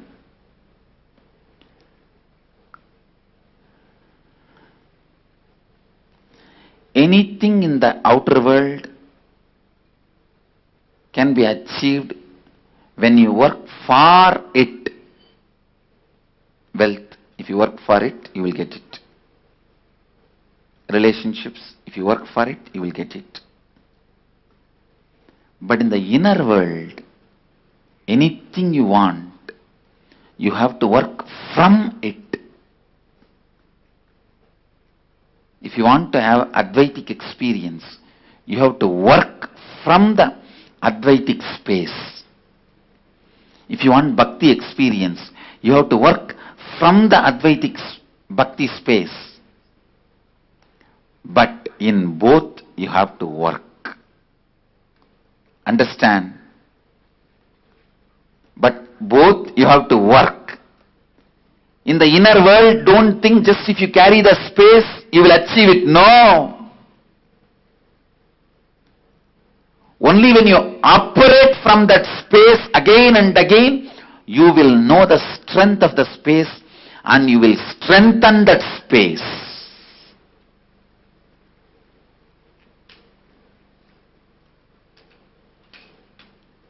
So today, less words, more contemplation. Less words, more contemplation. More manana. I wanted all of you to contemplate on this one truth. Please listen. Contemplate on this one truth.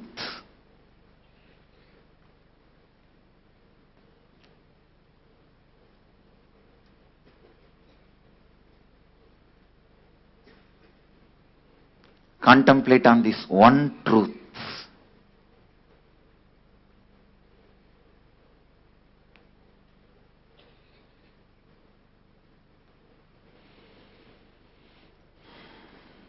Anything you want in the outer world, you have to work for it.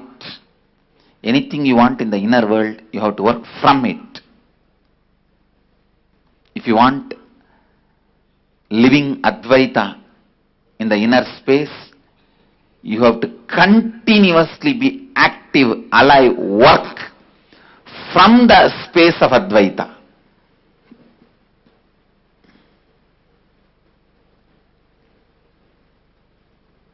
Work from the space of Advaita.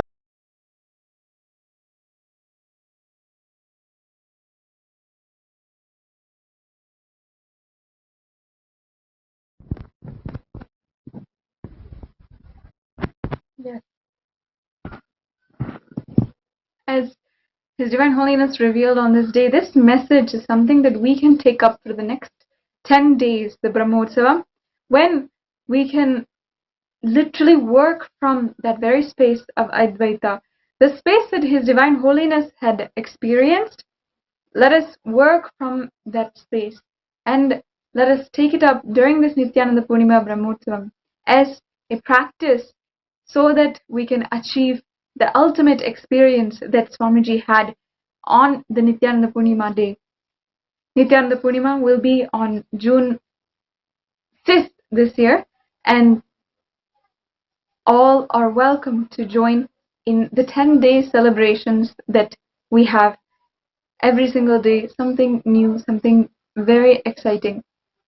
As we're starting, always remember every single day that this next opportunity you can take in order to have for all of us, in order to literally jump in to the superconscious breakthrough.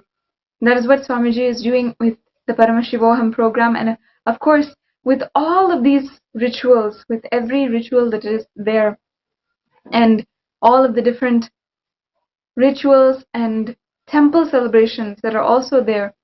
Everything is incorporated in the Paramashivoham program in order to give us that superconscious breakthrough. that is ultimately what gives us that experience. Whether His Divine Holiness even explained to all of us during the Paramashivoham Level 2 program that the Jnanapada, Kriyapada, Yogapada, and the Charyapada, all these components will, at that same time that Swamiji himself had been doing this process, this penance continuously when he was just 12 years old. Let us follow the example given by Swamiji, and we can give that breakthrough just as he had to all of us. His Divine Holiness had that experience of the 360-degree vision on the very day of June 5th, and surely with Paramashivoham Level 2 program, you will be able to have that experience for yourself as well. All of the temple rituals, all of the lifestyle techniques and lifestyle guidances, and all of the powers that we radiate, everything is for a super conscious breakthrough. That is the uniqueness of Paramashivoham Level 2, and that's the great contribution of Sanatana Hindu Dharma, which His Divine Holiness Swamiji, Supreme Pontiff of Hinduism, is reviving. Today, also in the Paramashivoham Level 2 program, as a continuation of our glimpses into the program, our sneak peeks that we get to share with the whole world, and all of you also get to see insight into what is going on every single day during the Paramashivoham Level 2 program. We also have today Vishesha Diksha, which is happening yesterday. One of the most unique things that His Divine Holiness has offered for all of the Hindus across the world, for all of the Paramashivoham Level 2 participants, thousands of people across the world, is initiation into Shiva Diksha. Shiva Diksha is the first step into Hinduism. On this very day, His Divine Holiness gives and initiates all of us into a mantra diksha, basically the sacred syllables which are designed in order for us to understand, for us to experience enlightenment. So, during the Shiva Diksha initiation, His Divine Holiness initiates into 3 mantras: the Shiva Mula mantra, the Gayatri mantra, and the Mahavakya. All 3 is what he initiates us, and these are like extremely powerful tools which we are able to use and able to literally have in our hand whenever we go out and face the world. These are what His Divine Holiness and what Sanatana Hindu Dharma in the sacred scriptures itself has given us in order to chant as a password for the entire cosmos, for a password to achieve and manifest what you want. There is no denying the miracles of the Mahavakya, the different mantras which are there, and the Shiva Mula mantra and Gayatri mantra are as sacred to Sanatana Hindu Dharma. And His Divine Holiness is with each of these initiating us and taking us to the next level. This is one of the most unique aspects of the Paramashivoham Level 2 program, and you can also experience this. If you are Hindu, the first step into Hinduism is this Diksha. Gayatri Mantra Diksha is the first step into Hinduism. Across all sampradayas, every single sampradaya, His Divine Holiness has been offering this Gayatri Mantra Diksha to the whole world. And the greatest thing is that it is absolutely zero discrimination. It's absolutely zero discrimination that His Divine Holiness is giving it, whether it is women, any gender, any class, any caste, anyone. He does not discriminate against anyone in order for you to have that Diksha. So whether it is the Shiva Diksha, the Gayatri Mantra Diksha, or the Mahavakya Diksha, or even what Paramashivoham Level 2 participants are going to be going over today in the Vishesha Diksha, is entirely zero discrimination based, means that anyone, no matter what, you are qualified to be able to take up this Diksha and to use it as a tool in your life, a password to literally the entire cosmos. Now, if you are spiritual and if you really understand, you have that seeking inside of you to understand the secrets of the entire universe, you really understand what the value is in one mantra, one few syllables that you have to chant in order to have the password to the entire thing. That is what actually happened yesterday. The Kailash courtyard, during the Kailash courtyard session at around 9 p.m. IST yesterday, His Divine Holiness had given us the beautiful darshan, and he had then initiated all of the Paramashivoham level 2 participants into the Shiva Diksha. The next level Diksha, which is their level 2 Diksha, is the Vishesha Diksha. This is one of the aspects also of Paramashivoham that Paramashivoham participants will be able to have today also. And so many people across the world, so many different backgrounds, so many different races, so many different families, communities, no matter what it is, have found so much of healing, so much of, and are today proudly doing the Vishesha Diksha Puja, the Shiva Puja, which is there in the Kamika Agama, which is dictated by the Kamika Agama. It is a divine initiation into being able to do that puja. And in this Vishesha Diksha, participants receive an Atma Linga. This is according to the tradition that all of the Shaivites, all of the people who follow Shiva and are initiated into all the powers of Paramashiva, should also do the Paramashiva Puja to the Atma Linga. And that is one of the greatest contributions that His Divine Holiness revived from Sanatana Hindu Dharma, initiating so many thousands of people internationally into Vishesha Diksha. Just in order to understand from Swamiji himself, let us understand and hear from himself.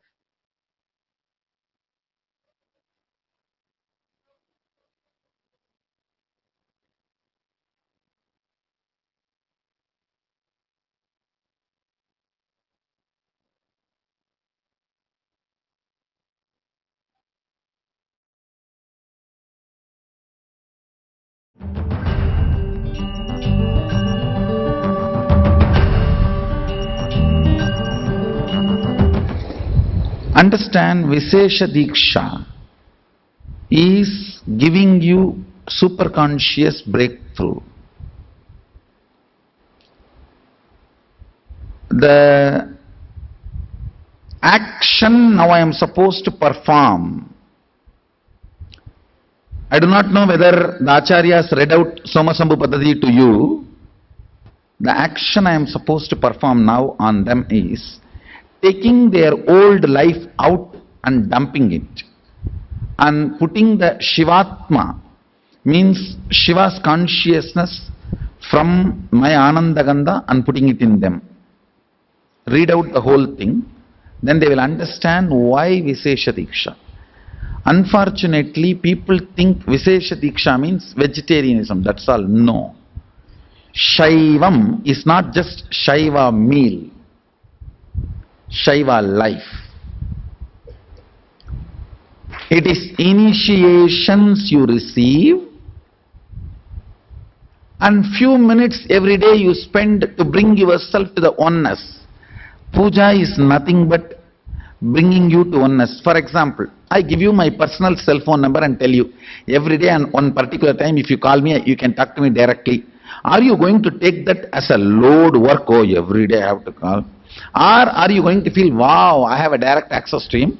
Every day I can, few minutes, I have a direct access to him. What are you going to feel? Puja is giving you Sadashiva's personal cell phone number. He has committed to me, whoever I initiate. When you connect with him, he is committed to me, he will respond to you. I am authorized to give you his personal number. Puja is nothing but giving you the authorization to call him at particular time. And he has committed to me, he will respond to you. Vishesha Diksha is nothing but giving you his personal number, hotline connection. So every day during the puja, that few minutes you can connect with him in oneness, and he has committed to me, he will respond to you. Understand? I am authorized exchange for him. He has given me the authority. That is the reason I am sharing. One more thing I want to tell you. Sometimes people come and try to tell me, oh, non-veg food is a human right. Being human itself is not right. What stupidity you are talking about non-veg food? Your body is not made for that. I am not talking from the sense of moral. If you want to evolve into the next level, don't eat poison. Vishesha Diksha demands only two requests from you. One, you need to be vegetarian. Another one, every day at least 10 minutes you need to bring yourself to the oneness with the puja. 10 minutes is too less time. It doesn't take more than 10 minutes, I know. It's too less time. Sadashiva is demanding to respond to you every day and keep yourself in oneness. Actually, I don't promote any other spiritual practice. People ask me, should I do this technique, that technique? Twisting the eye and looking here and blowing the nose, this corner, that corner. I don't give you any technique.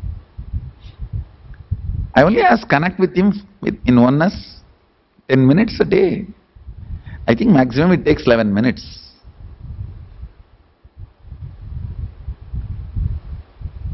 Anybody who listens to my words, I will strongly recommend you take Vishesha Diksha and become vegetarian.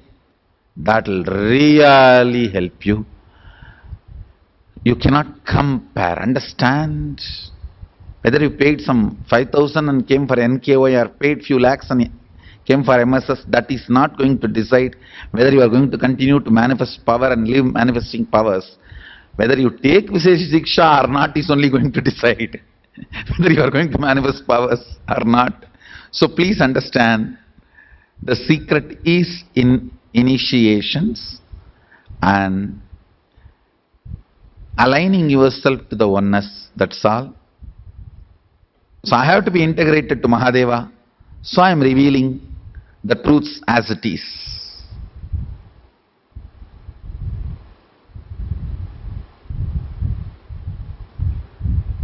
Whatever is said and done, Vishesha Diksha is something extraordinary.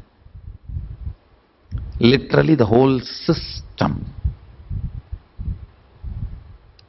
gets upgraded to the superconsciousness. If you ask me, I'll strongly recommend. If you say, no, I'm in a country where I don't get non-veg food, change the country. No, my husband does not allow me to become vegetarian, change the husband. Nothing more is important than Sadashiva. Everything else comes second. I tell you, I cannot give powers to your money, I can give powers only to you. So, initiation matters. Living it matters. Don't try to believe these stupid ideas. This non-vegetarianism, non-veg food is a human right. Being human itself is not right. Understand that? Then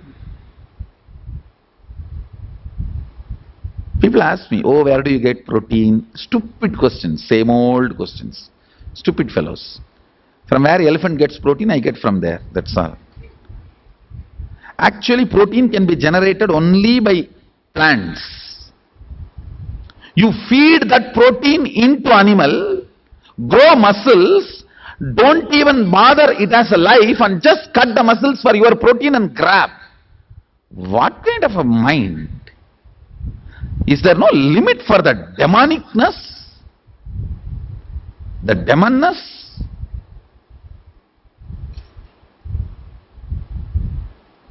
You don't treat the animal as life, you treat them like a bank. How you put your money and take it back, like that you put the grain protein and take the flesh protein and eat. You think they are going to be blessing you and dying? Loka samasta sukhino bhavantu. Let everyone eat my flesh and live happily. No. All their curse is there in their muscles and their animal protein.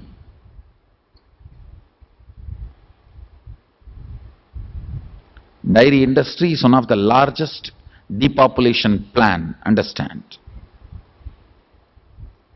Dairy industry, whether for the flesh or for the milk, dairy industry is the biggest depopulation plan, depopulation conspiracy. Not that Indian traditional village dairy, they are not, no way they are dairy, because they are not, our cows are not given any animal protein and all the stupid chemicals and any of that. They just happily roam around, grow organically, and the calves are fed first. Only after it's overflown, it's milk, the remaining is milked and shared. So Indian dairies, village dairies are completely different. Don't even compare this and that.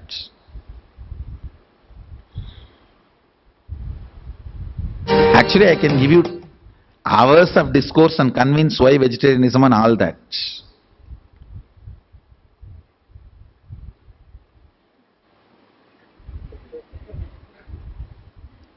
Then I don't think it is a guru-disciple relationship, it's a business.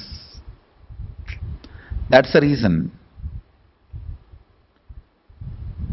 If too much of convincing need to be done, the guru-disciple relationship loses its sweetness and light romance. So, with this, I bless you all. Let's enter into Vishesha Diksha. Be blissful.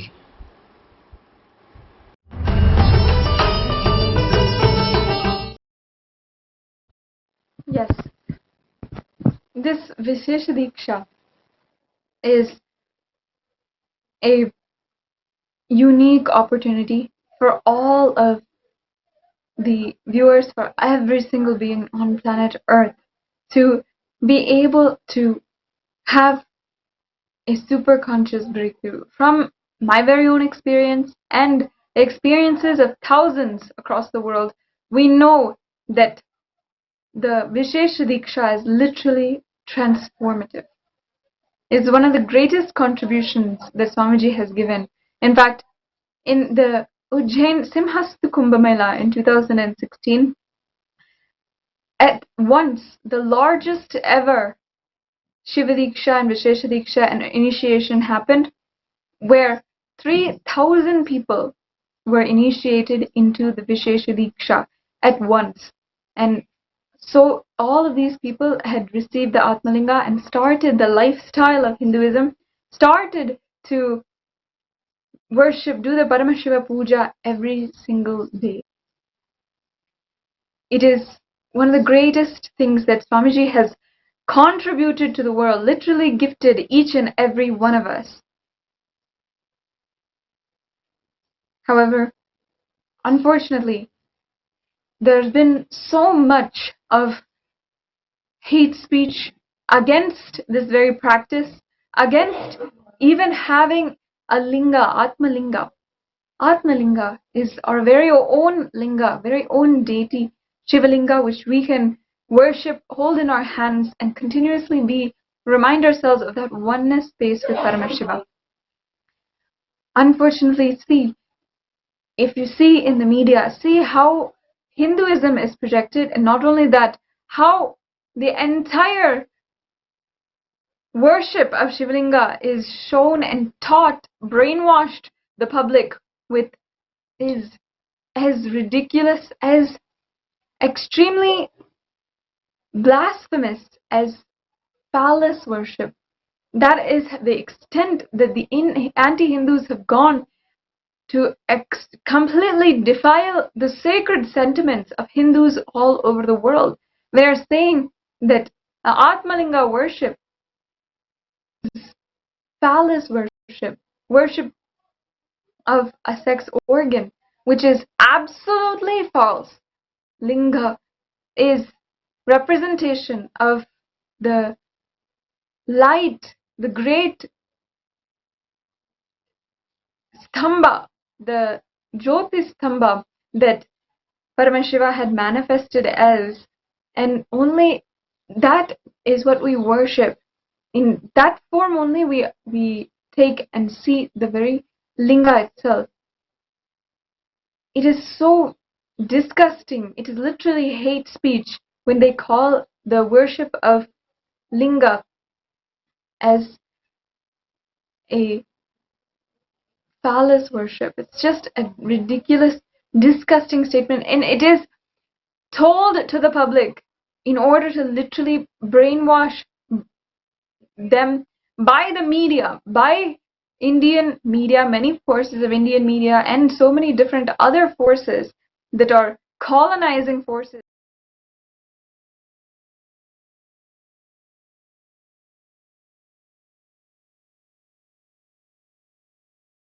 Paramashivam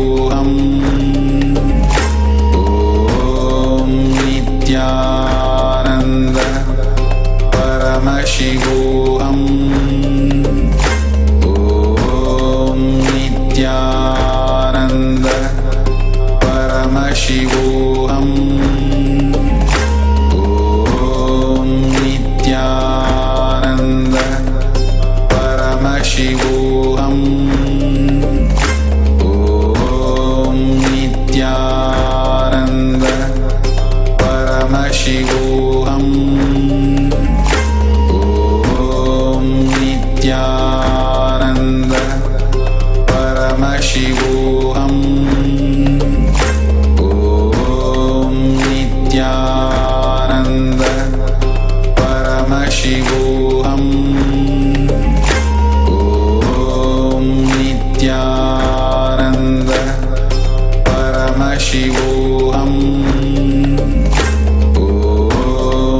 Nithyananda Paramashivam Om Nithyananda Paramashivam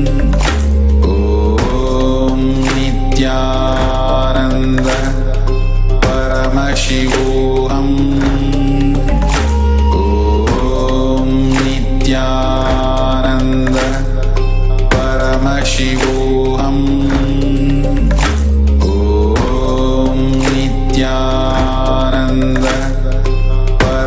Paramashivam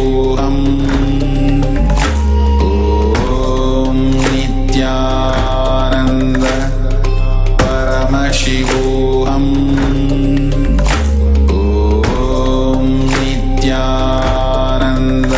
Nithyananda Paramashivam Om Nithyananda Paramashivam Om Nithyananda Paramashivam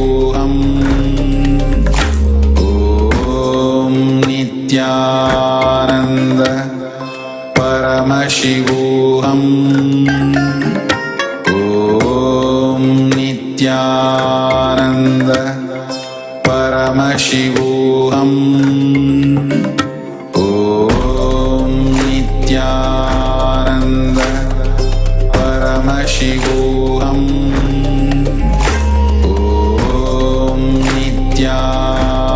Nithyananda Paramashivam Om Nithyananda Paramashivam Om Nithyananda Paramashivam Om Nithyananda Paramashivam Om Nithyananda Paramashivam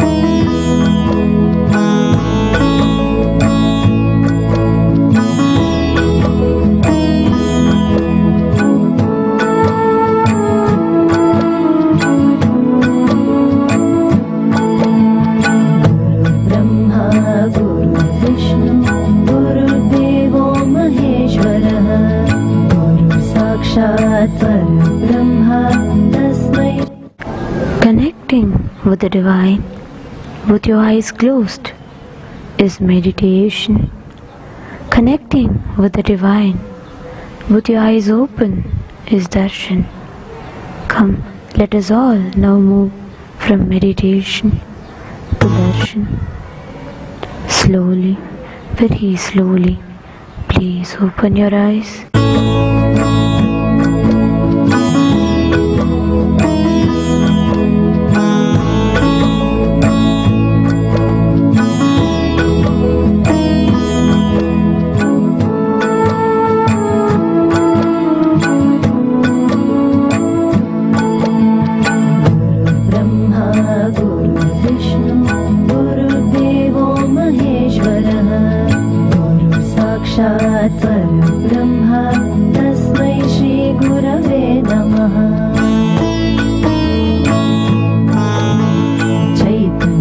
शाश्वतं शान्तं व्योमातीतं निरञ्जनं नादबिन्दुकलातीतं तस्मै श्रीगुरवे नमः।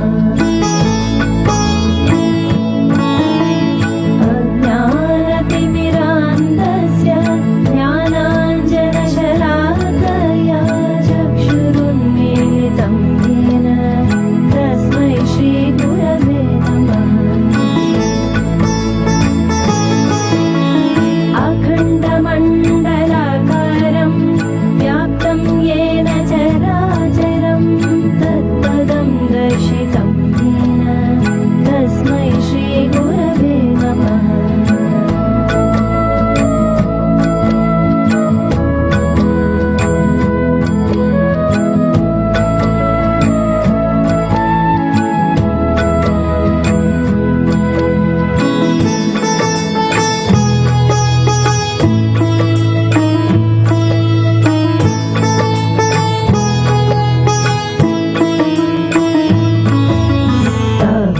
जङ्गमं व्याप्तं यत्किञ्चित् सचराचरं तत्पदं दर्शितं येन तस्मै श्रीगुरवे नमः। चिन्मयं व्यापितं सर्वम् नित्यानन्देश्वर परमशिव समारम्भाम् नित्यानन्देश्वरि पराशक्ति मध्यमाम् अस्मदाचार्यपर्यन्ताम् वन्दे गुरुपरम्पराम्।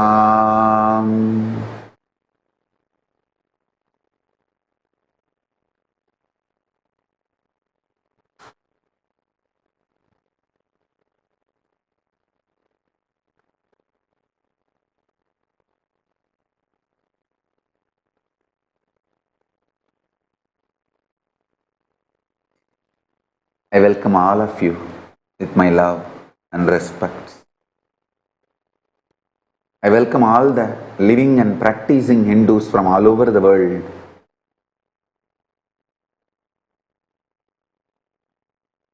And all the Sarvajnapita Kartas, Yajamans, manifestors, Sarvaparityagis, Srimahans, Mahans, Kotari, Tanidhar, visitors, viewers, Kayakalpa Yoga participants, Kailasa's e-Gurukul students, Kailasa's NHU students, everyone. I welcome all of you with my love and respect.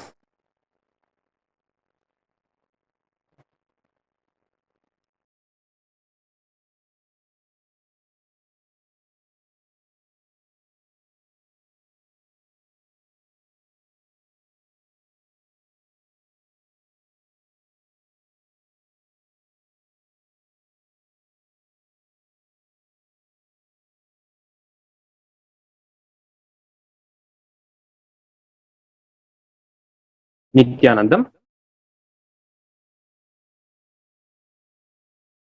In the year 1978, the Pingala Nama Samvatsara of the Hindu calendar, when Paramashiva descended from Kailasa and graced the humanity in the form of His Divine Holiness Swamiji, he performed the Leela of meditating on the Pavala Kundru in Tiruvannamalai and effortlessly manifesting the Nirvikalpa Samadhi and the 360-degree vision through the body he has assumed for this avatara.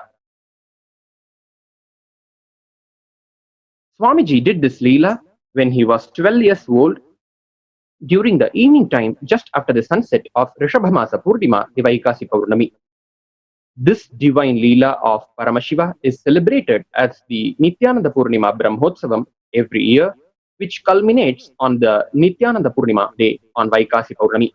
This year, Sharvari Samvatsara, the Nithyananda Purnima Brahmotsavam, starts tomorrow on the 27th May Indian Standard Time with the Dhwajarohanam between 9:05 a.m. and 9:25 a.m. in the Mithuna Lagnam.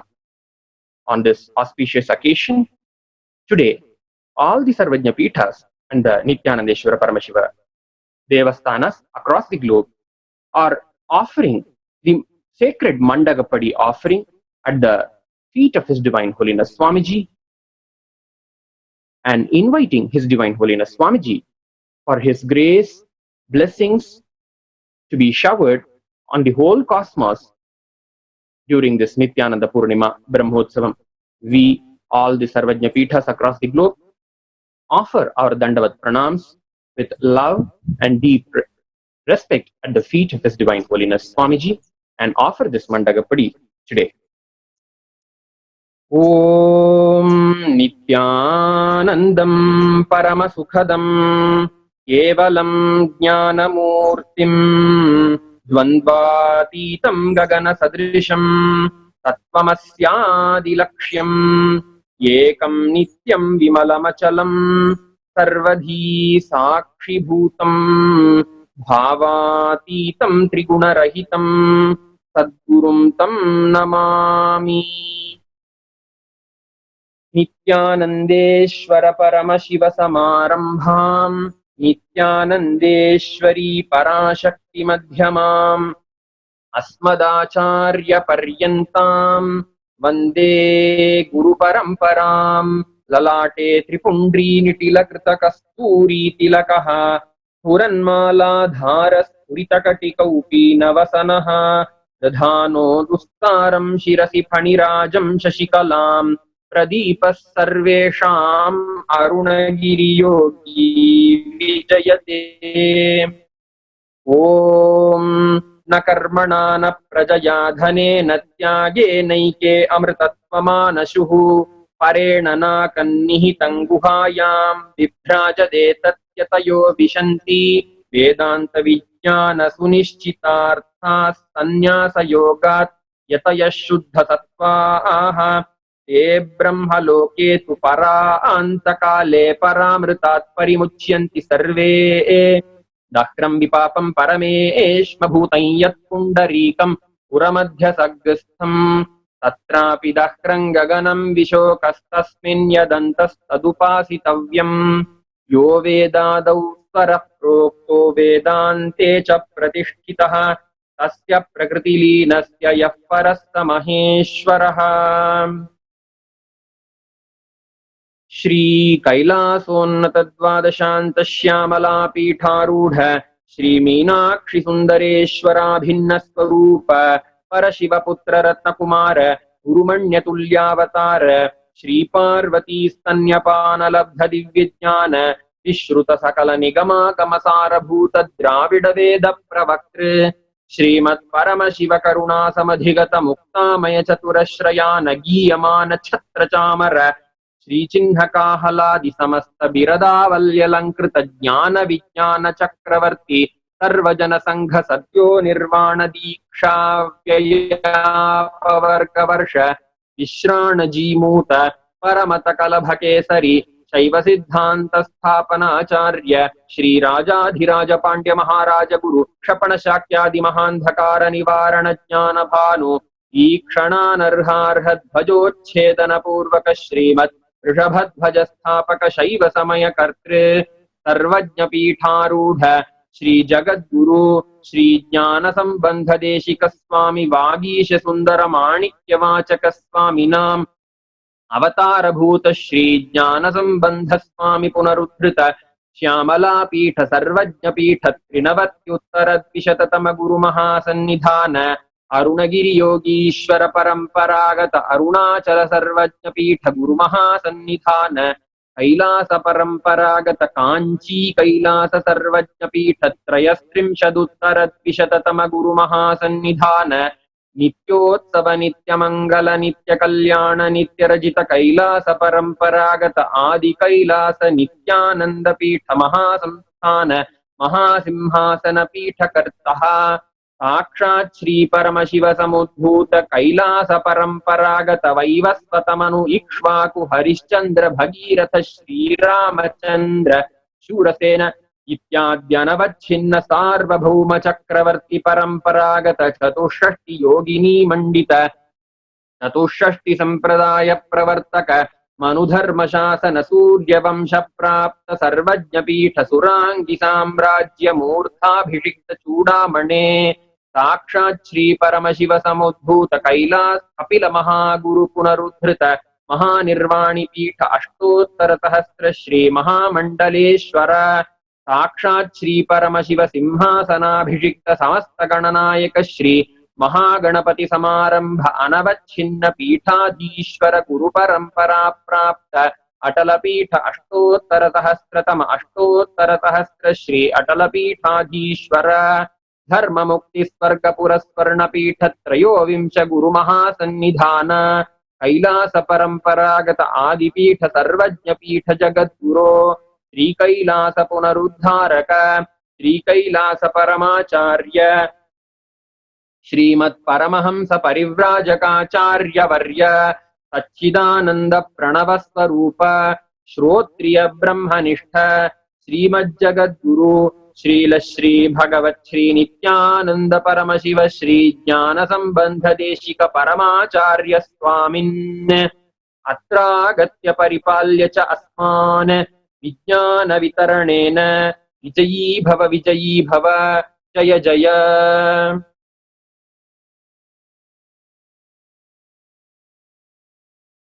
धूप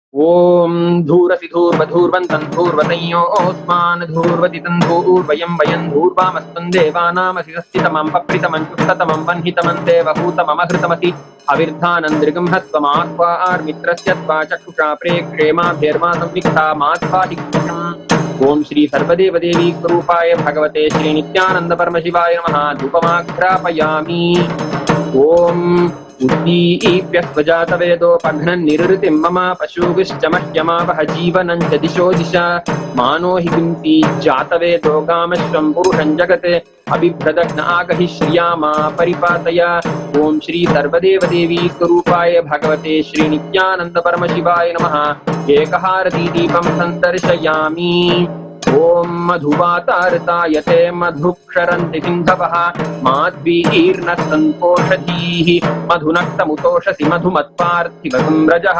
मधुद्यौरस्तु नः पिता मधुमान्नो वनस्पतिर्मधुमागम् अस्तु सूर्यः माद्वीर्गावो भवन्तु नः मधु मधु मधु ओम श्री सर्वदेवदेवी स्वरूपाय भगवते श्री नित्यानंद परमशिवाय नमः नानाविधानि समस्त नैवेद्यानि निवेदयामि कर्पूर नीराजनम् ओम सोमो वा ये तस्य राज्यमादत्ते यो राजा सन् राज्यो वा सोमेन यजते देवसुवामेतानि हवीगुंषि भवन्ति य एतावन्तो वै देवानागुं सवाः स एवास्मै सवान् प्रयच्छन्ति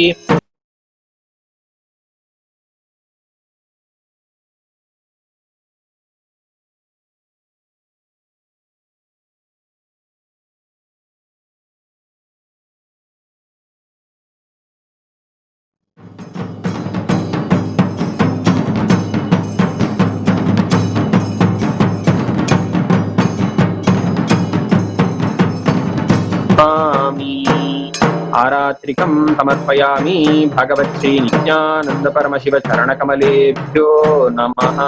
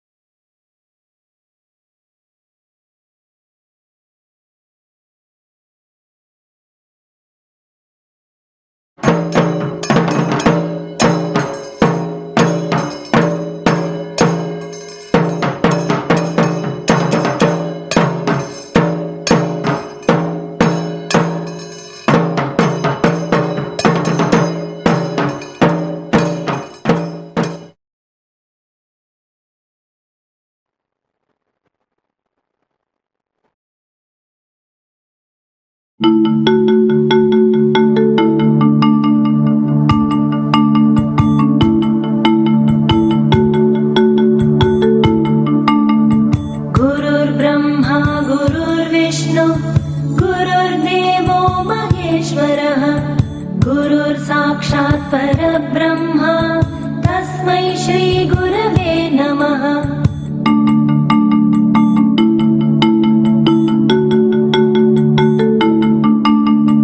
वटविटपि समीपे भूमिभागे निषण्ण सकलमुनि जनानां ज्ञानदातारमारात् त्रिभुवनगुरुं ईशं दक्षिणामूर्तिदेवं जनन मरण दुःखच्छेददक्षं Namami.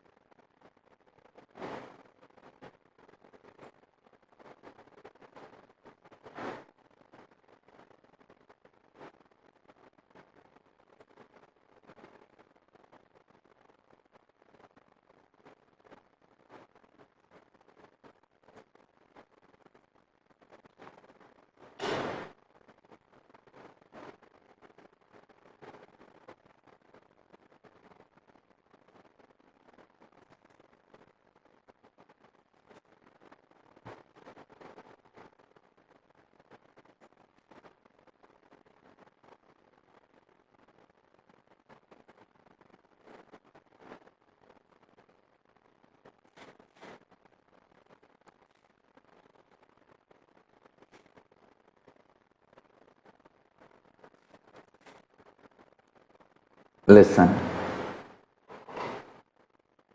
Paramashiva's message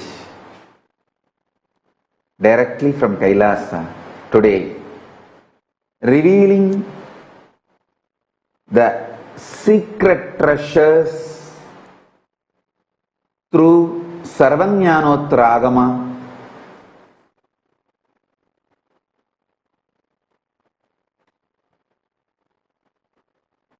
Paramashiva's response to Subramanya. Subramanya asked some questions to Paramashiva about the nature of Pashu and Pasa. He never questions about the Pati. He only asks how I can experience more Pati.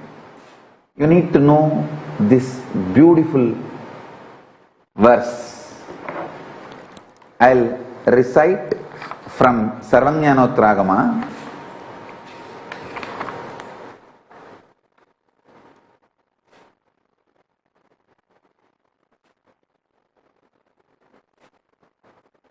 Patischa kimvido jneyas satikara patestitaha shivascha kidrisha prokta yotikara vivarjitaha. I'll read the translation.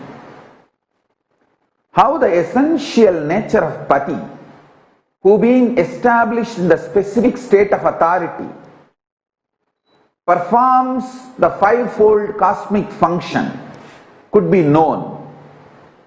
how the essential nature of Lord Shiva is above and free from the specific state of authority has been explained.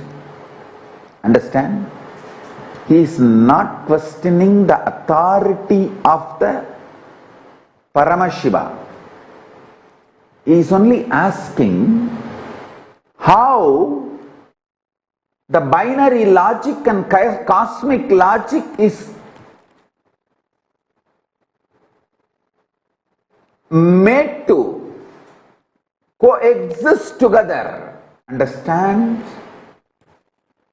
Listen. If you understand how the binary logic of the universe you are experiencing and multi-dimensional logic of the cosmos happening, how these two are fitting, like how the gears in gearboxes get clutched and the power is transmitted, and how and when they get unclutched when it is not needed to be transmitted. He is only asking about the functionality of cosmic logic empowering binary logic. Understand? He is not questioning the authority of Pati. He is not doubting the powerful existence of the cosmic logic.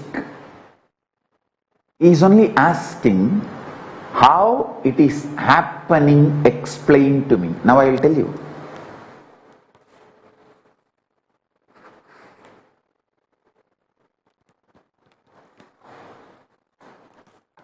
Understand?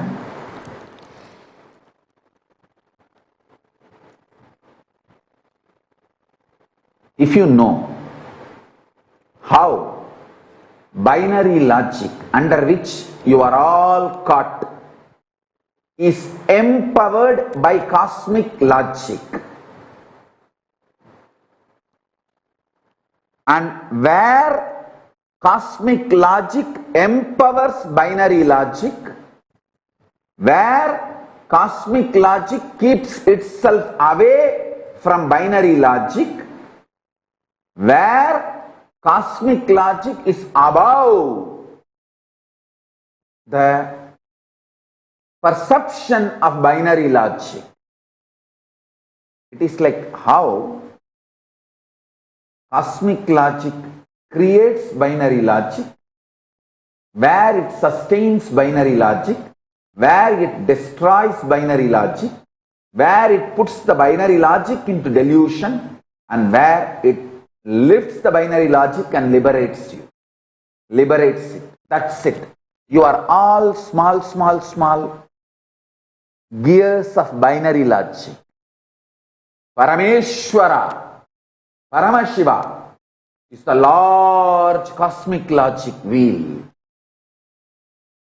When that cosmic logic wheel touches your gear and empowers you, awakens you, triggers you, and when it withdraws, when you, triggered by Paramashiva, empowered by Paramashiva, starts deluding, you have your own individual supernal effulgence and get deluded. And when you realize the power is from cosmic logic, not from individual binary logic, and rest back in samadhi. This whole flow is Shivajnana. This whole flow is Paramashiva Jnana. Listen. Anyone understands this whole flow is liberated immediately. Liberation happens by understanding of this simple knowledge. It's too simple. That's the most beautiful thing. It's too simple.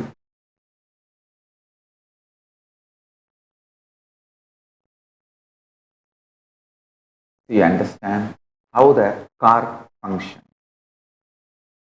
Any automobile, there will be shaft through which power is transmitted into gearbox, and different gears are there,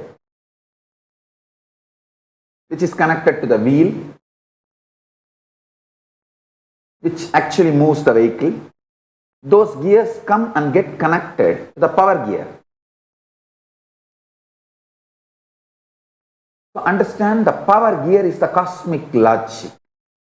Paramashiva, Parameshwara.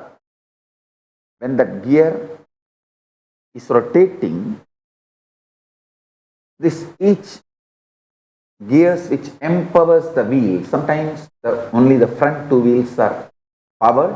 Sometimes all four wheels are powered. This gears which connected to the wheels come and get connected to the power gear and move the vehicle. When the vehicle need not be moved, or the speed need to be increased, means the gears need to be changed. This gear which is connected to power gear moves out. Either the other gear comes and gets clutched, or if the vehicle need to stop, no gear comes and the whole vehicle just stops. Understand this principle. The power gear, the source power gear is Parameshwara, Paramashiva. The individual gears which comes and gets connected is individual soul, binary logic. You, Pashu. Pashu gets empowered by Pati. Sometimes Pati empowers Pashu. Sometimes Pati maintains the speed of the Pashu. Sometimes Pati withdraws from Pashu. Sometimes Pashu starts getting deluded.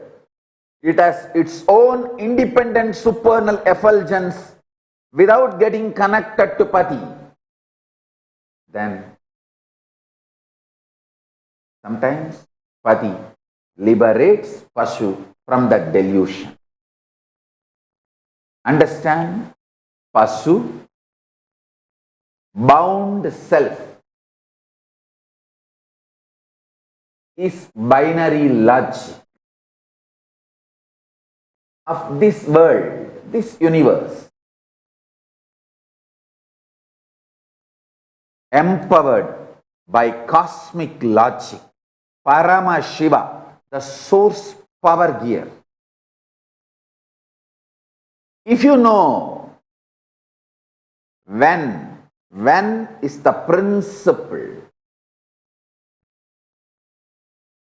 when is the source gear empowering,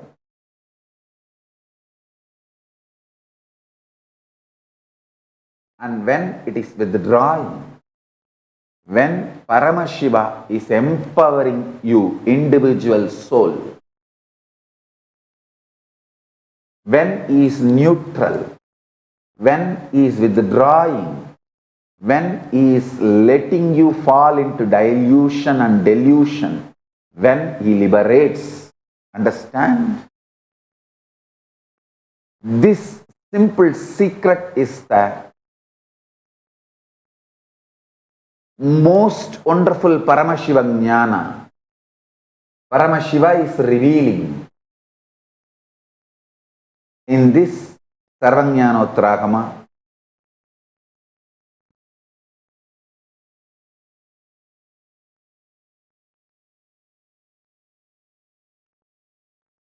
I'll read the further verses and give you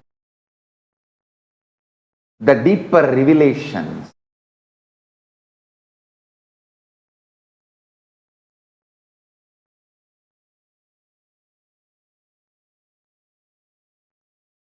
Tamras iyaivatu hematvam antarleenam yatastitam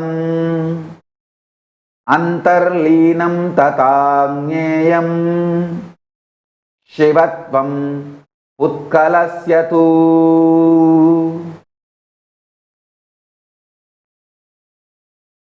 It is to be known that just as goldness exists concealed in copper, even so Shivatva remains latent in an embodied self. Rasa siddham yadatamram hematvam pradipatyate tatatmanyana sammandat shivatvam pradipatyate.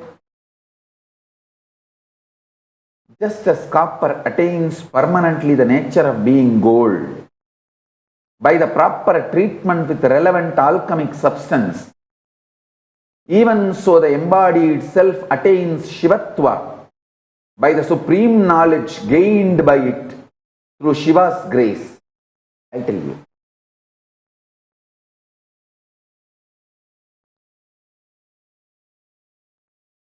You will become what you hope as you. You will become what you hope as you. You will become what you consciously desire as you.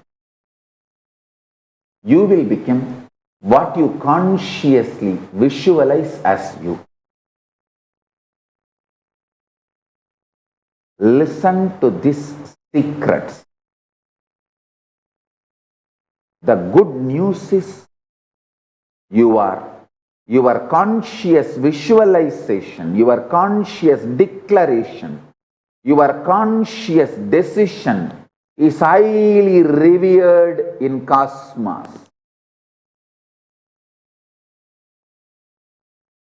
Your conscious visualization is highly revered in cosmos. I tell you.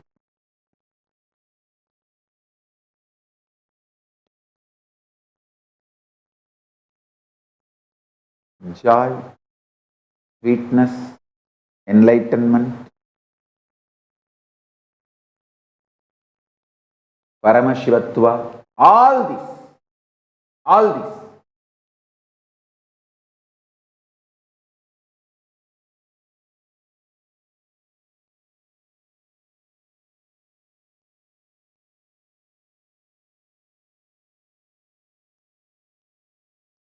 If you just consciously decide, they start manifesting as reality.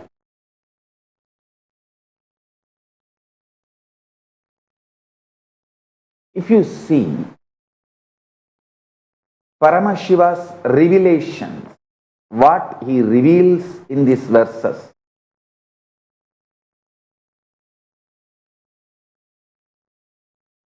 is very clear. Even when you think you are a bound self, Shivatva exists in you. Understand? This is the secret he is telling to his own son. I tell you, ultimately.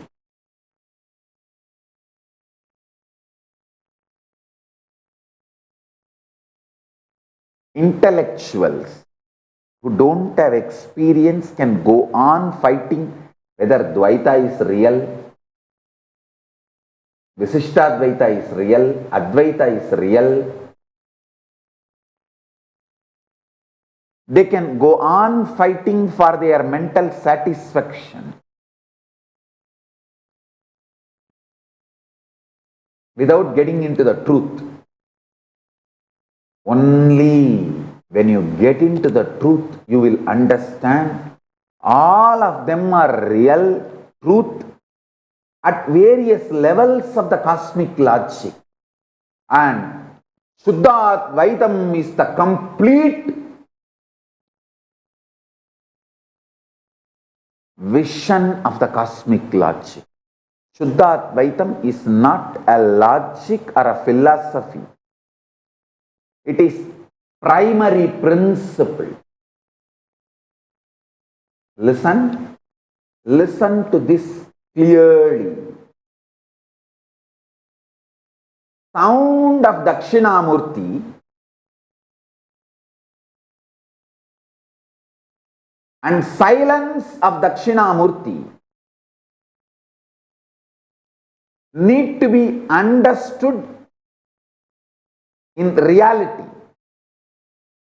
See, the silence of Dakshinamurti is not the soundlessness. Any sound you can only hear in certain decibel. If it goes below the decibel, you can't hear. If it goes above the decibel, you can't hear. Dakshinamurti's silence is above decibel. The decibel which you can't hear, beyond your capability of hearing, that decibel sound is Dakshinamurti's silence. So Dakshinamurti's silence is not soundlessness. It is beyond the sound you can hear. Same way, listen carefully. Dakshinamurti's silence is not soundlessness, it is beyond the sound which you can grasp, perceive, hear. The human here has a dynamic range of the threshold of 120 to 130 decibel. You can neither hear below 120 decibel nor you can hear above 120 decibel. Sorry, 0 to 120 to 130. I can say 0 to 130 decibel. Listen carefully. Human here has a dynamic range of 0 decibel to 130 decibel. If something is below the 0 decibel, you can't hear. Something is above the 130 decibel, you can't hear. Dakshinamurti's silence is above the 130 decibel. It is not soundlessness. It is the sound which is beyond your capability to perceive, beyond your range. Same way, Dakshinamurti's visual silence. See, Dakshinamurti's verbal silence is the sound which is beyond your perception. Same way, Dakshinamurti's visual silence is not darkness where nothing exists. No, it is supernal effulgence where all your ability to visualize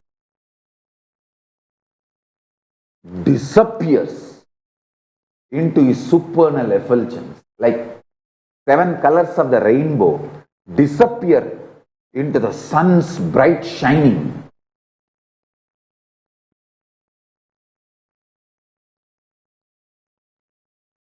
Your ability to visualize dissolves, disappears into the supernal effulgence of Dakshinamurti. Understand?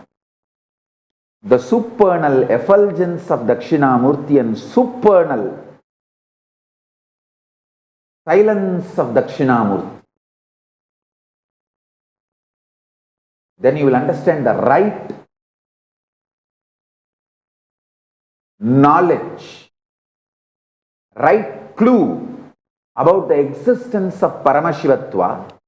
If you understand this one truth, today you can manifest powers. the common frequency the human ear can hear is like a 20 to 2000 hertz, 0 decibel to 130 decibel maximum. 20 to 20,000, sorry, 20 to 20,000 hertz or 0 to 130 decibel. That's it. If it is below 20 hertz, you can't hear. If it is above 20,000 hertz, you can't hear. Dakshinamurti's silence is above 20,000 hertz.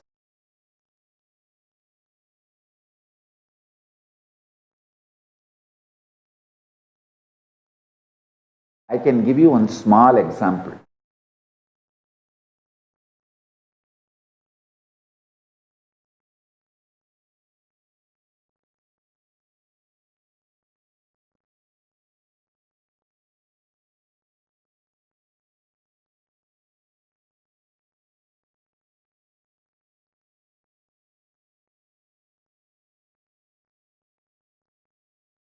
Very simple. Actually, I have done this in those days when I used to live in Bididi, the small group of disciples.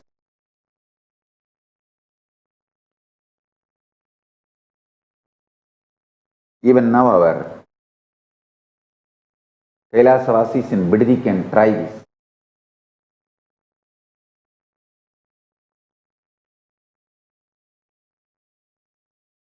I'll first explain.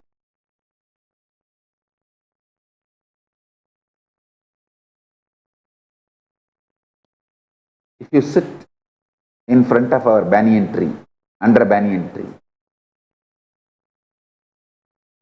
and few people sitting in the Saptarishi rocks in Ramanagara hill. In the Ramanagara hill there is a 7 rock under which there are caves where all the 7 rishis lived. Saptarishis, even now they are living.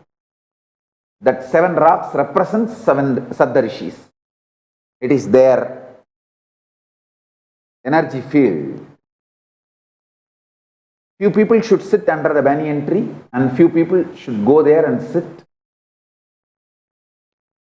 And you can have a telephone connection, conversation. Just have that fork. You call that spoon fork, vibrating fork. Keep one fork under banyan tree, tuning fork. Keep one fork in that rock, the Saptarishi rocks. Just vibrate the tuning fork in banyan tree. You will see that the fork on the Saptarishi rock will vibrate intensely. You can try it today. You can video record it.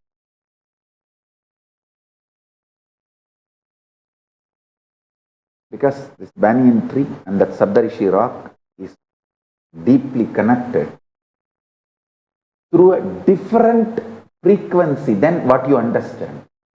Through supernal effulgence they are connected. All the Saptarishis sit there and listen to Paramashiva's Vedas and Upanishads and Agama teachings.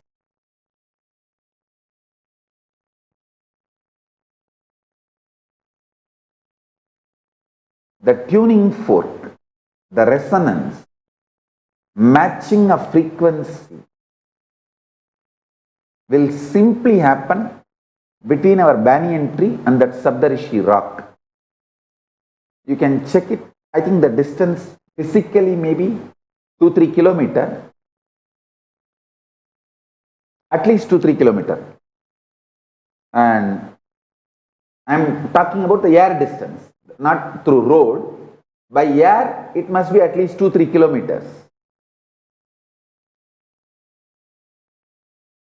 But this tuning fork will vibrate the frequency for the 2-3 kilometers without any time gap.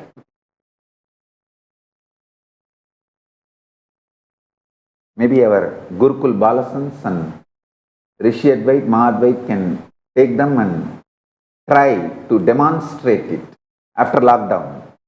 I think whenever lockdown is over, you can demonstrate. Once you demonstrate this to the Gurukul Balasans, I'll make them manifest the next level powers. Listen.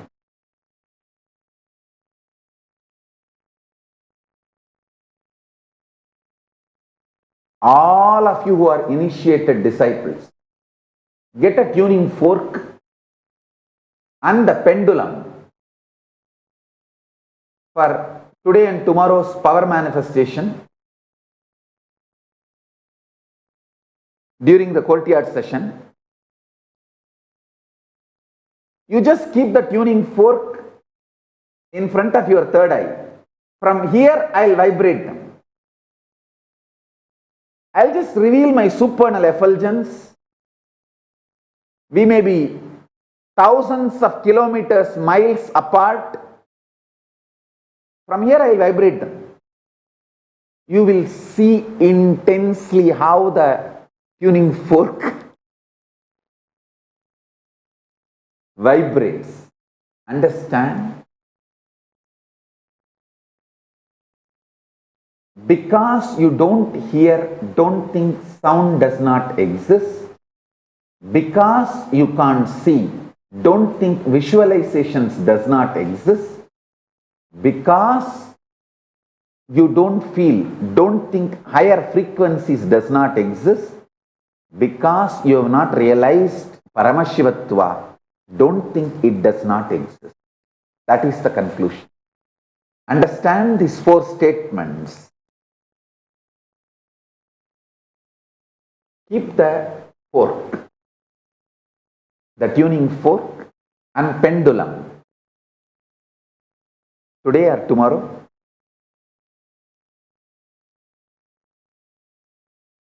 during the courtyard sessions, I'll demonstrate it to all of you. And through this, I will confirm wherever you are, I am entangling with you. The quantum entanglement is happening. The state of Paramashiva, face of Paramashiva, is manifested in you, infused into you through this supernal effulgence. It is the physical confirmation. I am vibrating your inner space in the space of Paramashiva. So today, get a tuning fork and pendulum. I'll vibrate the tuning fork and rotate the pendulum intensely from here. For all of you to understand, your being is entangled with Paramashiva. Clearly, Paramashiva explains here. Inside the copper exists the original state of gold. Inside the bound soul exists the original state of Shivatvam. Inside you, Paramashivatva exists. Just the proper process, rasavada, need to be done. That is why he uses beautiful word.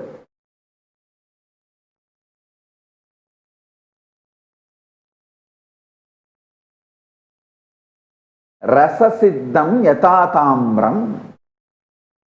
The alchemy process need to be done for you to manifest your Paramashivatva.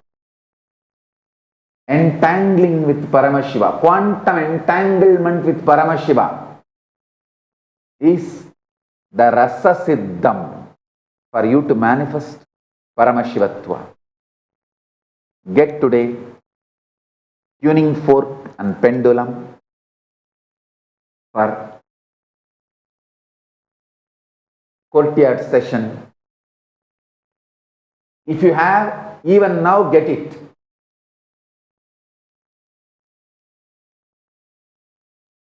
Today and tomorrow, I'll make all of you experience this quantum entanglement, rasa siddham, as Paramashiva explains. As Paramashiva reveals it to Subramanya, understand? I am not at all interested in fighting whether Dvaita is true or Visishtadvaita is true or Advaita is true or Eganmavada is true or Veda. I am interested in making you Paramashiva. Ultimate. Paramashiva is manifesting through this being only to make you all manifest Paramashiva. So get tuning fork and pendulum. I'll make you all experience this quantum entanglement wherever you are all over the world.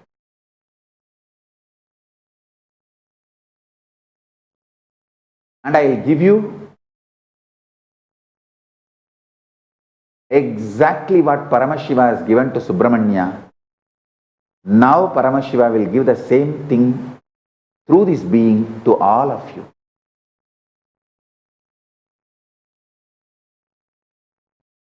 So, I know many people don't have tuning fork and pendulum ready.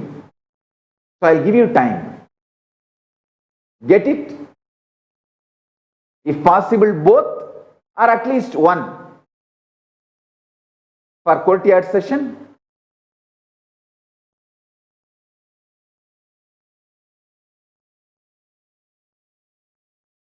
I'll entangle all of you in quantum entanglement with Paramashiva.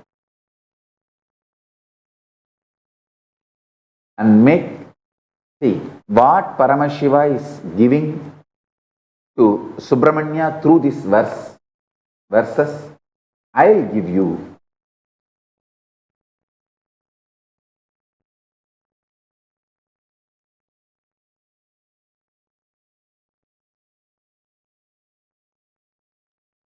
If you don't have pendulum, you can even have your Rudraksha Mala. You can just hold it and hang straight. That also can act as a pendulum.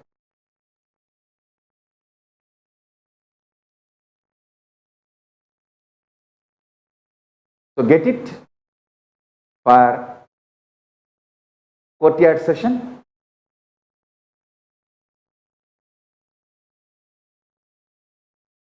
I'll put you all in quantum entanglement with Paramashiva. So now, with this, I bless you all. Let's all radiate with integrity, authenticity, responsibility, enriching, causing, living Shuddhatvaita Saivam. The state, space, powers, being, superconsciousness, and Kailasa of Paramashiva, the eternal bliss, Nithyananda. Paramashivoham, Om Nithyananda Paramashivoham, the eternal bliss, Nithyananda. Thank you. Be blissful.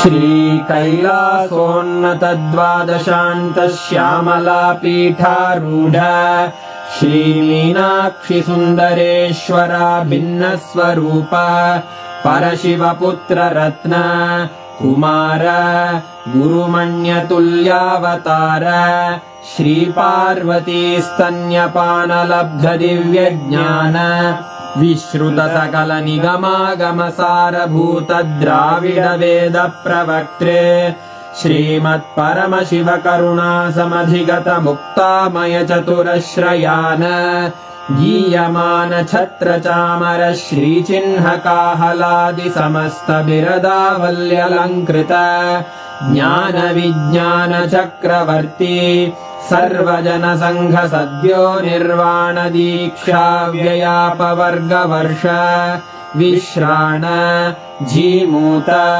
परमतकलभकेसरी शैवसिद्धान्तस्थापनाचार्य श्रीराजाधिराज पाण्ड्यमहाराज गुरु क्षपणशाक्यादिमहान्धकारनिवारणज्ञानभानु वीक्षणानर्हार्हध्वजोच्छेदनपूर्वक श्रीमद्वृषभध्वजस्थापक शैवसमयकर्तृ सर्वज्ञपीठारूढ श्रीजगद्गुरु श्रीज्ञानसम्बन्धदेशिकस्वामि वागीशसुन्दरमाणिक्यवाचकस्वामिनाम् अवतारभूत श्रीज्ञानसम्बन्धस्वामि पुनरुद्धृत श्यामलापीठ सर्वज्ञपीठ त्रिनवत्युत्तरद्विशततम गुरुमहासन्निधान अरुणगिरियोगीश्वर परम्परागत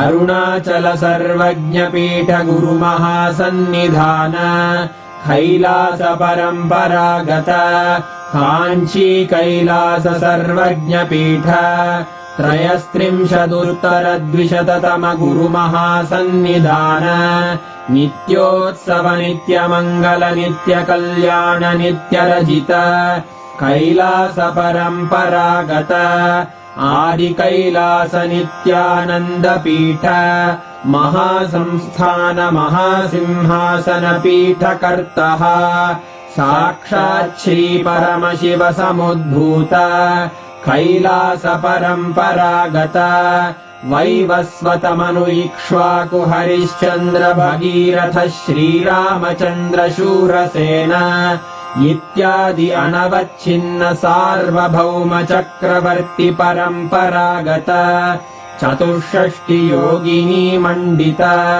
चतुष्षष्टि सम्प्रदाय प्रवर्तक मनुधर्मशासन सूर्यवंश प्राप्त सर्वज्ञपीठ सुराङ्गी साम्राज्य मूर्धाभिषिक्त चूडामणे साक्षात् श्री परमशिव समुद्भूत कपिल महागुरु पुनरुद्धृत महानिर्वाणिपीठ अष्टोत्तर सहस्र श्री महामण्डलेश्वर साक्षात् श्री परमशिव सिंहासनाभिषिक्त समस्त गणनायक श्री महागणपति समारंभ अनवच्छिन्न पीठाधीश्वर गुरुपरम्परा प्राप्त अटलपीठ अष्टोत्तर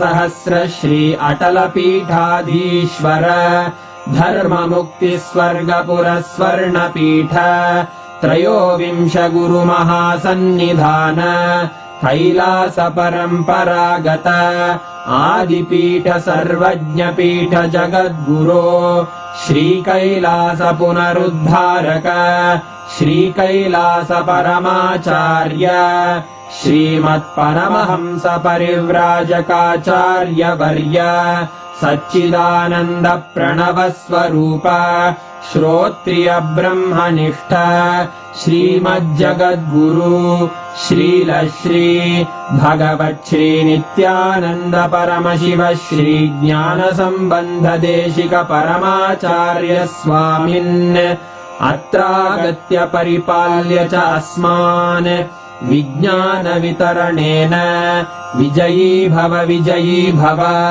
जय जय।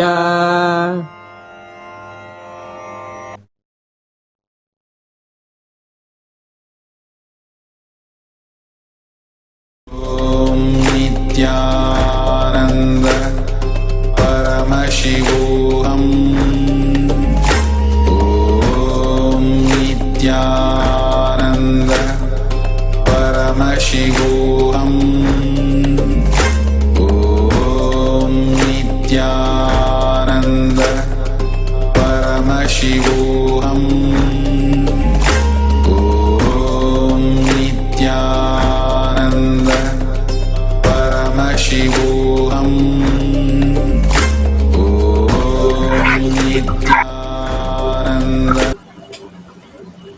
Nityanandam.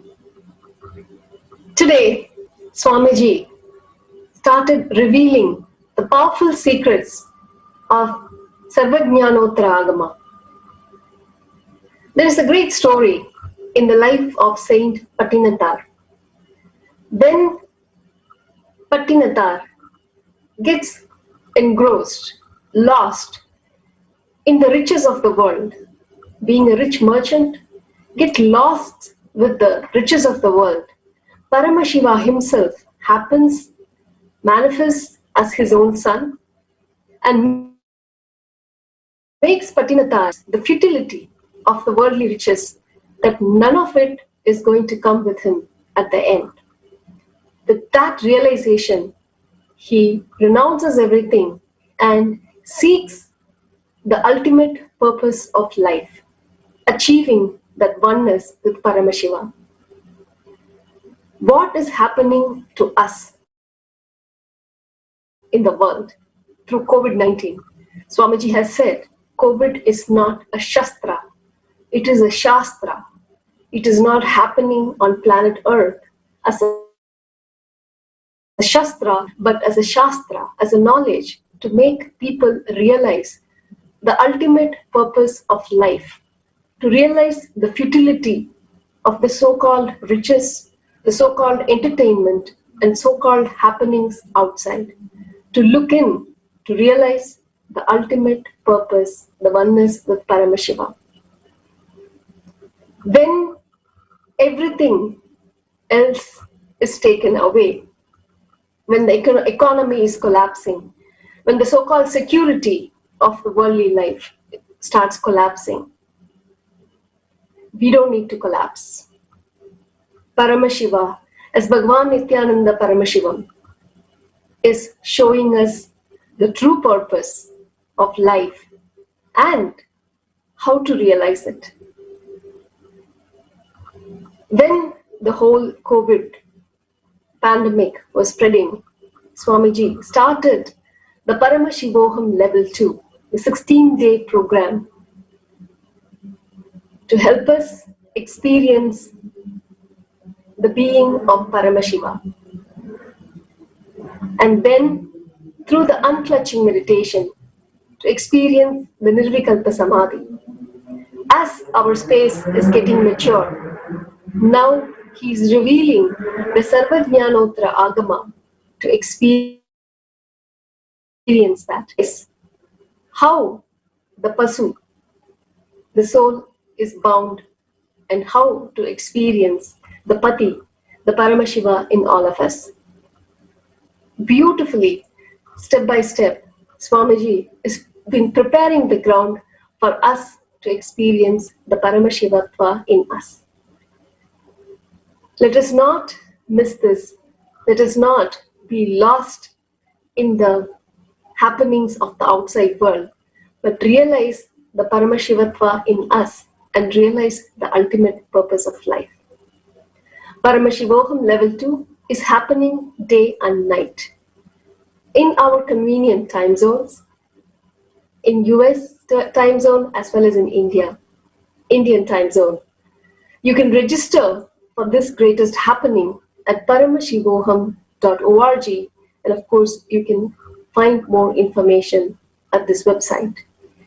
And also the unclutching meditation, the Akanta Nirvikalpa Samadhi, Jnana Yajna, that is happening around the clock, around the world, where people around the world sit and meditate for global peace and for healing the COVID-19. You can become a part by registering for this meditation for peace at kailasa.tv/minutes 4 peace. And of course, we are blessed. Now Swamiji is revealing Paramashiva, Bhagavan Sri Nithyananda Paramashivam is revealing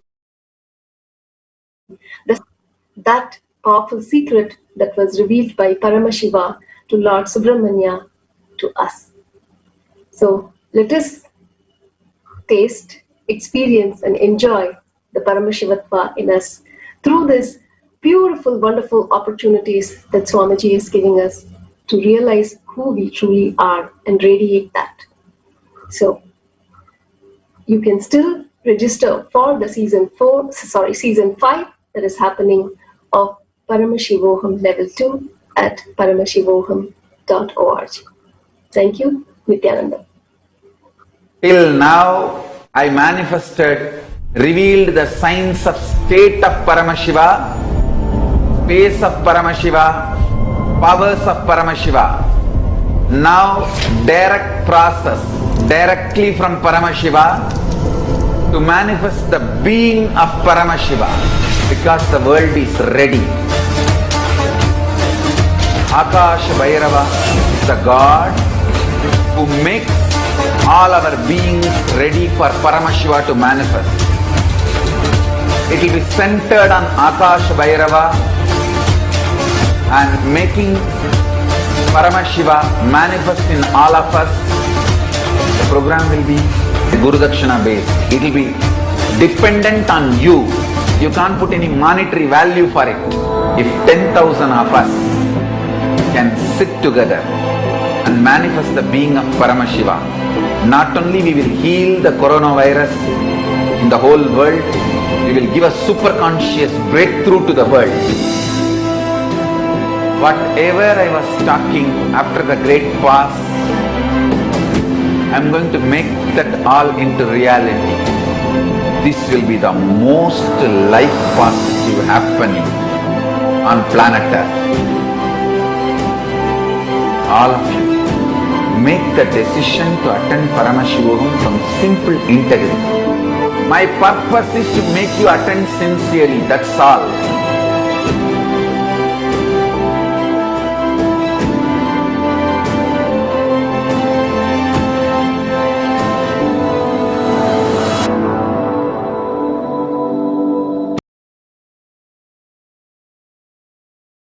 Om Nithyananda Paramashivam.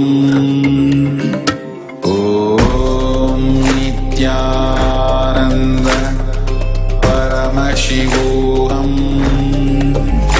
Om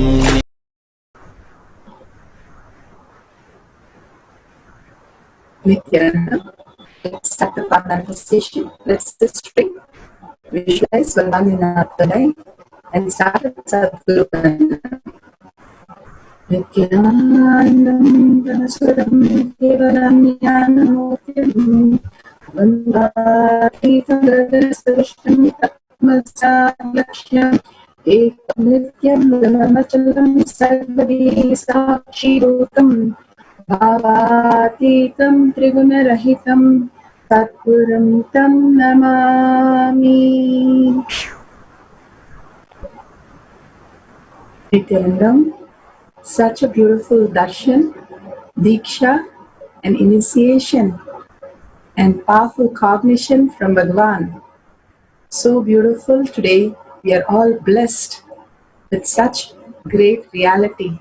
With that space, let's start the power manifestation today.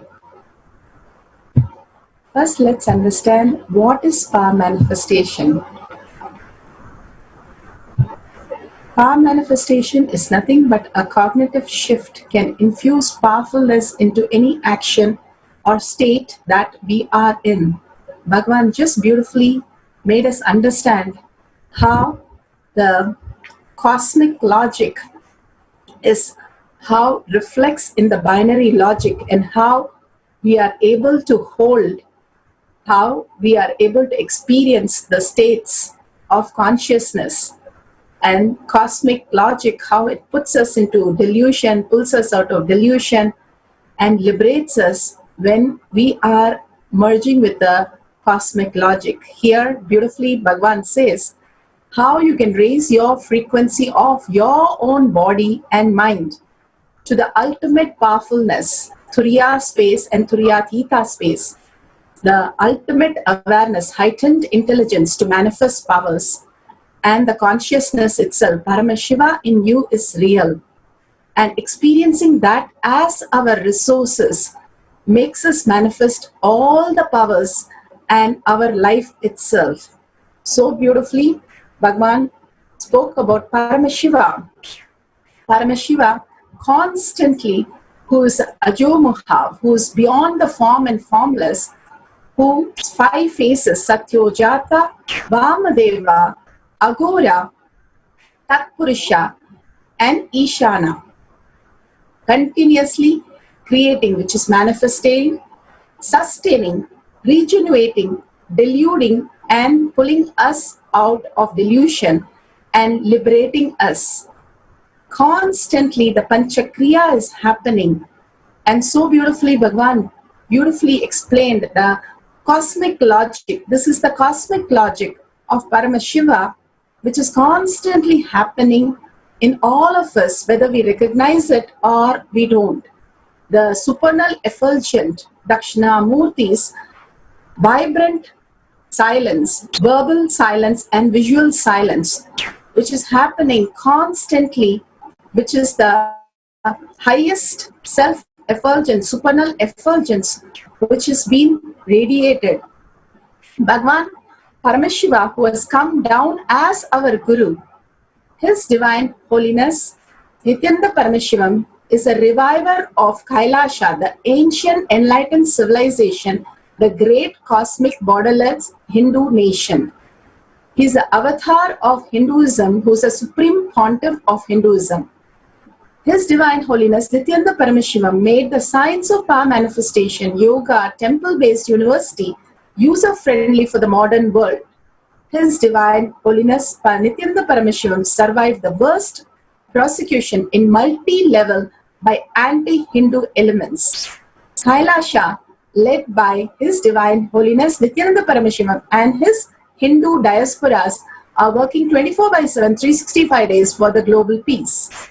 His Divine Holiness Nithyananda Paramashivam is a founder of Nithyananda University, which has extended campus in 150 countries, and he is 293rd Guru Mahasannidhanam of Shamala Pita, Sarvanya Pita, Swargapura Adinam, and present Maharaj of Suryavamsa Surangi Samrajyam.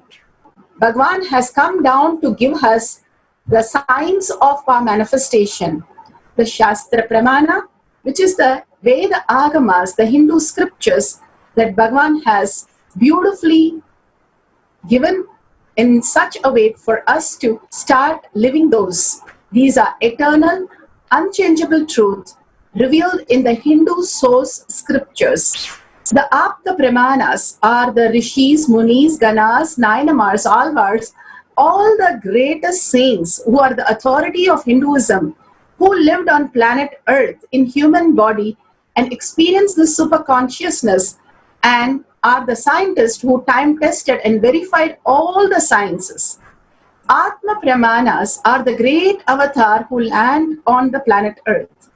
His Divine Holiness Nithyananda Paramashivam, this millennium avatar, personal experience of each power manifestation. Bhagavan himself has initiated millions of disciple, devotees, followers into the science of power manifestation. They have experienced this authentic, time-tested, scientific, foolproof, and ultimately experiencing the oneness with Bhagavan. The Shastra Pramana. First we'll see the Shastra Pramana. Today we are going to be seeing the Shastra Pramana for Akashic reading. The power of remote viewing or Akashic reading is taken from the right Vijnana Tantra, Sutra 84, Dharana 61. Akasham vimalam pasyan kritva drishtim nirantaram sabhatma kakshana devi Vairavam vapurapnuyat Akasham vimalam pasyan kritva drishtim nirantaram sabhatma kakshana devi Vairavam vapurapnuyat.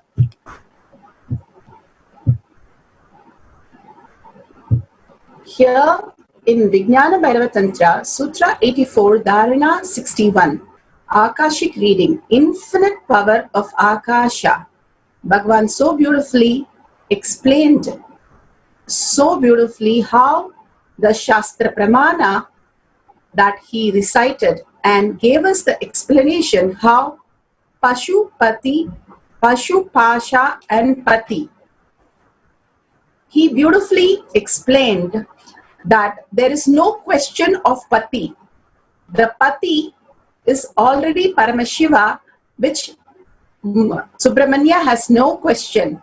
But the Pashu, he beautifully explained how the attachment, how our way of thinking, understanding, how we decide things, how we perceive things, all that which we are visualizing, perceiving, deciding is based on our binary logic, and how we can start living that beautiful space of oneness, which is the Paramashiva space in us, if we decide ferociously just experience the ultimate space of oneness. It's how we are engaged in every activity, every thought, and every word, from what context we are living. We are living from the binary logic that our mind goes on projecting, while we can start living the Paramashiva space in us as the conscious space completely in oneness. The more Bhagavan gives us the example of the copper and the gold. Bhagavan beautifully once told how the wood, all the artifacts are made so beautiful, and we see the artifact, we forget the wood in it. Same way the jewelry, we go to a jewelry shop, we see all the jewelry, we forget it is gold what we are seeing. Whenever we are engaged in our life, suppose we are watching a movie, we are so engrossed in the movie, we forget that is just on the screen. The movie has a fire, the screen does not get burned. The movie has a beautiful flowery scene, the screen does not get affected. If it has flood, it still does not get affected. Whatever happens, the screen remains. Bhagavan beautifully says how the Akasha, the screen in you, the Paramashiva space in you, is the ultimate. Again and again, unclutching and experiencing only that space as you, you will start experiencing and manifesting Paramashiva in you.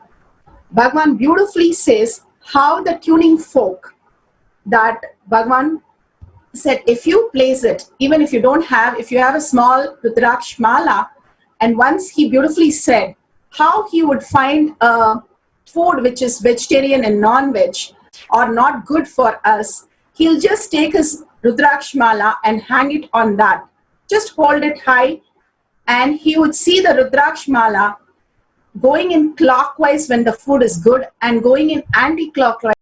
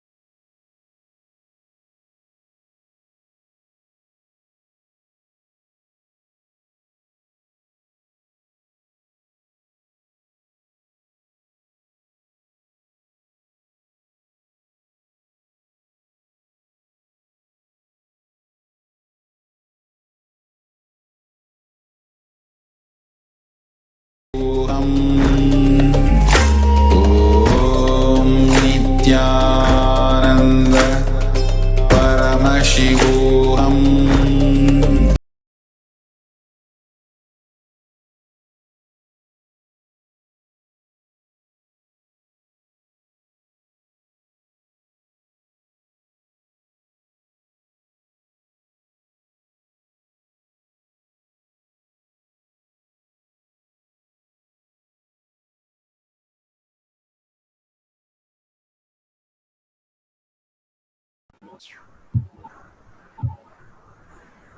Sorry for the technical glitch. Such a beautiful translation, looking at the spotless, infinite etheric space, the Akasha, beyond the sky and clouds, one should fix one's gaze without blinking continuously and make the body and inner space steady and motionless. In the very moment, O Devi, one attains the nature and power of infinite space, Bhairava, the infinite space, the etheric space, the subtle space. Bhagavan beautifully said in one of the satsang today, how we can change the length and breadth and depth. We can play with the time, also changing that time to stop it, to make it more longer. We can do it consciously so beautifully that Bhagavan has told. Once it's possible, like how he said, Dakshinamurti is the higher frequency of our range. There is something more than how we think and perceive. If we start living that space and our decision to live that space beyond the perception that we have, during every action, every word and every thought, there is something more than that. We can unclutch whatever is happening and understand there is something more, which is consciousness. And just letting the consciousness to matter, just manifest through us. And simply we will be able to play with the time component and start experiencing a higher reality. When Bhagavan levitates a person in Bidadi, at the very same time we have seen in US, in San Jose and in Singapore, everybody levitates at the same time without the time gap. That's what he means. When the reflection is happening, it's not something is going to happen. It is already happening. We are realizing what exists in us as consciousness, which is the source of how each action is happening. Instead of getting clutched to the actions or words or thoughts, getting clutched to the inner space, the beautiful space of Paramashiva in us as our reality again and again and again, and letting go our thoughts, which is making decision constantly, unclutching from that. It says, O Devi, one attains the nature and power of infinite space, Bhairava. Such a beautiful space starts happening in us. This one simple truth that we cognize, that bringing our listening, awareness, attention to every word, thought and action brings us to the space of Paramashiva. It's very simple and very doable. Only the ferocious decision from our side to live as Paramashiva is required. Now from the Shastra Pramana, let's move to the Apta Pramana.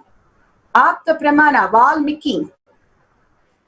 He was a thief and he was doing all the wrong things. When Narada once met him and told him to start chanting Ramanama, so he sat and very ferociously got into the oneness space of the Diksha and started chanting the Ramanama, and hill grew around him so much that so beautifully the ant hill is Valmiki, and he was reborn as Maharishi Valmiki, who composed the most beautiful poem Ramayana, and 10,000 years ago, which is one of the most revered Hindu texts.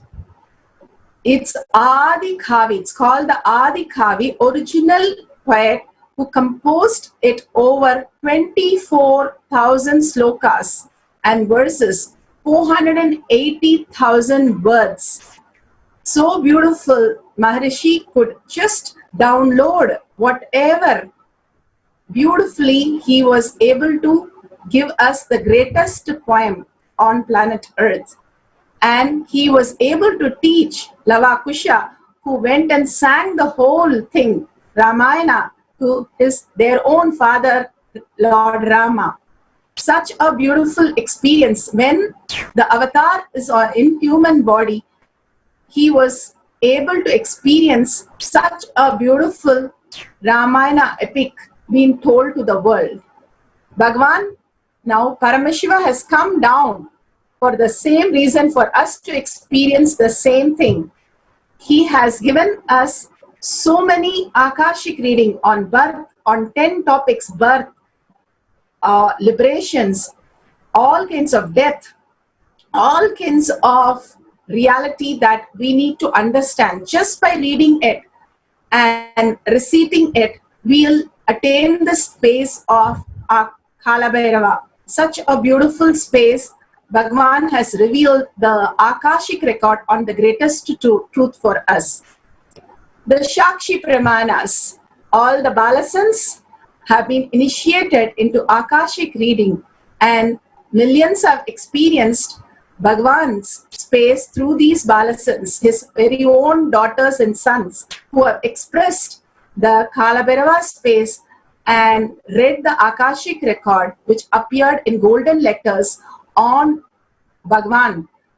And now we are going to experience the same by sitting in oneness and declaring Akasha, Paramashiva is pure consciousness, the cosmic canvas on which the ink of time imprints every thought, incident happening, and records it in all dimension of length, which is verbalization, breadth, which is visualization, depth, which is cognition, time and space. By entangling in oneness, the yogi's third eye, which is the Kala Bhairava's third eye, reveals in the golden letters the revelation about anything inquired.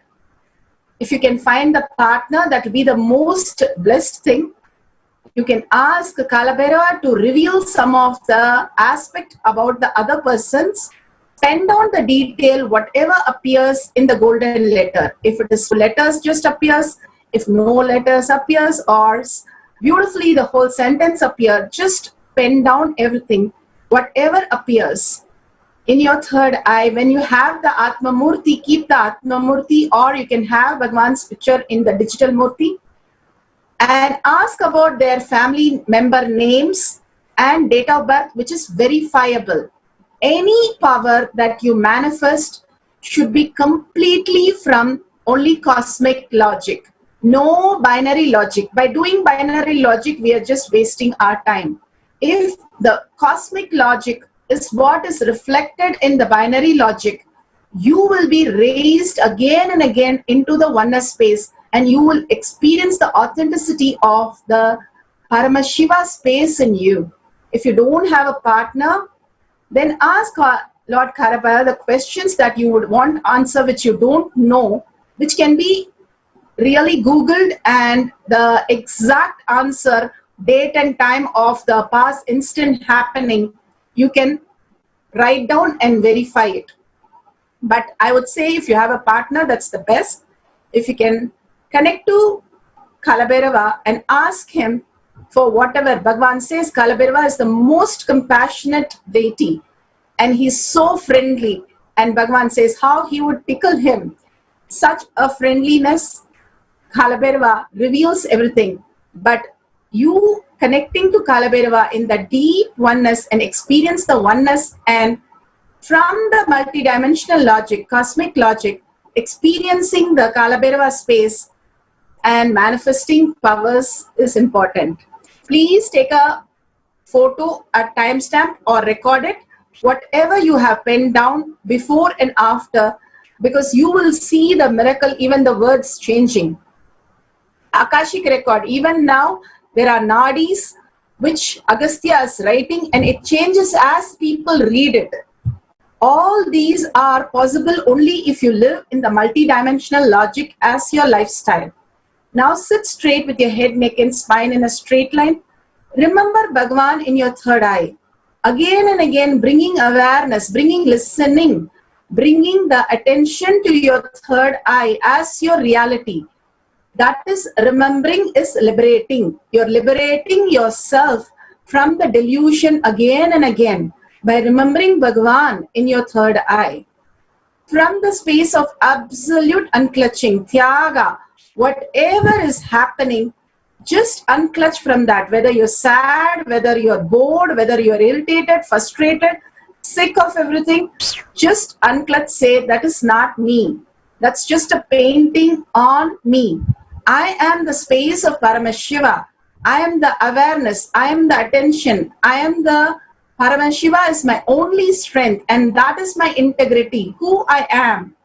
I am Paramashiva is the space of integrity. From that, I would give my word, thought, action, and honor it for others and myself. That is the integrity with Paramashiva. And amazing darshan we had. Bring that darshan inside your akasha. The akasha, the kala, which is in the space, is also in your inner space. It's also in the womb, mother's womb, and it also is in your inner space. Experience that complete restful awareness, that akasha, that kala, nothingness, absolute nothingness, just bringing the darshan of Bhagavan, experiencing that as your ultimate source of resources, and chanting the Mahavakya continuously to raise your integrity to Bhagavan, to make you understand that this supernal effulgence is possible for you to experience in the space of oneness with Bhagavan. Now we'll have 11 minutes of oneness capsule, and we'll be chanting intensely till our whole being vibrates with Mahavakya. And write down, pen down whatever appears on the Murti. If you can sit next to the Murti, connect to the person you want the answer for, and write down the details which you can go back and verify. So let's sit straight, visualize Bhagavan in our third eye, absolute unclutch from any thought, any feeling, any emotion, just absolute unclutch. And Tyaga, as you are the Paramashiva, only strength, declaring complete integrity, experiencing the oneness with Bhagavan, chanting the Mahavakya, Om Nithyananda Paramashivam. Let's start the oneness capsule.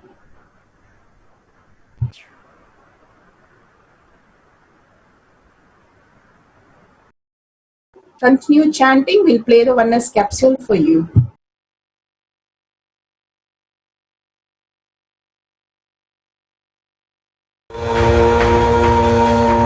Nithyananda Paramashivam. Om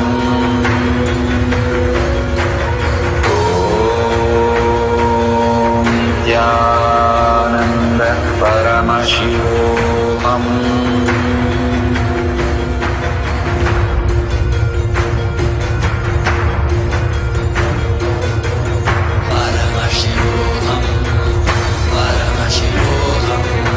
Let Paramashiva's third eye manifest in all our third eyes.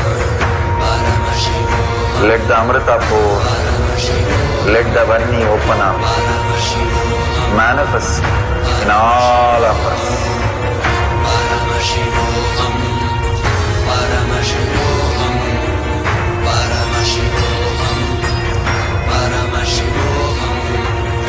Let Paramashiva overflow, manifest the powers in all our third eyes. Om Nithyananda Paramashivam. Om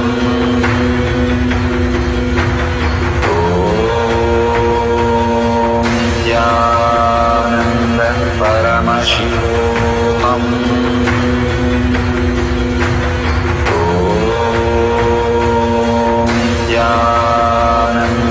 Paramashivam. Om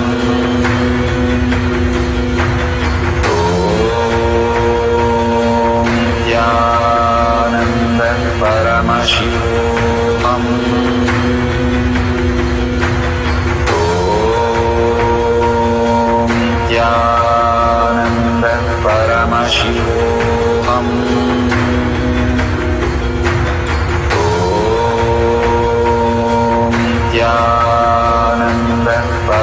Paramashivam.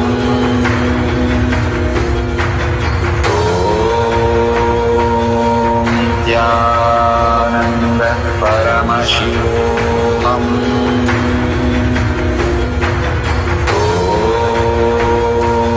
Nithyananda Paramashivam.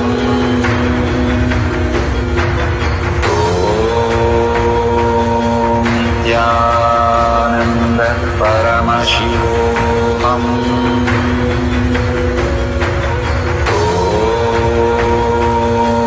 Nithyananda Paramashivam.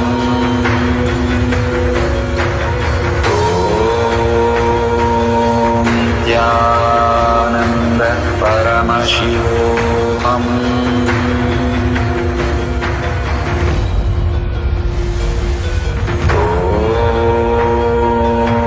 Nithyananda Paramashivam.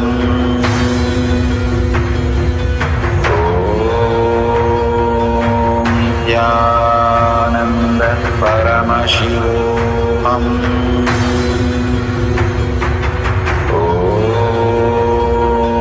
Nithyananda Paramashivam.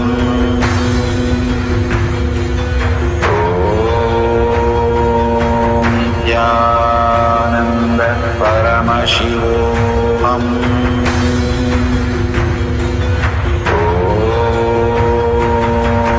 Nithyananda Paramashivam.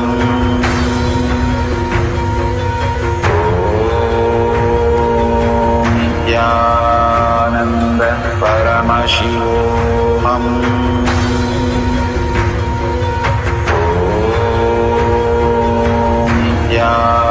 Nithyananda Paramashivam.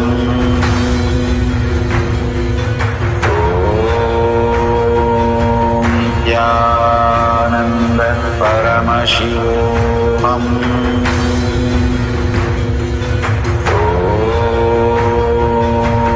Nithyananda Paramashivam.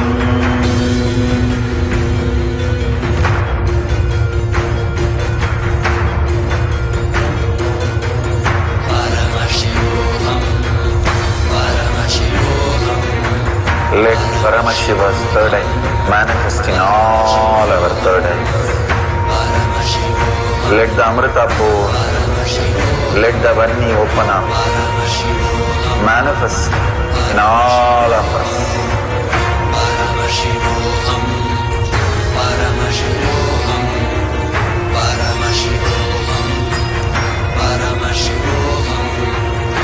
Let Paramashiva overflow, manifest the powers in all our third eyes.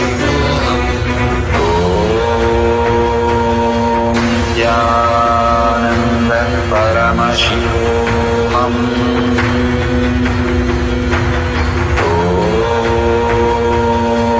Nithyananda Paramashivam.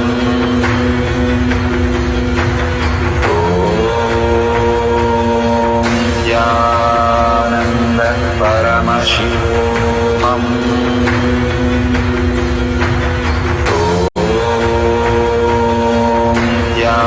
Nithyananda Paramashivam. Nithyananda Paramashivam.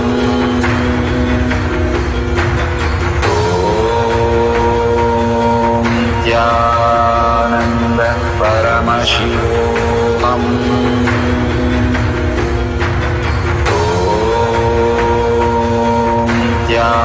Nithyananda Paramashivam.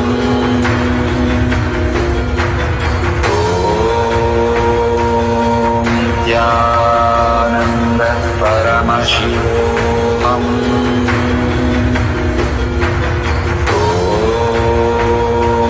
Nithyananda Paramashivam.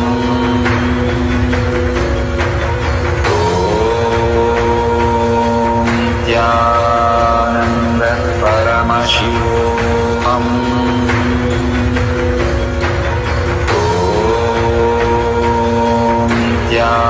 Nithyananda Paramashivam.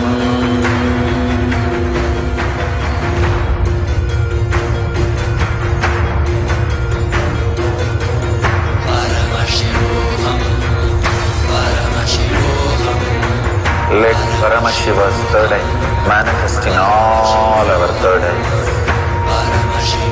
Let the Amrita pour, let the Vanni open up, manifest in all of us.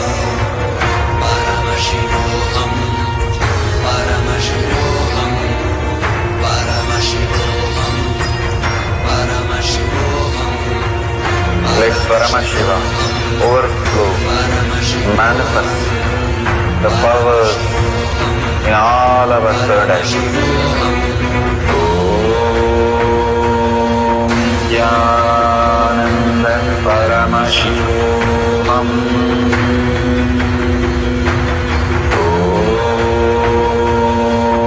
Nithyananda Paramashivam.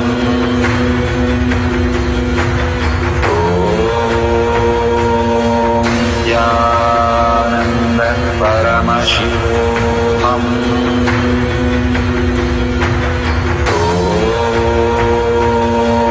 Nithyananda Paramashivam. Paramashivam. Om Nithyananda Paramashivam. Om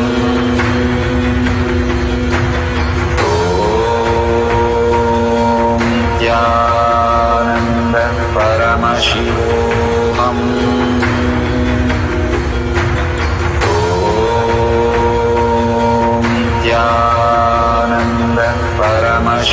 Paramashivam. Om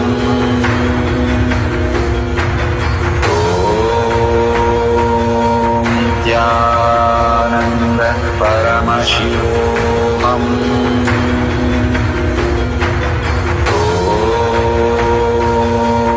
Nithyananda Paramashivam.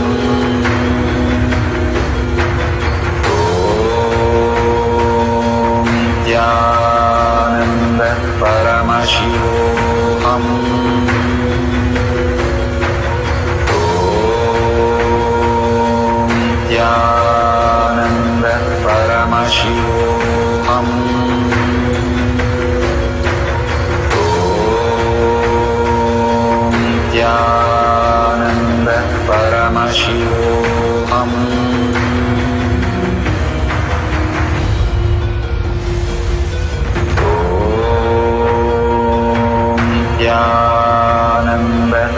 Paramashivam. Om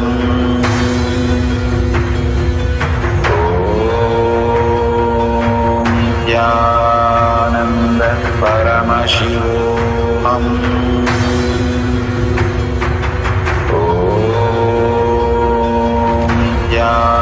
Nithyananda Paramashivam.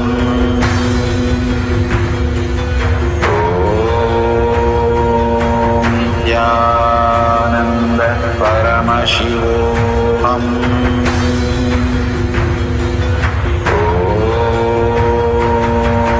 Nithyananda Paramashivam. Om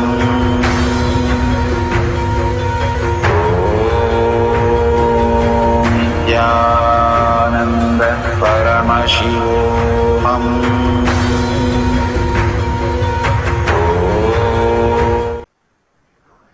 Nithyanandam, so beautiful. Whatever Bhagavan has revealed, just wait for a few minutes. And again, we are going to scan for one more person or one more happening. If you don't have a partner, you can scan for that person's something that is very grounded information that has already happened with the date and time. So you can write the date, the month, and verify it. Bhagavan's beautifully revealed the greatest secret when we unclutch that very moment, even the little bit, we can experience the highest reality. So again, with the will persistence, the will is our reality. Declare it very clearly that Paramashiva in me is revealing all these greatest things. And he's going to show me whatever he reveals, and I'm going to write it down. People are asking, it has to be in gold letters. Yes, slowly and slowly it will start becoming golden letters, and you can start seeing in physical eyes how you see the murti, how you see how the laptop, you can see the golden letters, touch it, feel it, experience it.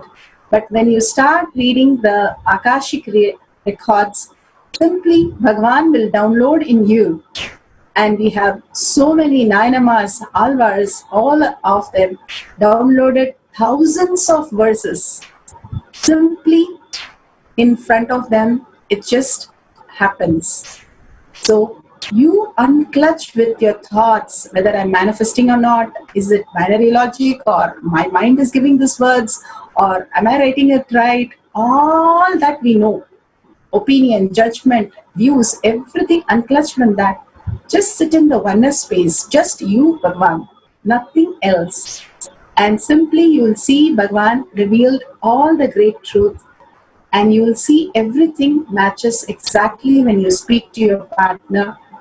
So let's start the second cycle. Deeply connect to Bhagwan, nothing else. Don't judge. Everybody will be manifesting this power.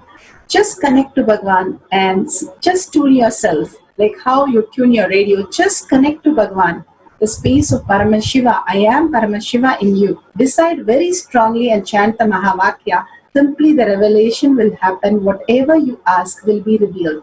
Let's start chanting. Remember Bhagwan in your third eye and start chanting Om Nithyananda Paramashivam.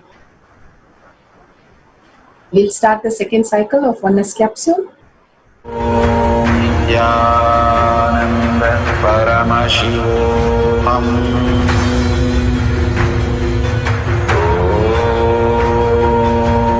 Nithyananda Paramashivam.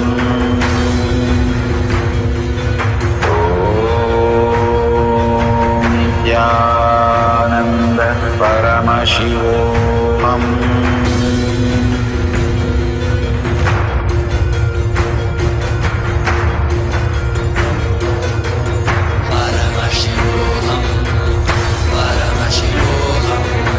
Let Paramashiva's third eye manifest in all our third eyes. Let the Amrita pour, let the Varni open up, manifest in all of us.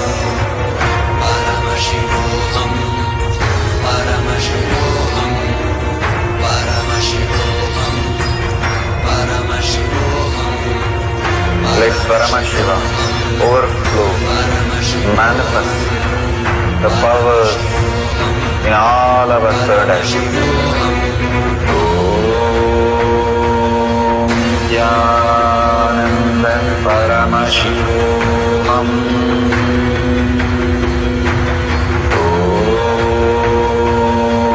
Nithyananda Paramashivam.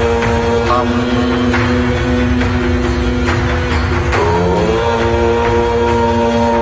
Nithyananda Paramashivam. Om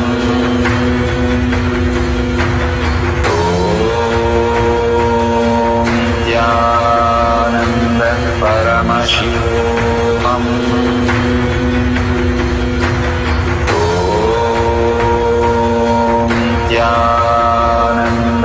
Paramashivam.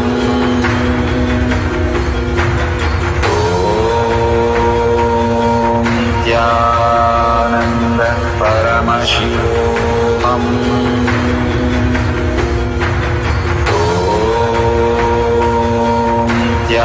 Nithyananda Paramashivam. Om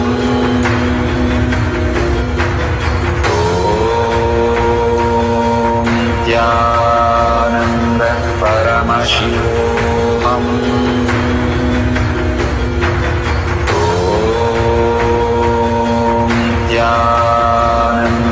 Paramashivam. Om